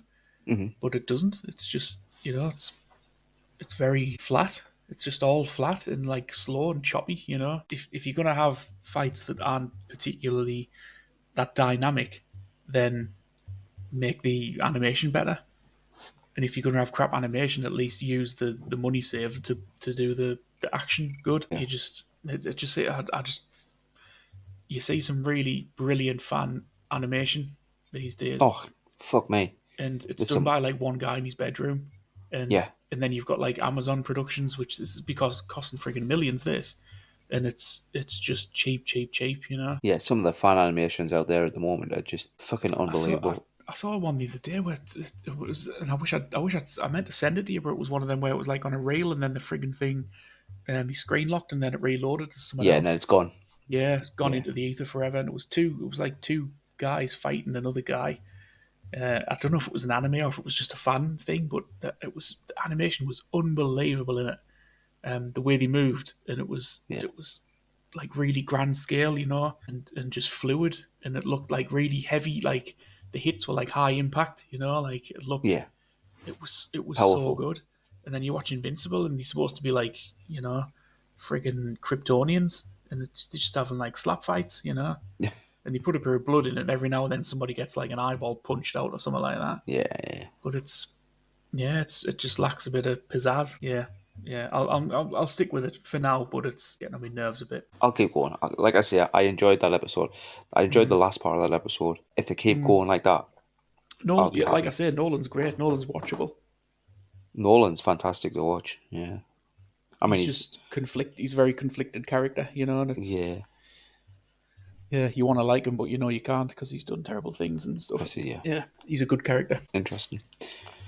Interesting. Okay. The next review I've got. Yeah, oh well, back episode 4. So I'd give episode 4 like it's like a 7.5. I think. Yeah, I'd go 7. Yeah, I think I'd give the first episode an 8. So maybe it's not the best review, but stronger than 2 and 3, definitely. yeah. Oh, absolutely. So the next review that I've got is I finally got round to watching Venom: The Last Dance, What do we think? Yeah, and that film is fucking completely disjointed. dreadful in it. Oh, it's just I don't know what they were thinking. I don't know Yeah, what they were thinking. a lot of very confusing stuff in it.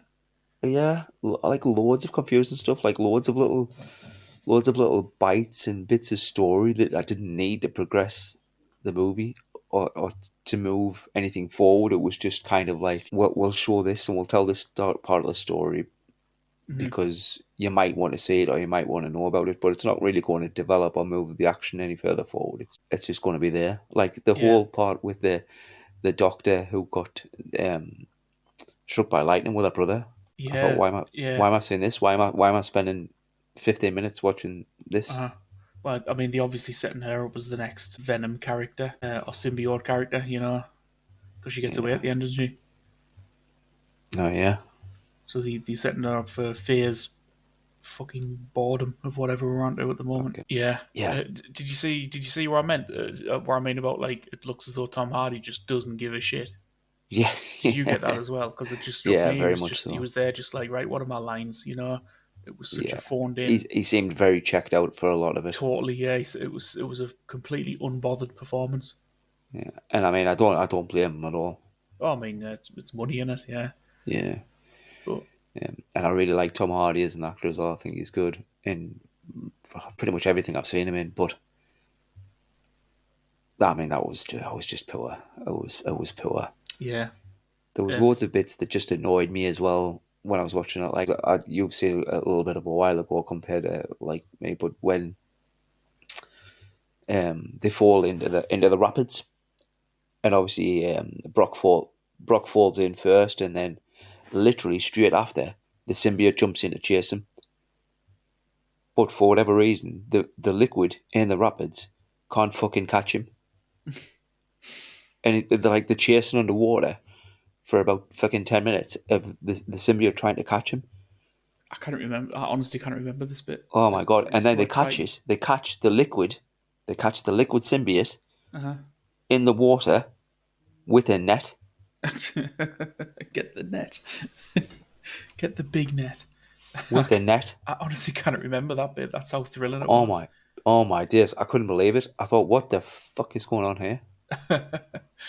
The bit that got me was, and I know everybody probably loved it, but it was the fucking Mrs. Chen dance scene. What that it I, was al- absolutely pointless. I always think if they put like a musical number or a dancing bit in, let's just have some dancing. As soon as I say that, I'm like, right, you've run out of ideas. That's it. Yeah, it You're was filling pointless. time. You've Well, got no ideas.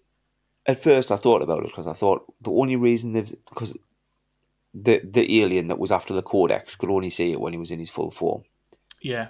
So I thought, right, they've used it as a plot device. So if he goes in his full form to dance, then it's going to be the alien's going to rock up there. Mm-hmm. But then the alien rocks up, stands right in front of him. He goes back to his human form, and the alien who can track this codex across the fucking planet, across the universe, doesn't realise that it's still the same fucking person standing in front of it. It just bewilders me. And then the military comes in and takes him away and shoots Eddie Mm-hmm. in the chest, and then the symbiote jumps from the girl with a Christmas tree on her, who again, no fucking idea who she was or why she was getting so much screen time, or how she even got a hold of Venom, jumps back onto him, and he pops up and takes the form, and the codex there again. And I thought, well, what was the point in doing the little dance and dragging the alien over there when you know it's going to have to go back on ready there to heal him? It was just. It Oh, it was was just all over the the whole place. thing was just very disjointed, and yeah, it All over the it place. seemed like they ran out of ideas. I don't think Yeah. they had. I don't think they had any ideas left for it. Yeah, and I knew straight away as soon as you seen in the beginning for like the 30 seconds or whatever it was when the general or whatever kind of military person he was went to the acid bath and they made a point of highlighting this super acid in the container. I thought I mean, yeah, that was that's gonna kill the aliens at the end, isn't it? yeah, that was obviously what was. I know they do it a lot. There's a name for it. I think Chekhov's rifle or something. Yeah, that was obvious. The pluses for me, and I mean, there's not. I'm saying there's not many of them. That's not true. There's bits that definitely made me laugh. The bits that definitely made me chuckle were Reese fans. I thought was really good in it. Yeah, yeah, his family was funny. Yeah, Yeah, it was funny. Some of the banter between um, Eddie and Venom made me chuckle, made me laugh. The horse bit really didn't really land for me, and I thought that was meant to be a big funny bit of the movie. that was just for the trailers. Yeah. I quite liked how they portrayed it when Venom went, and then he kind of woke up in the bed at the end and was like, "Hey, buddy, you there?" Or just said, "Hey, buddy," or something. And it was quite sad, and I found myself quite sad about it not being there. And I thought, all right, okay, that's hitting the mark of where it's meant to be. But then I went into this like montage of him walking through the city of flashbacks, Mm. And I just thought, "Oh, I don't need to see that. Like, I've seen the movie, so I know what happened." Yeah, it was. They were just filling. They were padding it out. They were just padding time. Yeah, I thought it was very poor. What did you think of Null? I thought Null was wasted fucking time. Again, just for the trailers. Yeah, Just for the he did trailers. nothing. He did Just for nothing. the He trailers. barely there. It was Yeah. just a name for to put in the trailers. It was a bit of it was a bit of a bait and switch, really. Because we never got anything of it. No. No.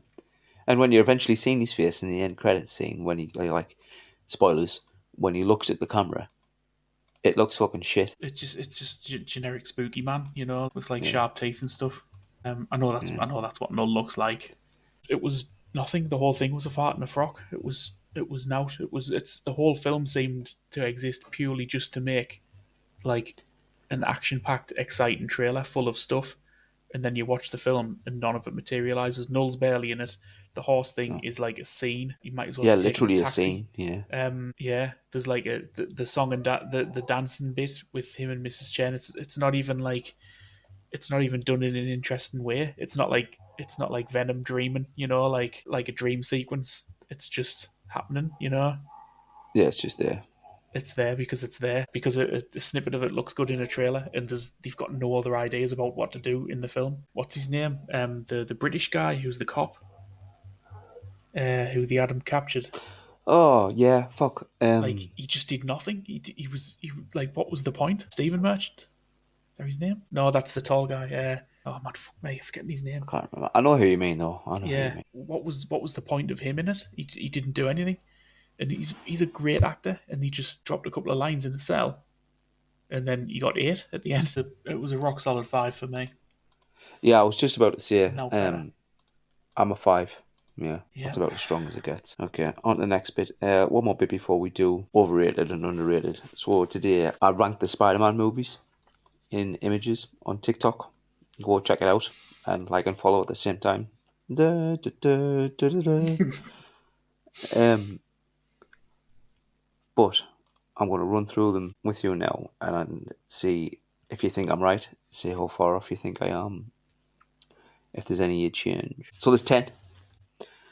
My 10th place Spider-Man movie, the worst of the bunch, Spider-Man 3. Yeah, it was rubbish.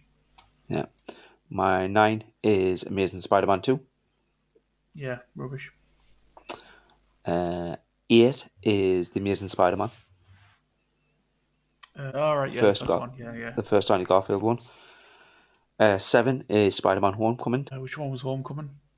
The first one with Tom Holland, when he kind of, after Civil War. With Vulture. Yes, with Vulture. Yeah. 6 is Spider-Man Into the Spider-Verse, first animated one. Yeah. 5 is Far From Home, with Jake Gyllenhaal. Oh, yeah. 4 is Across the Spider-Verse, Mm-hmm. the second animated one with Miles. And top 3 are third place, the original. You thought the second Miles was better than the first? Yeah.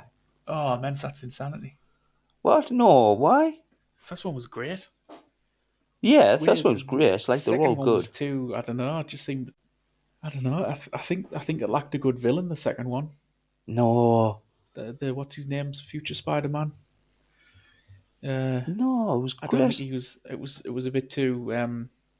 It insisted upon itself.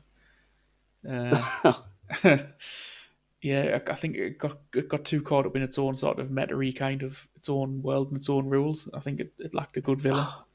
No. The spider dude, the 2099, whoever he was, I don't think he was, because he wasn't a villain really. He was a hero, just at different ends, And the first one had that the what's his name, was it the Prowler? Prowler, yeah, That was Prowler and Kingpin. that whole thing was great. That whole reveal. Oh, yeah, it was good. Oh, hit a little bit better for me, the second one. And, like, as well as that, the animation was already great in the first one. The second one, it took a leap again, and it just looked fantastic. Oh yeah, the second one did look a bit better. I'll give you that. Yeah, It looked fucking brilliant. Talking about spending money on animation like that. yeah. Is how you Oh, spend those two good films money look on unbelievable. Yeah, so good. Fucking fantastic. My number 3, third place, is Spider-Man, the original Tobey Maguire. At number 2 is No Way Home. The Is that one the where newest they one all with come back. Goblin? Yeah. Yeah. And my top list is Spider-Man 2, Tobey Maguire. Yeah. Oh, yeah. That's been the best one. Yeah. Yeah, fuck. Absolutely. Clear and far, easy winner for me. Yeah, but some guy on TikTok said like, don't rank anything else, and I don't think that's a bad list. I think that's all right. I mean, yeah. As far as Spider-Man lists go, But that was that. Spider-Man's very much my niche. I might get you to pick like a series or something of something that you love and get them to rank, and then I'll just put the images on. oof, tough one. I Maybe didn't it's really two. watch many series. Yeah, it's got to be some that you like. What's maybe Aliens? Aliens is an easy one, but Yeah. Yeah. Maybe. it might be too easy though because there's a lot of predictable ones in that. Yeah. I think we all know how that one goes as well. Yeah, It's largely agreed upon. yeah. Okay. Anyway, on to Over and Under, our little segment where we talk about a movie that we think is overrated and a one that's also underrated. I'll go first with an overrated one. This is going to shit on a lot of people's childhood, but it's not one that even as a kid I didn't think that greatly about, or it didn't hold that many fond memories for me, or none really, in fact. And it was just more of a film that I was aware of than wanted to watch. It is E.T. All right. Oh, that's bold. It is quite bold. Loved by absolutely millions. Yeah, everybody loves ET. Everybody loves E.T. and I don't. You not got a heart. Yeah. But like, I would have let the cunt phone home. You'd have fucking killed. You'd have killed ET when you found him in the woods. You and your Yeah, mates would beat him to yeah. death, getting hammers and I'd have stuff, and phoned the just paraded military to and death. said, "Yeah, it's here. Come and get it. Take it away." Give us an hour so we can fucking kill it first. Drag it hide it all over the woods. Yeah, I don't know. I didn't like it very much. It was a bit of a boring alien, wasn't he? Like he just tootled around and hobbled about. He tootled around. He was He nice did. alien. He was friendly. He was It scientists. was friendly. He just Science aliens. science, boring aliens. That's what he was. Yeah. Oh No, no, but no. I've got no hate for it or anything. I know everybody loves it, but it just it doesn't do anything for me. I just think it's a bit overrated. It's not that great. It's just a bit meh. I liked ET. I didn't like it as a kid. I thought it was intensely boring as a kid because Yeah, as a that's kid what I I was mean. all Like when about I think like about movies I watched as a kid, I wanted to be excited watching the movies. The Goonies is great. Watching that as a kid, fucking, yeah, I yeah, wanted to go on an adventure. I wanted to go find some treasure. uh, And then thinking about watching ET, I was just thought, yeah. when's Flight of the Navigator on? Yeah, I didn't like ET because it was a bit unspectacular. Apart from the flying scene, which was obviously great on the That's not bikes, we great. all wanted to fly on our bike after seeing ET. I did fly on my And bike. I went so fast I flew into a wall and went over the top. yeah, and it did for me as a kid. For me, it didn't have a bad guy. Like everything I watched back then, I wanted to be like fucking Thundercats. Where it was good guys fighting bad guys. Yeah, So I yeah, was waiting for the bad guy aliens to turn up and ET to kick its ass or something. But yeah, I think it was probably just me being immature and yeah, being a kid. yeah. But that's my overrated. ET. ET is probably a solid, I don't know, 6 for me at best. 6. What does IMDb say about that? Probably ET. says I'm absolutely mad. IMDb 7.9. Low. Yeah. I'd have thought it would have been an 8 at least. And to be fair, that's probably a bit generous given it a 6. Middle of the road for me. Yeah. Okay. You got an overrated one? I mean, I don't know how overrated it is, but I do think it is overrated, and that's Interstellar. Oh, Even though oh. even though it's got Matthew McConaughey in, who I love, and I think he's great. I mean, he is great in it, but I cannot summon any excitement for that film. It's just a Yeah. film of nothing. It's like there's like Oh. some good scenes. The water planet scene is all right. A load of stuff happens on an ice planet with Matt Damon, and I couldn't give a shit.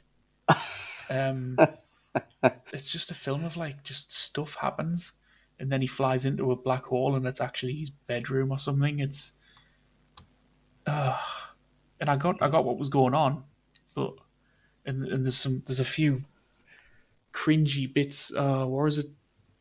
Love is the only thing that can be measured across time and space. Oh, give over! What a load of absolute tosh. All right. Um, yeah, and like the bit with the bit dock on the space station where like that where it's spinning around. Yeah, that was cool, but it was Yeah. just, oh, we've got to do this now, and then it was Uh, cool and it had good music, and then it's, oh, we've done that now, you know. yeah. Um, All right, so I need to rewatch it because I haven't seen it since it came out, and I went to the cinema to see it. But I remember coming out of the cinema and thinking that is one of the best movies I've seen. really, Jesus, Yeah, wet. so I Nah, definitely need to go back and rewatch it now and be a little bit more critical.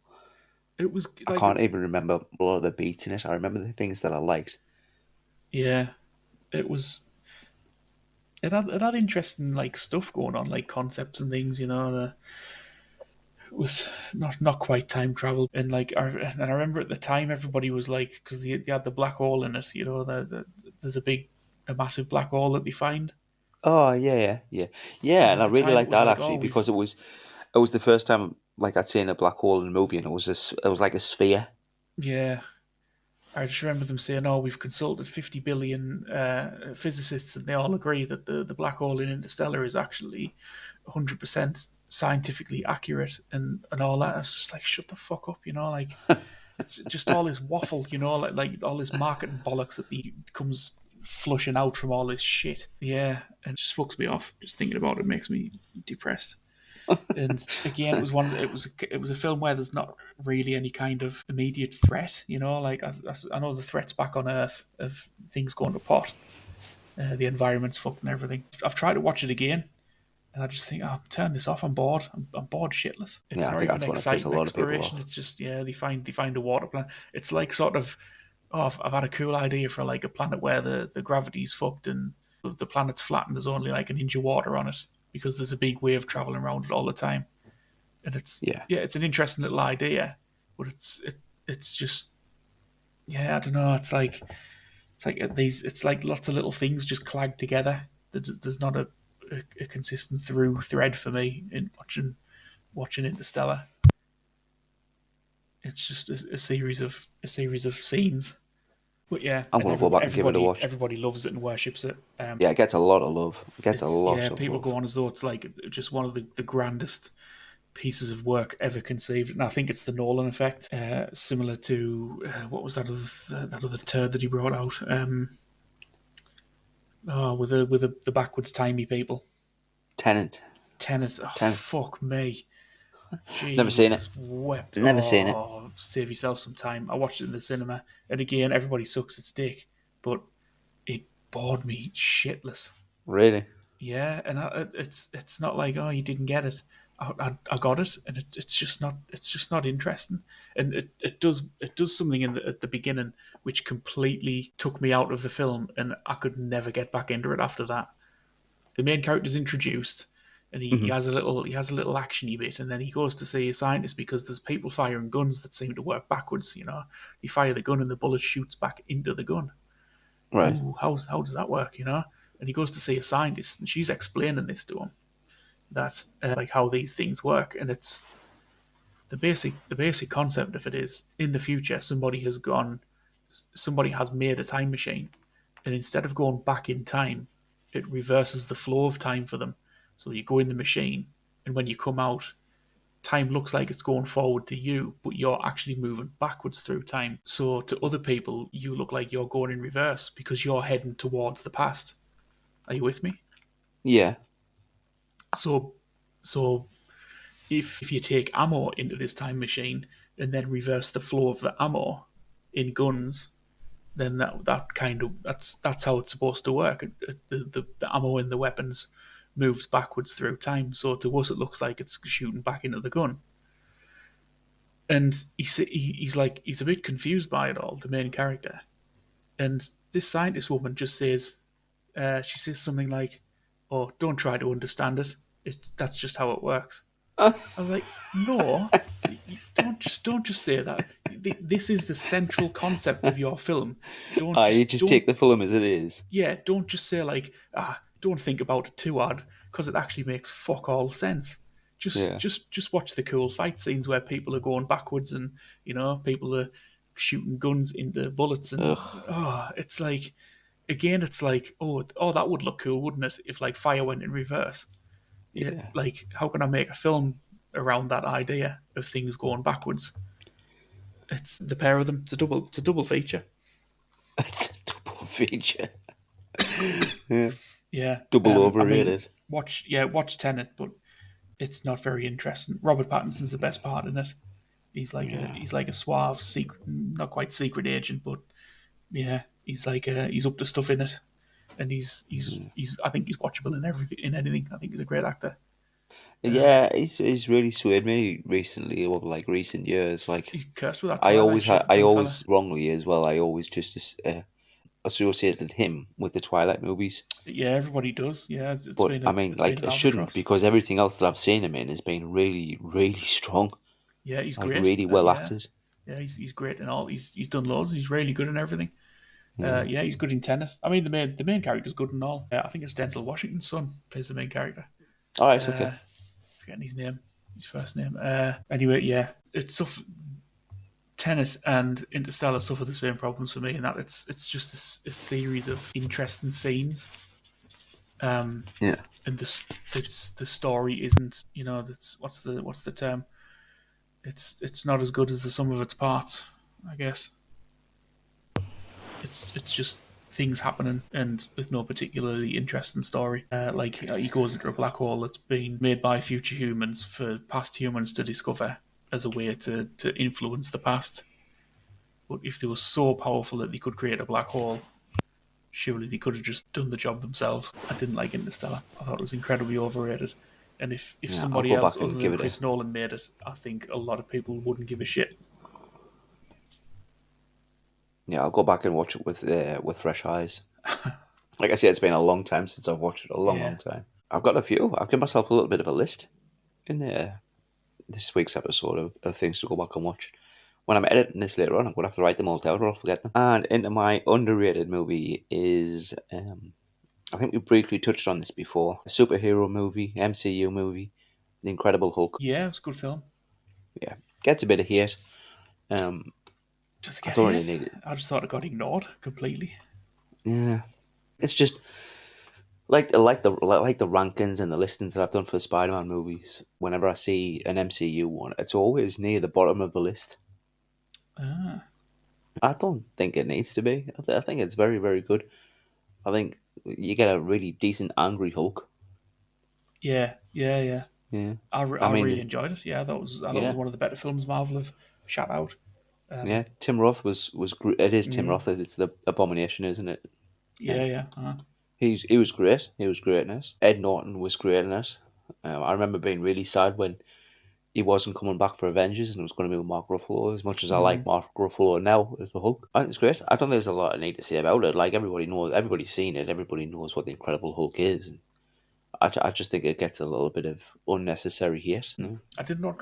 not got any hate because I never see anyone talking about it really, and Yeah, I thought hate it might was be the wrong rock word. solid, It's not so much that it's hated. It's just that it's a bit. unappreciated. It's just low on people's lists. It's not Mm. ranked very high. It's just underrated. I think it needs to be rated a little bit higher. Yeah, it's definitely the best Hulk they've had. Yeah, the battle in New York at the end was brilliant, Yeah, brilliant. But all the little battles in it actually, like in the yeah. uni The bit at the campus, university's brilliant. Yeah, that's great. When the bridge, the walkway gets fills with smoke, and yeah. He starts. you see him vanish into smoke and then burst out and jump in it. That's class. Absolutely brilliant. Yeah, I remember, yeah. They've got this like, when he jumps out, there's like pipe organs playing, and it does Yeah, that zoom effect like they had on Jaws, where yeah, it does that weird funky zoom where it's both pulling out and zooming at the same time on yeah, yeah. Ross, and it's like with the pipe organ music playing, it's like proper horror movie stuff. Yeah. Yeah, it's great. I loved it. I really enjoyed it. I did as well. I did. Incredible Hulk is an 8 for me. Yeah, I'll go 7.5 just to be a contrarian, because Yeah. I think him versus Abomination could have been a bit better at the end. Oh no, I don't know. That's Like, probably one of my best bits in the movie. I don't think they could have done much better.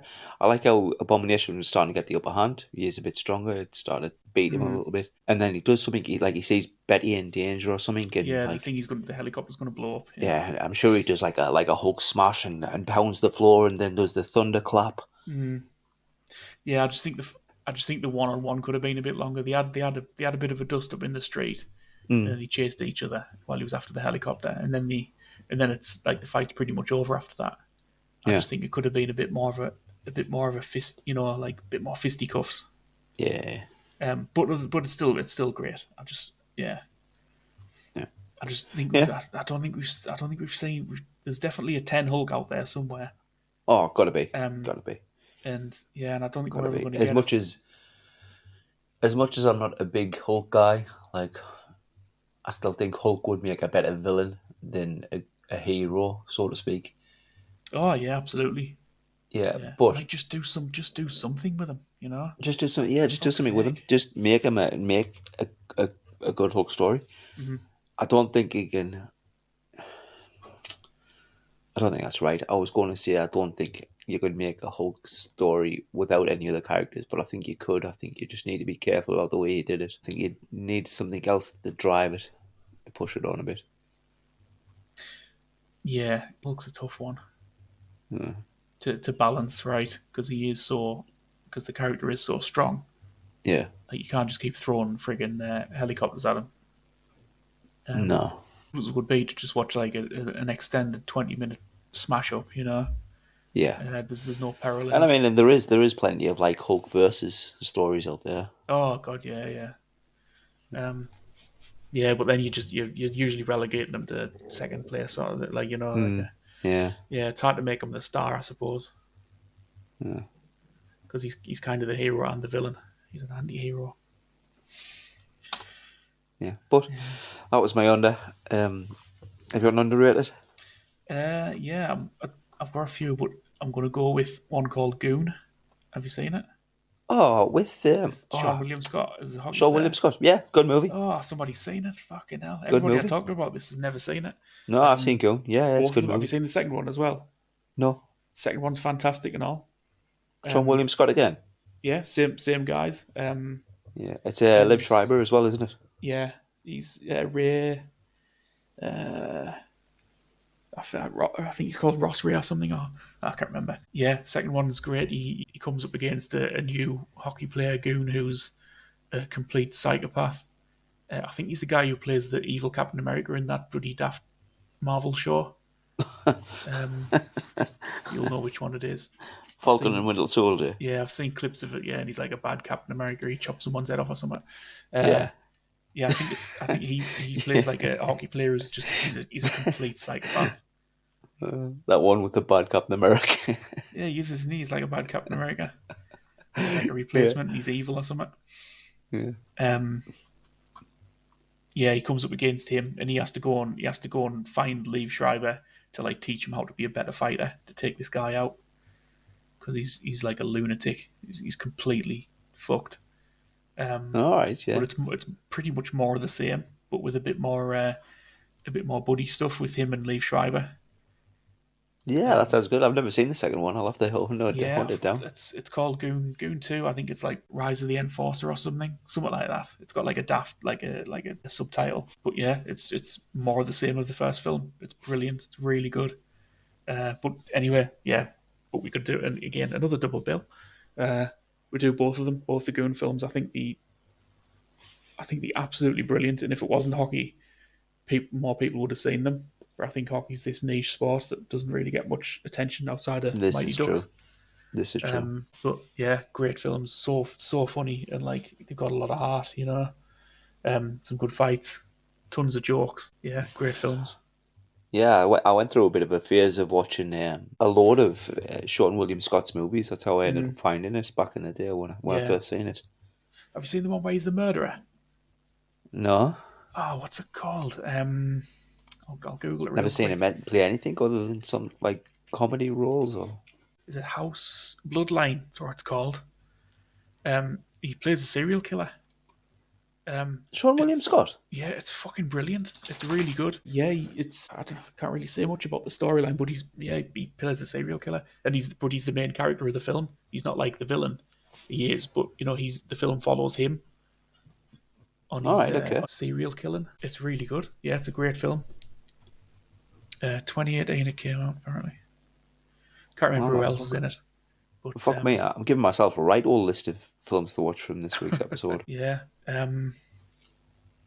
He's really good in it. It's because it's Stifler, like I think that's another person who's been stuck with a Yeah, role. he's definitely got tarred with that brush, didn't he? Yeah, but he's so good in that Bloodline. It's a really great film. I really enjoyed it.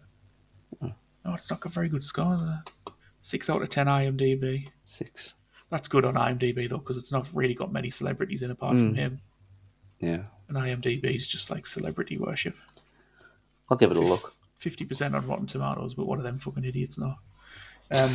Yeah. Yeah, but the Bloodline's really good. It was one where I didn't really expect much, and I thought I'll give it a go, and I really enjoyed it. It properly engrossed me. Okay. Yeah. Okay. And on the hockey subject as well, you have to watch Shawsy. I know I've mentioned it a Oh, couple I of know. times in the You've been chat. telling me about this Shawsy thing for a while. Get it watched, man. The first three seasons make up like part 1 of the story, and season 4's just came out, but that's like season 1 of part 2 of the story. Right. So you can watch the first 3 seasons, and it's like it's self-contained. It's like it ties off nicely. Yeah. If you just wanted to leave it there, and the episodes are only like 20 minutes long, so you can blast an episode. You blast the season out in an afternoon. Yeah.